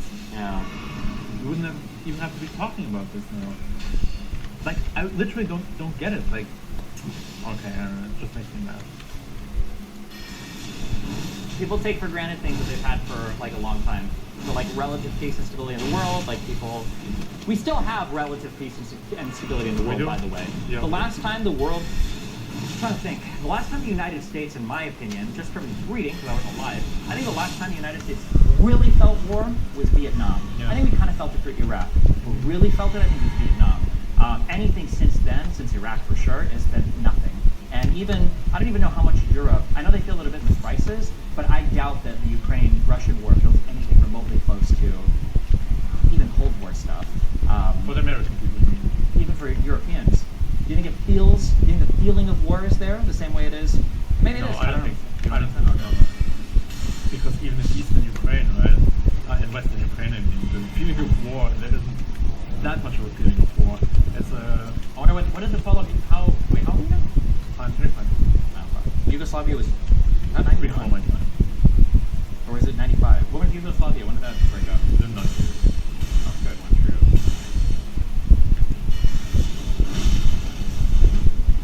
Where is the ghost of Kiev? We need him. We need our king. Ukraine has been a once-in-a-century fumble. The U.S. could have crippled Russia. Well, but it's because Iraq fucked us really hard. We got mind fucked by Iraq. Like, it poisoned our brains. Yeah. Like, every single foreign conflict to the United States became Iraq. Like, that was what the haters would say. Yeah. This are Vietnam, it's another Iraq for us, another Iraq war. Like, we just lost everything, yeah. But let me ask you a question about Ukraine, right? So, what the fuck happened from Russia being the ultimate boogeyman, right? Everyone hated fucking Russia. Republicans have been shooting about Russia against Russia for so long. I can't tell you because I had the most anti-Russian parents in the world. Yeah. You gotta consider, my family came from Cuba, where we had the fucking Cuban Missile Crisis, okay, which was arguably one of the hottest points in the entire Cold War. Yeah. And then my dad worked on the electronics for, do you know what an SR-71 is? Blackbird. They're like okay. Yeah, He worked electronics. And my mom worked in great. it was a KC-135. I think it was an EC-135 designation. She flew in a plane that their job was to look for nuclear missile launches. And if parts of the U.S. got blown up, they would still have full command and control to be able to execute nuclear strikes. And it was a mission that was flying 24/7 always. Wow. They could refill in air. They had another plane go up. This one came like that was my mom's, and that was her frame of reference. So she was obsessed with Cold War era. She would always call them the Chi-Coms or Red China or the Soviet Union. She'd never say Russia, always say Soviet Union. And to see somebody like that, a Cuban immigrant that was in the Air Force for 20 years, flying missions like that in the Cold War, to be like, Stevie, I just don't think Russia's. I don't know. I can't tell you. I can't explain it. It's insane to me. It's like unbelievable to me. Holy shit. Don't you think that if we want to combat this, right? Because we want to like move against Trump and all of this misinformation, we need to understand better like this process of how these minds have been changed to combat this, right? And unchange them. Yeah. But I mean, like, I'm gonna spend like the next few days like working on a lot of that because I think getting the schematics correct are important. But I think a lot of it is just like very unsatisfying. Like, I think a lot of it is going to come from social networks. Heritability of political belief is very high. I want to say it's like above 70 or 75%. Heritability meaning how much of a change in a person's trait can you explain the genetic differences. Son of a crap. Can be explained by genetics. Genetically determined. So like 0.75 heritability means 75% of your, or the change in belief, whatever. It's high. There's a lot. Basically, where you come from determines your political thoughts and ideas. Yeah. So it's, how do you do that? How do you break people out of that? How do you do that? We need to find a way, Steven. I know how. There are ways to do it. Kicking them out of the hole. You actually...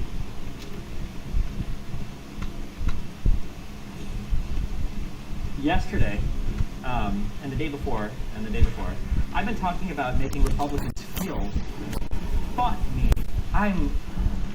this is the first thought I've had in years where I had a fear that I've legitimately been behind the eight ball, that I've like missed something, and I'm like, wait a second.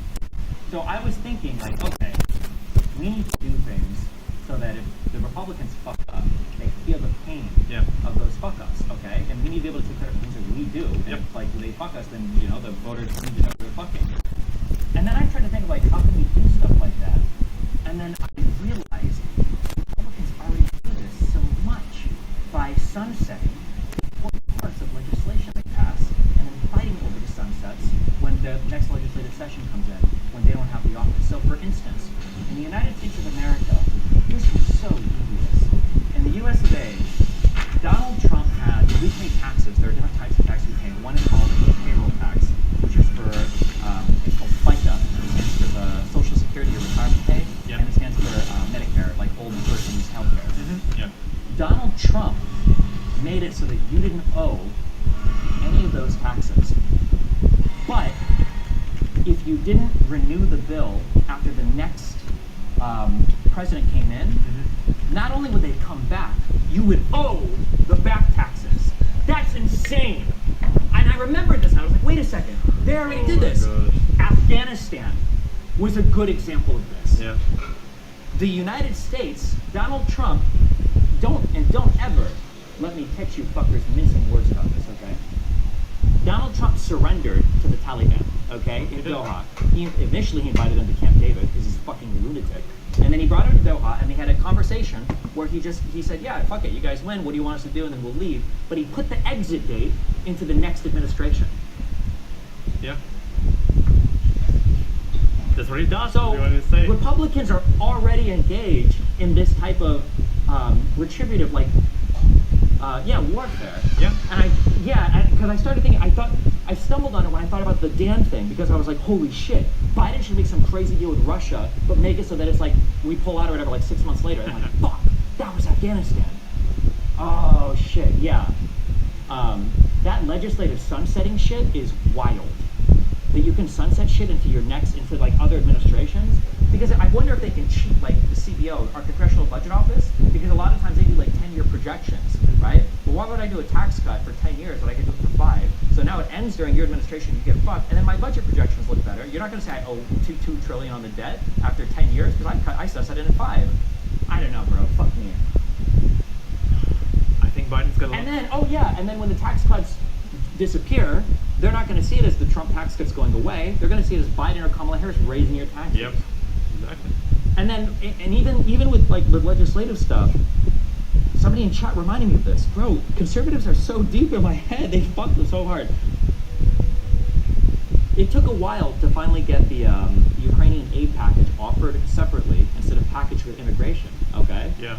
The reason why it was packaged initially is because Republicans wouldn't hear it unless immigration came first. Yep.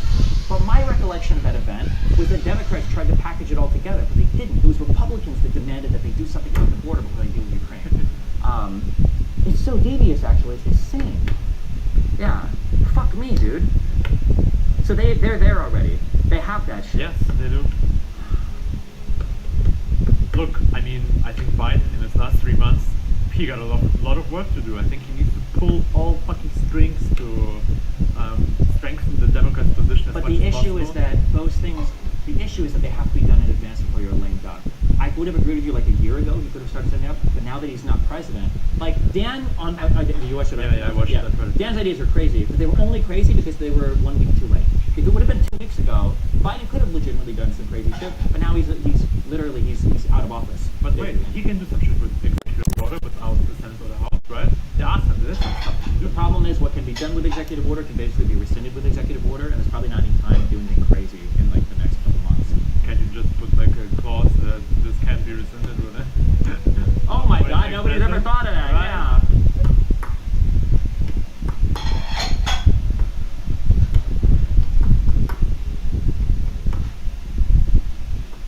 Whoever rescinds this is gay, that's what you do. True! Right in that. Gay wad sign revokes. Boom. And then you can't revoke it. Fuck yeah. Oh shit, Trump then will they bring never in do it. Pete Buttigieg and they're like, you sign it, you revoke it. Not good. It was the unbeatable strategy.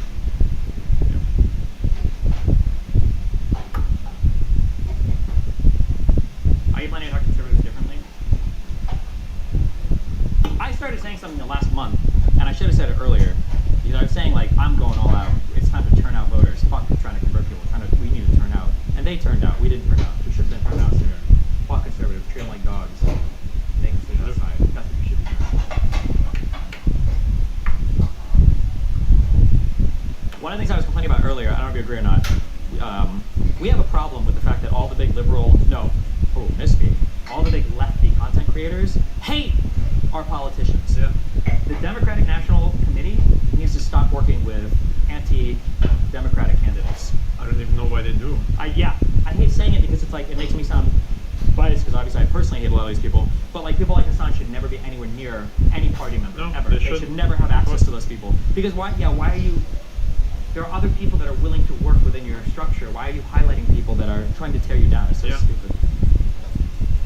Yeah, I really strongly agree with your point about like, it feels like the Republicans are like just all pulling on one string. They're like, they're like aligned on all fucking fronts. It's like marching orders, it's dude. one entity, it's one strong entity. And the Democrats, it feels like they're like shattered into a million fucking pieces.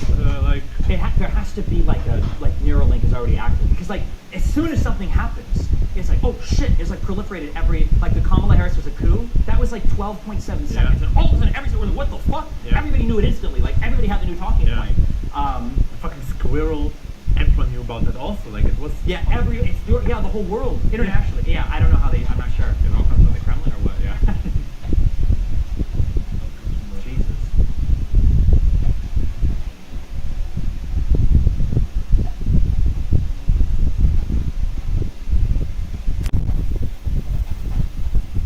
Later, how they came progress in the UK, we saw success. True. Fucking Corbyn.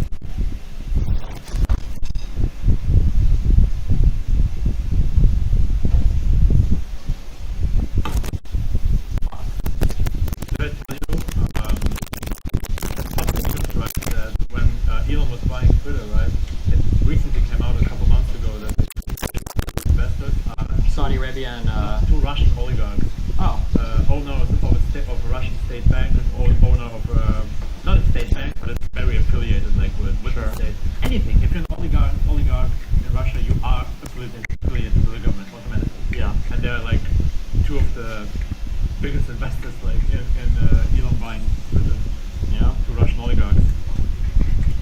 it's crazy that like, he's allowed. He has his hands in way too many things. I'm super not comfortable with that. I'm a big capitalist and everything, but like there can't be a guy doing like national defense and talking to Putin and like controlling social media and like that's just way too much. That's crazy, Chad. Didn't Elon say that he talks to Putin like once a week or something? Like, Well, I don't know if he said that, but Elon Musk talks to Putin. Trump basically said it, which was funny because I'm pretty sure that's a Logan Act violation. But we just don't enforce laws against people in this country anymore. Basically, conservatives memed into existence the reality that they thought already existed. That's why conservatives don't care. That's why when you point to Trump, you're like, bro, this guy's committing crimes. Like, well, everybody commits crimes. Like, no, you just thought everybody did because you're fucking retarded. You've been brainwashed. Yep. God, I had to sit and listen to this panel on Pierce today because he just wanted to talk to me one-on-one. So I'm in the back room, and they're all talking about, like, Pierce said that, God, fuck, I hate you. I know, I don't hate Pierce, I love Pierce. It's like, yeah, when the Democrats weaponized the DOJ, and they went after him in New York State, and I'm like, the DOJ is the Federal Department of Justice. What the fuck does Biden have to do with New York State? Pierce, it's not civics! Whatever, don't care. Were they gloating much about Trump's win, or was it okay? I mean, it was kind of, whatever you'd expect, basically, yeah. Okay.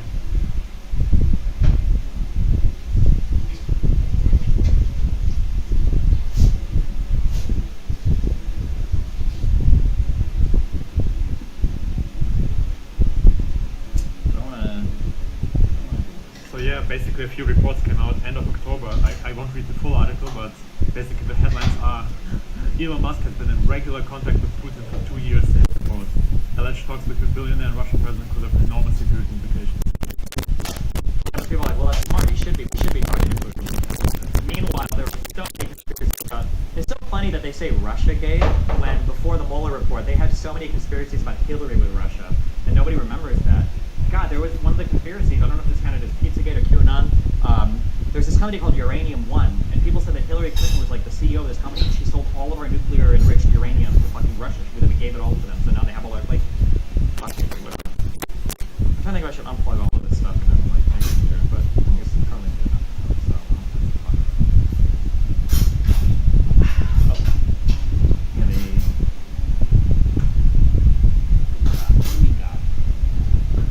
if there's a red light coming through a cable, that means that it's a SPDIF out from the other computer.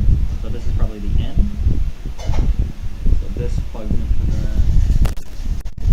in.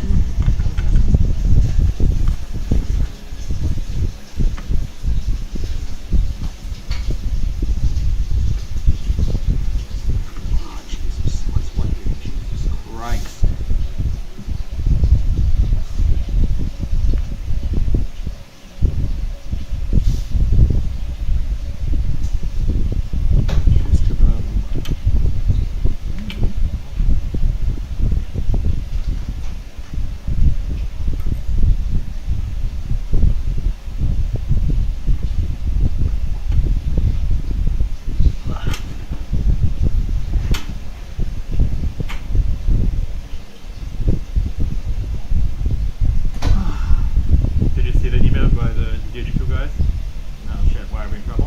They said they've been watching our stream, they absolutely loved it, that our production was so great, and... It was great, wasn't it? Yeah.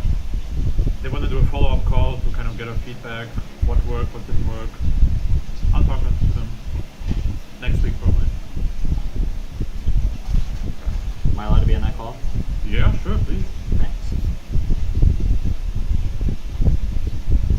Because there were a couple of minor issues, but... Which I could fix on the fly, like there were some small bugs, but the stream probably didn't even notice them because I tried fixing it on the fly and it worked in the end, but a couple of points. But minor. Basically on this morning's stream, I like your wide shot a lot more casual. I look across at the field, where it's the field, when yeah, no, I agree. I think this wide shot is like a decent streamer shot, but like if you're doing like a podcast, like going between like here and here, where I think these two shots, I think at this point they look really nice. And then like switching to this, like oh, and now we're like you've got like billionaire, millionaire, blue collar shot. Because we hate blue collars here. Wait, where does the term blue collar come from? Is it because they wear like the blue colored work shirts? Yes. Okay. because they hide stains better, right? Yes. And white color, it's because they are white colored shirts, right? Oh, and those don't hide stains. No, no. So you don't need to, because you don't. You wear a white colored shirt to the office, right? To go to the office.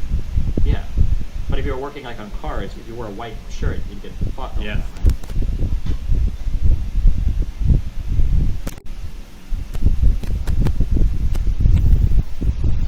Does the camera height keep all the cameras at the same height? So I think that it's generally accepted that cameras should be at about eye level, unless you're trying to do something really dramatic. So I think these two are about, not this one and this one are about eye level. The wide can't be at eye level though, because it will cut off the person to the second chair. So that's why I have the wide a little bit higher. Am I still cool out of 22? Yeah. Okay. I mean, unless you do it. But I'm with RT, I'll just interviews. I don't know, I think I got something sitting in my email. I'm not sure how like aggressively I should kind of do those platforms. I'm not sure.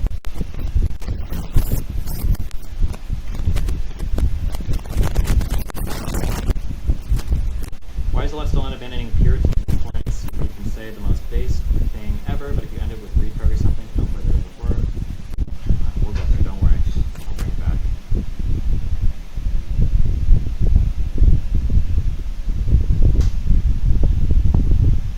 Do you ever have a problem on Windows where like, or on Chrome, if you like push the middle mouse button to scroll up and it starts scrolling, it's basically like froze for like 20 seconds while it sorts its shit out? I've never had that before in my life. Shut the fuck up, yes you do.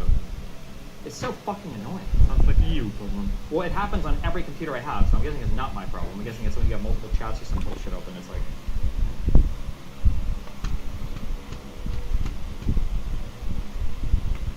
How do I make the left more fun so people don't drop out and can be more tired over the next 2 years? You just gotta be a fun guy. I'm a fun guy. That's why all these losers wait. Yeah, that's why those other losers lost subs and we didn't. We have a good time here. Okay? We're not here for a long time. We're here for a good time. Wait, did these guys really keep losing subs? Did you sign these subs? David Cameron Show.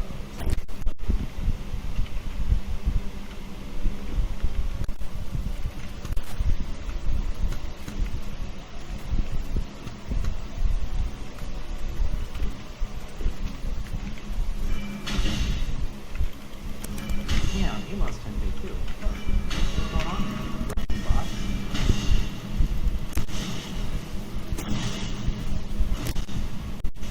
This boss fucking people.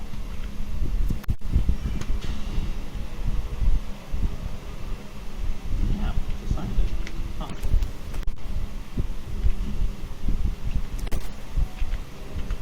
Democracy is unable to deal with Putin's threat well because the population is being preemptively told that Russia's meddling is just like this bullshit. It's an act of war that our leaders cannot respond to. Yeah. Something will force to correct. You know what we should do? The Democrats should just say we love Russia now. The Republicans will just automatically hate them. We need a video of like Biden and Putin hanging out. Yeah.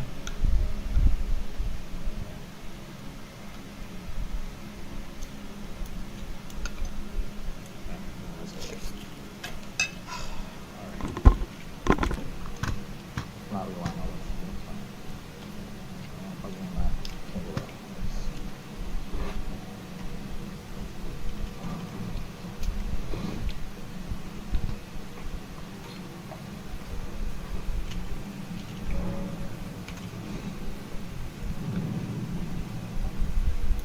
That fucking, I bought a $600 capture card, okay, for my other cameras.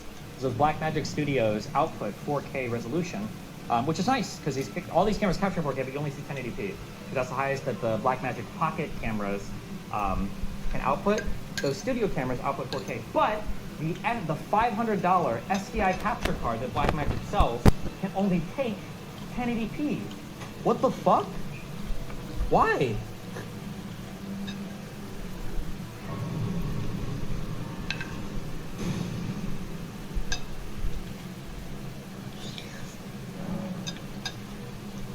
I needed to get the Decklink 8K Pro G2. I guess I needed the $750 capture card. My bad.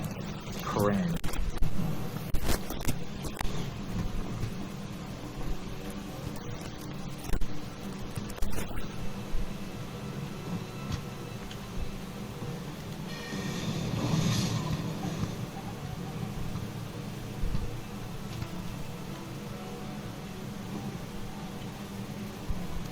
Black magic capture cards are after the H-roll capture cards? Why? Tell me I've never had a problem with any of these black capture cards. This is production only? Bro, these look hella expensive. What the fuck?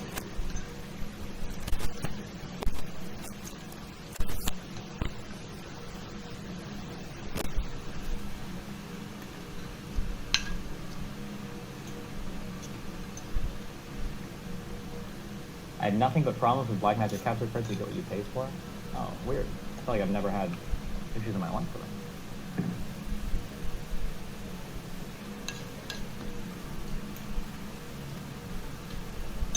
This is a 3G SPI? I don't even know what the fuck it was. It's orange juice, guys. It was full of orange juice and I diluted it a little bit with water. It does look funny though. You look funny. Got him.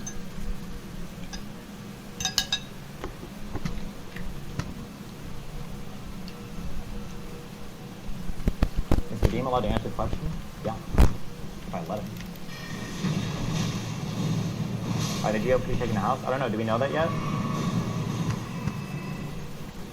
Do we know if the GOP is going to win the house? Let me check. We didn't yesterday.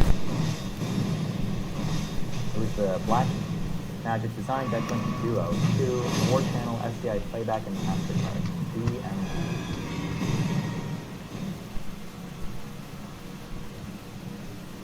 Still unclear. Still unclear. But it's not looking good. Not looking good.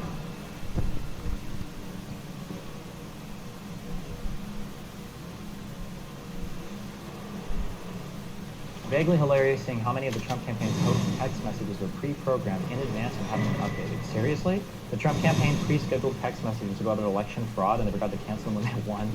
Jesus Christ. Yeah, that should be criminal. Like, you should be charged for that. Whatever.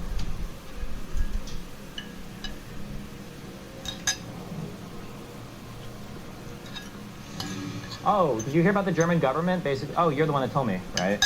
Yeah. Fuck you. Yeah, it's too early to say anything about that. It basically just happened. And yeah, Christian Lindner, the guy who was fired, basically, he's putting all blame on Scholz. He's firing back against the current sitting government. So he's not going down without a fight, and his party also isn't going down without a fight. But it's too early to have any details on that situation. Yeah. But looks like there's going to be a re-election. Everyone's calling it for it to be sooner. Like the re-election is scheduled for 2025 now. I think March or something, March 25. But all of the opposition parties are calling for it to happen right now, basically. Wow.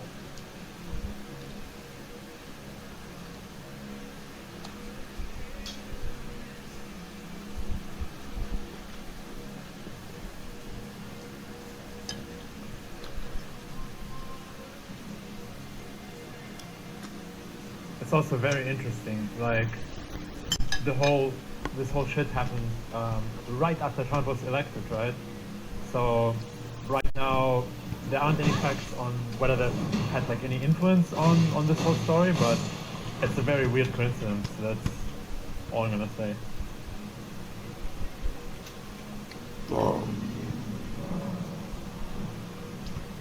And the last tweet of the guy who was fired was, "Yeah, we need to work with Trump. Hell yeah, Europe needs to stretch out their hand to the new U.S. administration and stuff."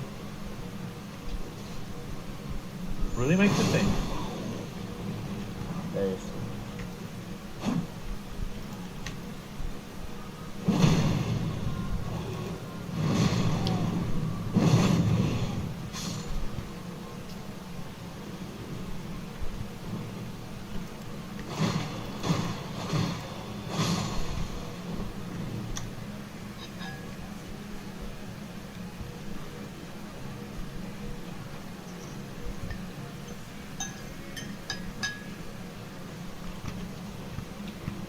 Are right-leaning parties still picking up seats in Europe, do you know? Yeah, they are. I mean, the right is as popular as ever in Europe. Great. How do you feel about Jewish people? Me? I love Jewish people. Okay, making sure.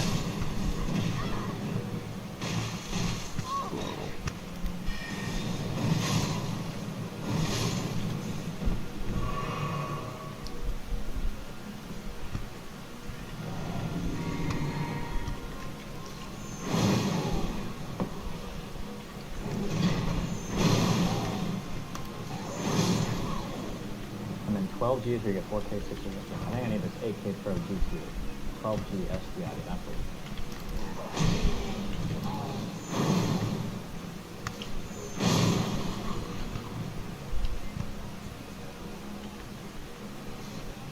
How do you feel about Romas and Gypsies?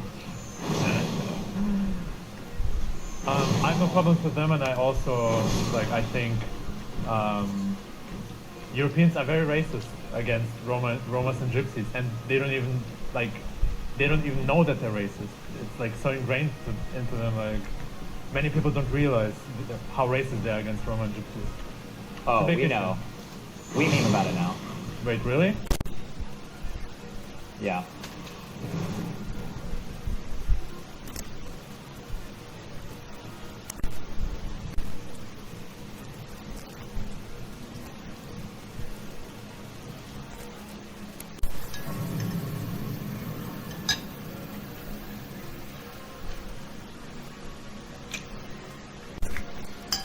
We don't really have Roma in Germany. Someone just typed in chat that's absolutely not true. There's a very big Roma community in Berlin, for example. Ooh, shut down, dumbass. Yeah, it's a prominent issue also in Berlin because they're on the streets a lot, causing trouble. It's like you just got obliterated, dumb fuck. I don't even know what some of these connectors are. 3G SDI mini DIN capture and playback. What are the screen counts? I don't know about this.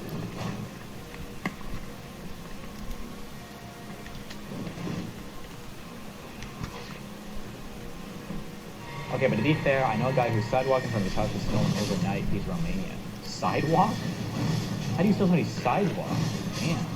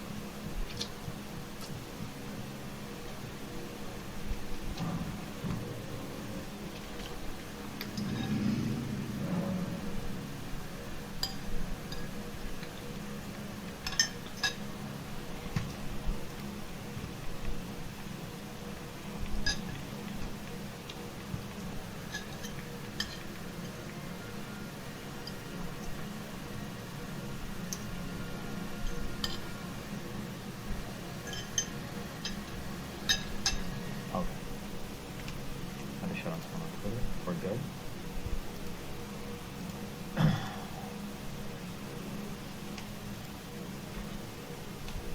The fuck?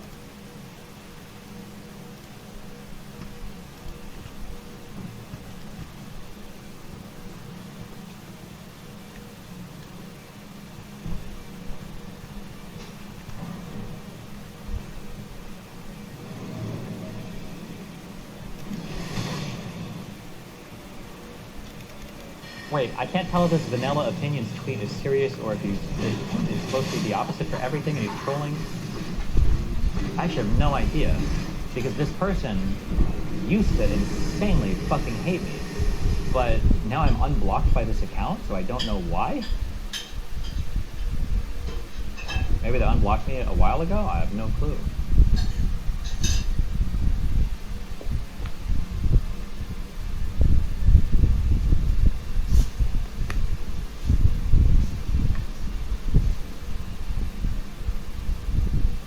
Like you enough because you simp for Dems hard. I thought this account was like a super ultra uber progressive account. That's why they blocked me a long time ago. Am I wrong about that?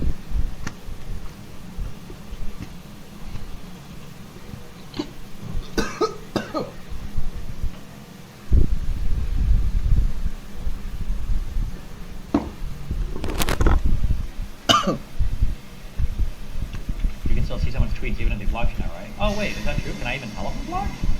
Oh wait, that might be right. Oh, because I don't have the ability to follow this person. So that means I am blocked. Oh, I think you're right. Okay. Never mind, you're right now. Okay.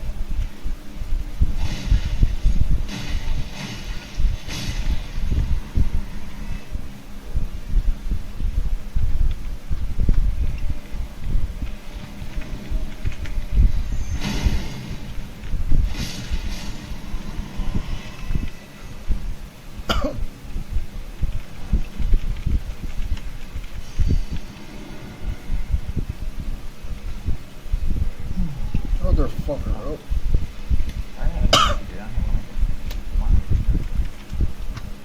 Oh, I was plugging shit up.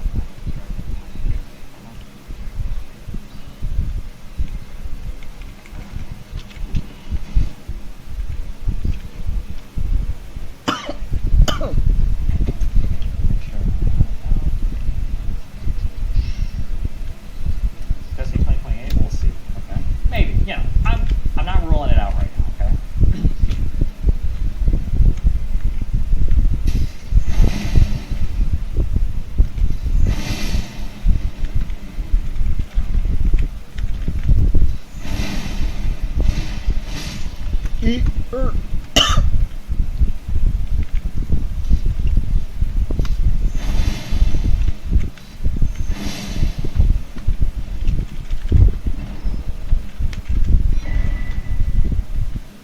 Steven, What? does the Democratic Party in the US have like I don't know, a division for like media? For like I don't know, maybe which decides like who to work with, like which content creators, or how exactly does that work? Yeah, but like everything is decentralized, and a lot of these people just aren't very good at their jobs. They just don't understand the landscape. Right? Which is why somebody should reach out to me, even if it's just for consulting. I'll give you good advice. What do you mean by decentralized? So that- Like it's like random people that come in and out. I guess it's not like one consistent like set of staff that like work with people and are like a stable communication. It's a major error, don't you think? It seems like it, yeah.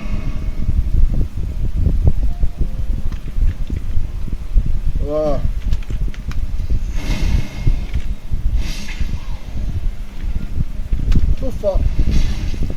Stop fucking. How many sitting Congress people talk to like Brian I ain't got no money, man. Cohen, or like the Pod Save America guys, or like Even if feel I like wanted these guys to. should have so much more access. I can pay you shit.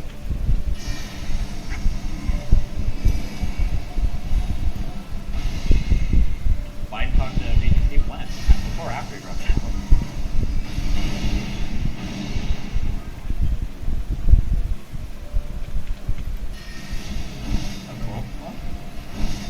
Watching some clips yesterday of Trump, basically a compilation of him talking about like, the fucking nail for like between all that show he went through, right? And compare it to the Democratic Party.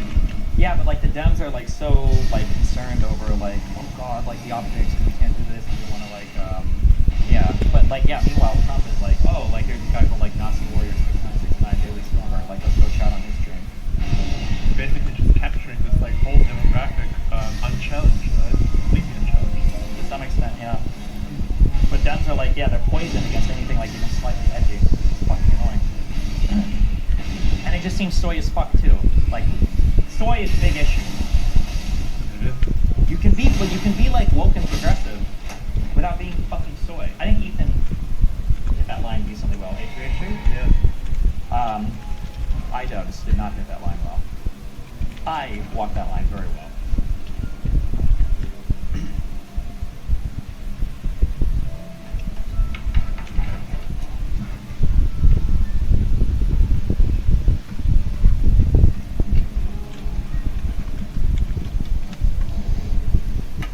Okay, this is output.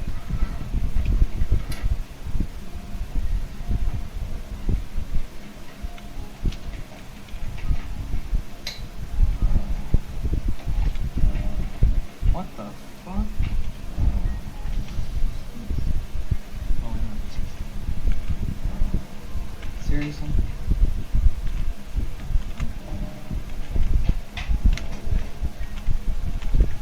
Are you changing something in your setup, or what are you doing? I added a sound card to this PC so that the audio when I'm speaking to people isn't having to go through this horrible 3.5 millimeter cable. Oh, okay. Because these fuckers aren't telling me that my audio sounds like ass.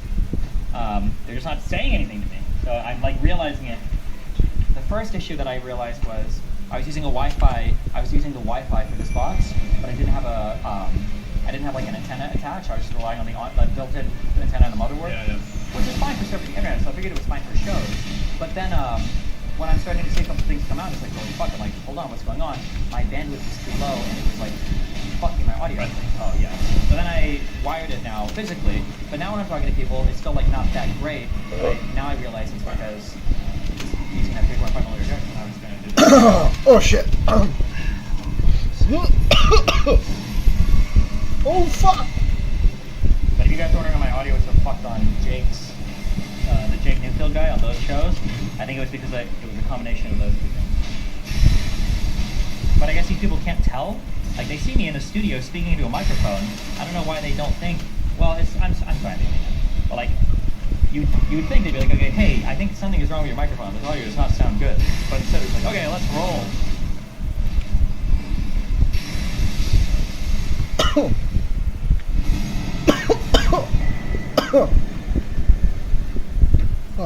How's your flight leave tomorrow? About 4 p.m. tomorrow? Yeah.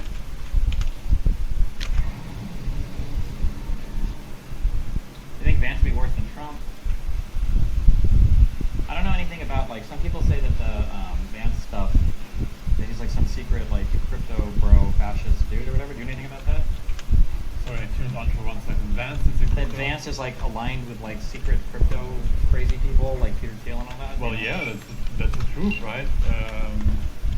Vance has been sponsored by Peter Thiel. He's been pushing him a lot. You think it's like scary? Like there's something real? It's hella scary. Yeah. Peter Thiel is a billionaire who basically follows. He like tries to install a totalitarian government in the US, and he's open about it.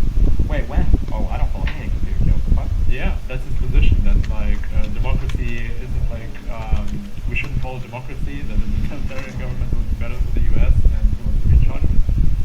Oh, that's basically the rundown. It's okay, well, very condensed, but okay. I thought Peter Thiel was just like a crypto billionaire tech bro. no, he's super crazy. Peter Thiel is. Okay, can we get like our own George Soros that is actually George Soros? Because Right. our George Soros sucks. He like donates money to food banks. We need the real George Soros out here, okay? What the fuck? What the fuck?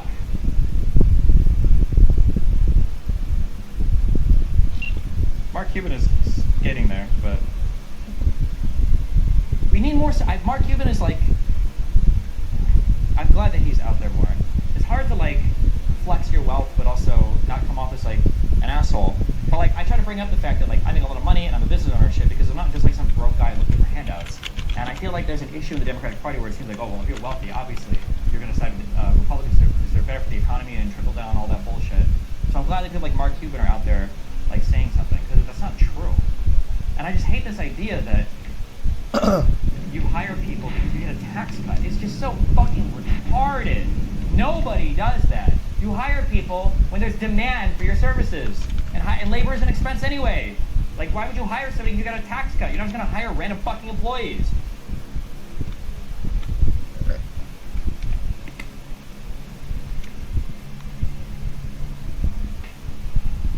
You say you're so progressive? Do you still believe in universal healthcare? I don't know if I actually count as progressive or not anymore. I'm not sure right now. Do I believe in universal healthcare? I don't think price should ever get between people getting an education or getting healthcare. So I think for healthcare, I think I'm probably in favor of like a public option right now. Maybe full single payer. I'm not sure. I don't know. But like something should definitely change.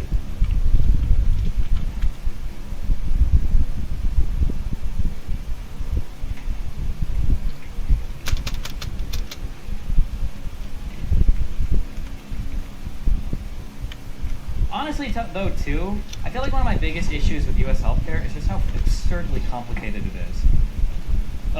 One of the big issues with a lot of U.S. stuff is that it's hard when you look at the numbers to get a snapshot of like how things actually are, because the printed numbers don't tell you anything, right? So, like for instance, for education, when people talk about how unaffordable education is, they always talk about like the sticker price, right? This is like nobody pays that, bro. Everybody is financial aid. We talk about it. But then it's hard. But I mean, it's not like it's free. It's still expensive. So it's hard to capture what's actually going on. And healthcare is similar in the U.S. People will talk about like, oh, cost system, blah, blah. Bro, like everybody has healthcare through their work. A ton of people have healthcare through their work. So it's hard to find out like what is the actual impact at the end of the day to people. biggest complaint about healthcare in the US though is that it's absurdly fucking complicated. Oh shit.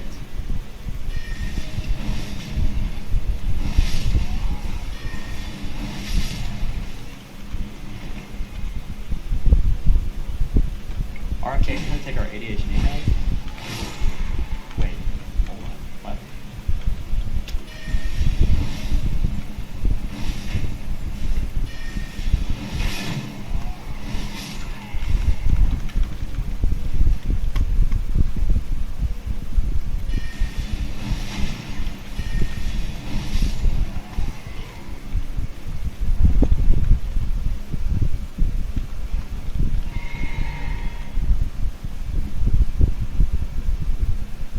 Elementary school was reading my elementary school report cards, and they were, you know, literally one of the pre said he is not only the worst student in this class, he's the worst student I've ever had. And I know why, because I was completely non-compass mentis. It was just like, you know, I feel like I was a dog, you know, when you're talking to a dog and they know their name, but nothing else. I could hear the blah, blah, blah, blah. But I was thinking all the time, how do I get out of this classroom and get into the woods and, you know, turning over rocks and catching snakes? That's the only thing that I wanted to do, and climbing trees. And as soon as the bell rang, I was off into the woods with my brothers. By the way, did you ever know the teachers thought that about you? Was that hidden from you? Oh yeah, no, I knew I was The title of this video was problem RFK soup. Jr. on growing up with ADHD. Is there anything of him talking about ADHD? I don't even see anything. Fuck you guys.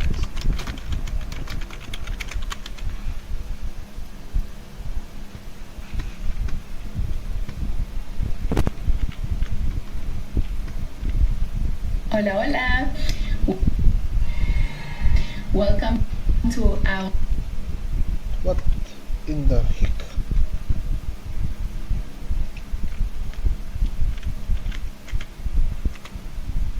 Do you think Trump is actually gonna make Minister of Health? Okay. I have no idea, man. That'd be so funny.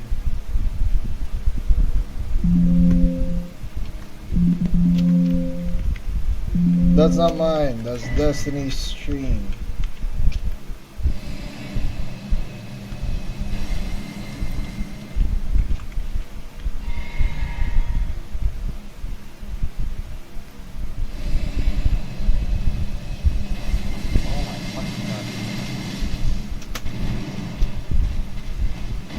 Welcome.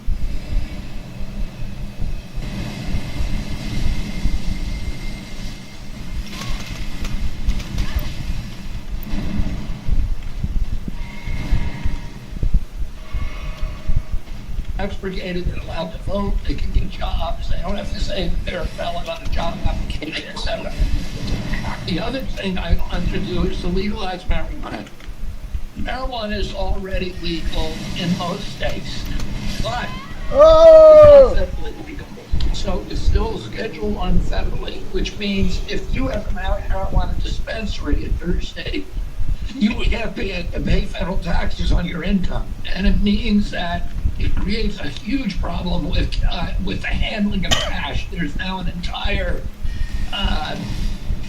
industry, a cottage industry that handles cash for the marijuana dispensaries because they're not allowed. Bro, fucking Rogan. Republicans will shit on everybody for anything. Republicans will be the most, like, aggressive, like, mean-spirited, cruel people in the world. Donald Trump literally made fun of a guy who had, Milwaukee Road? No. What is that? Construction, I think. No? What? Oh. Other people fucking. They will be the most mean-spirited people. He made fun of the guy with the, what is this called? Like the back, is it, it's fucking his hand up. He made fun of the, I don't know this part. Oh, yeah, yeah. Or speaking of still living, what does he have? He made fun of the disabled guy on camera, right? Yeah. But then, oh, it might have been cerebral palsy. But then you put fucking R in it. Like, how? most progressive, woke, like, did you see the clip on Joe Rogan? Oh, fuck. Oh my god, kill me. Just, go to YouTube and look for Joe Rogan, makes fun of RFK Boys.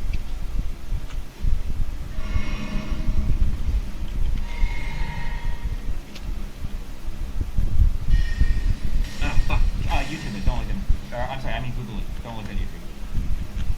Oh wait. No. You might have to look on YouTube. Or type Reddit after because I might be Yes. Kill me, bro. Oh, you guys can't hear this one.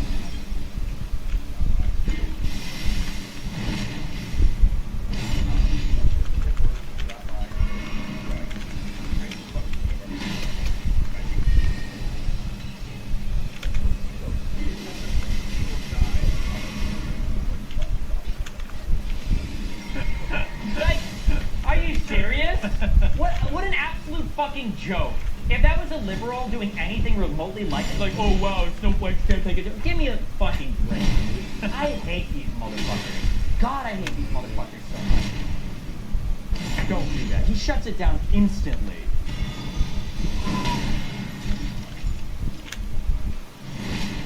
Don't you think that I forgot about that. Strategy, right? To go super hard against like Democrats, and them like being just a little bit edgy, while at the same time being like incredibly like combative against Democrats, right? No, it's a thing that people. The problem with humans is that we are very emotionally proximal. Like the closer things are to us, the more we can empathize with like the thing and care about it. That's why so many people will say shit like, yeah, gay people, trans people, all that is like cringe and gross and disgusting. But then when they have like a gay family member, all of a sudden they'll recontextualize things and they'll either really hate them or they'll change their opinion. When people get personal experience with the thing, though, they start to have a much different feeling about it. Yeah. Which is just a human condition, but still annoying.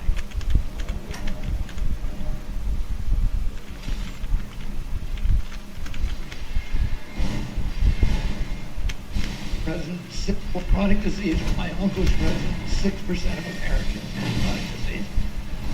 Today, 60%. And, our kids are getting very bad. I talk to young people all the time, and I hardly can meet one that doesn't have an autoimmune disease, doesn't have a neurological disease, reading disorders, learning disorders, ADD, ADHD, speech delay, language delay, tics, sleeping disorders, ASD. Autism has gone from 1 in 10,000 in my generation, 70-year-old men, to 1 in 34 kids in my kids' generation. 1 in every 22 boys. Food allergies suddenly appeared around 1989. I had 11 cousins, 11 brothers and sisters, about 70 first cousins, and none of them had a peanut allergy. Why do 5 of my 7 kids have food allergies?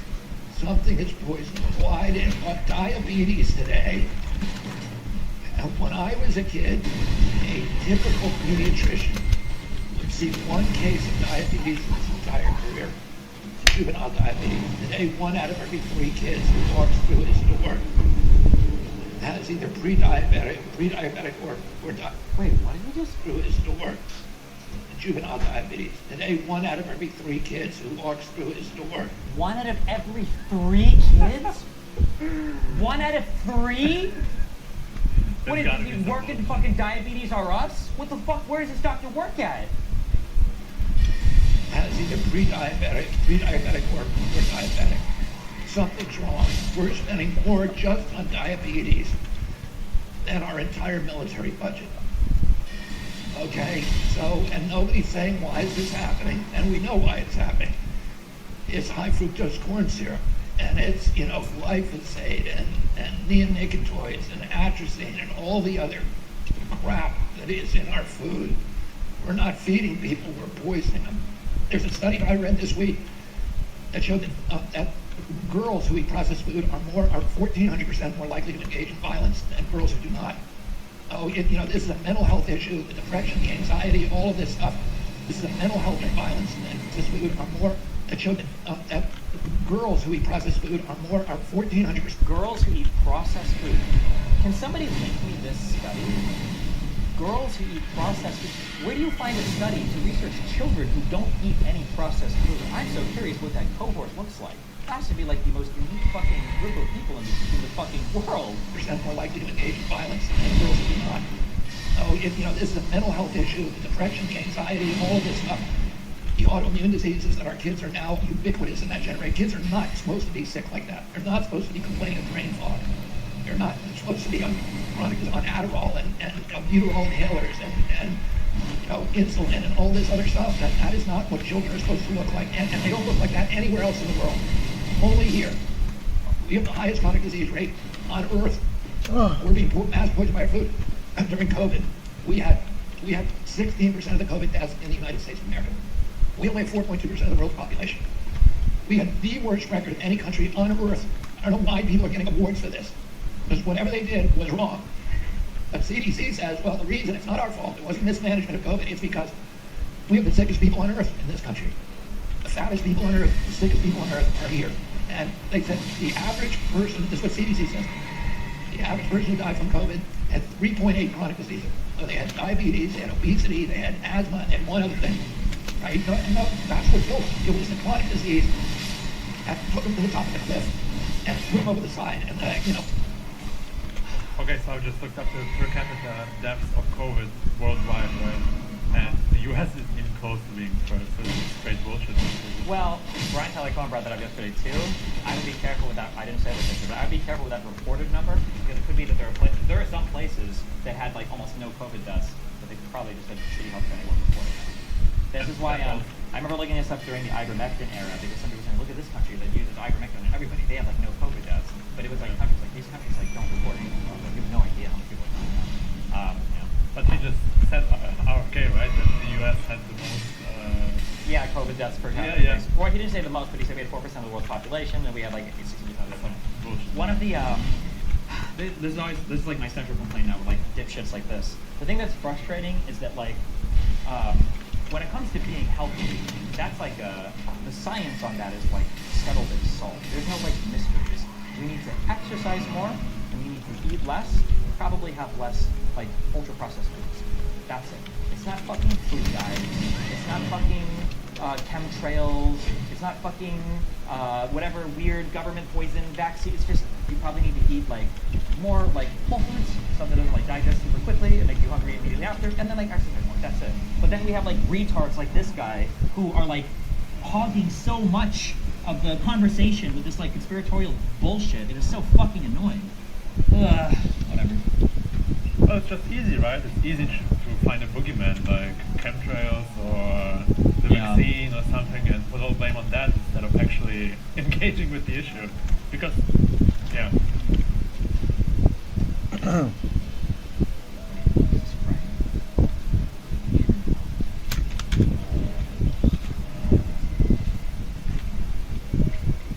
Can you show me what I've got disconnected to? I'm sorry, I'm wiggling this. Yeah, you're good. Or actually, wait, I just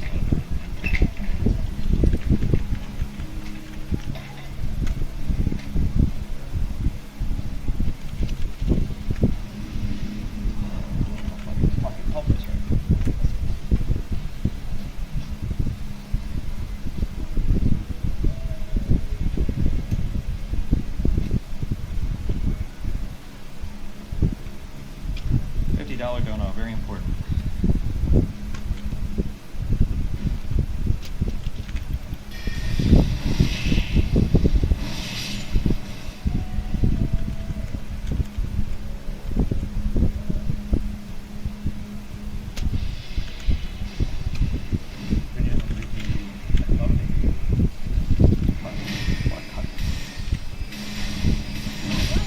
What the fuck?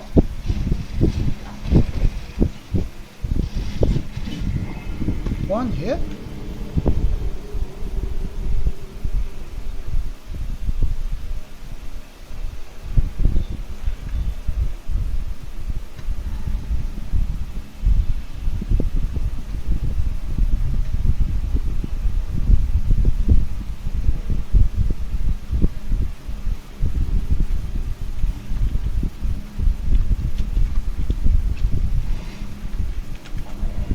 $50 range. sorry for interrupting. I never know when to super chest. Did Lycan make you the Cincinnati chili? I think your Cincinnati chili goes on spaghetti and goes brownies. Like, maybe you might have one time. I think I like most chilies.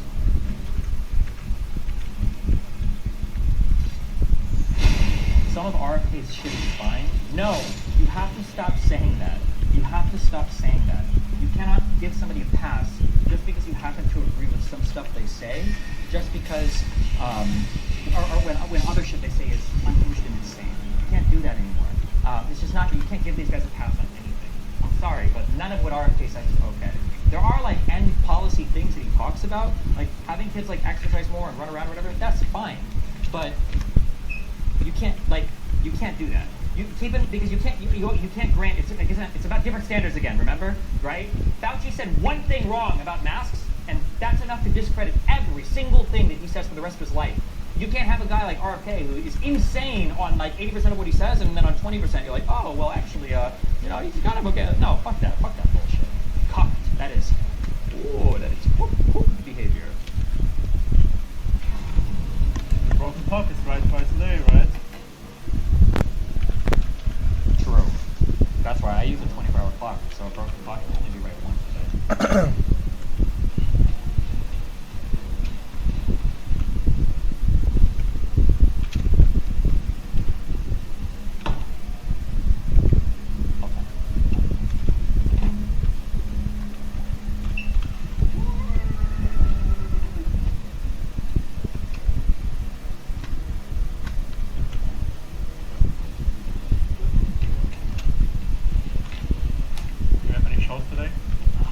Nope.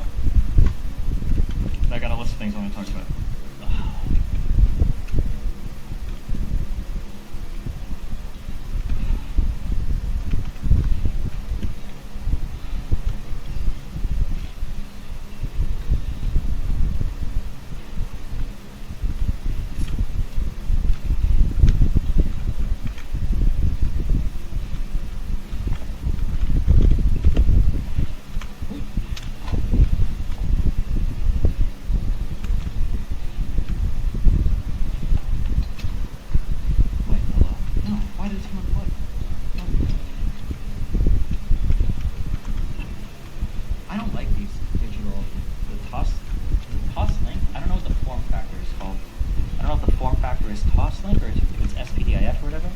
I don't like it.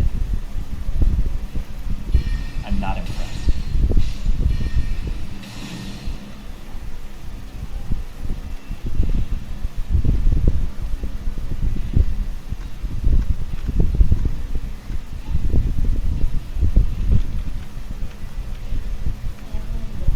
Morning.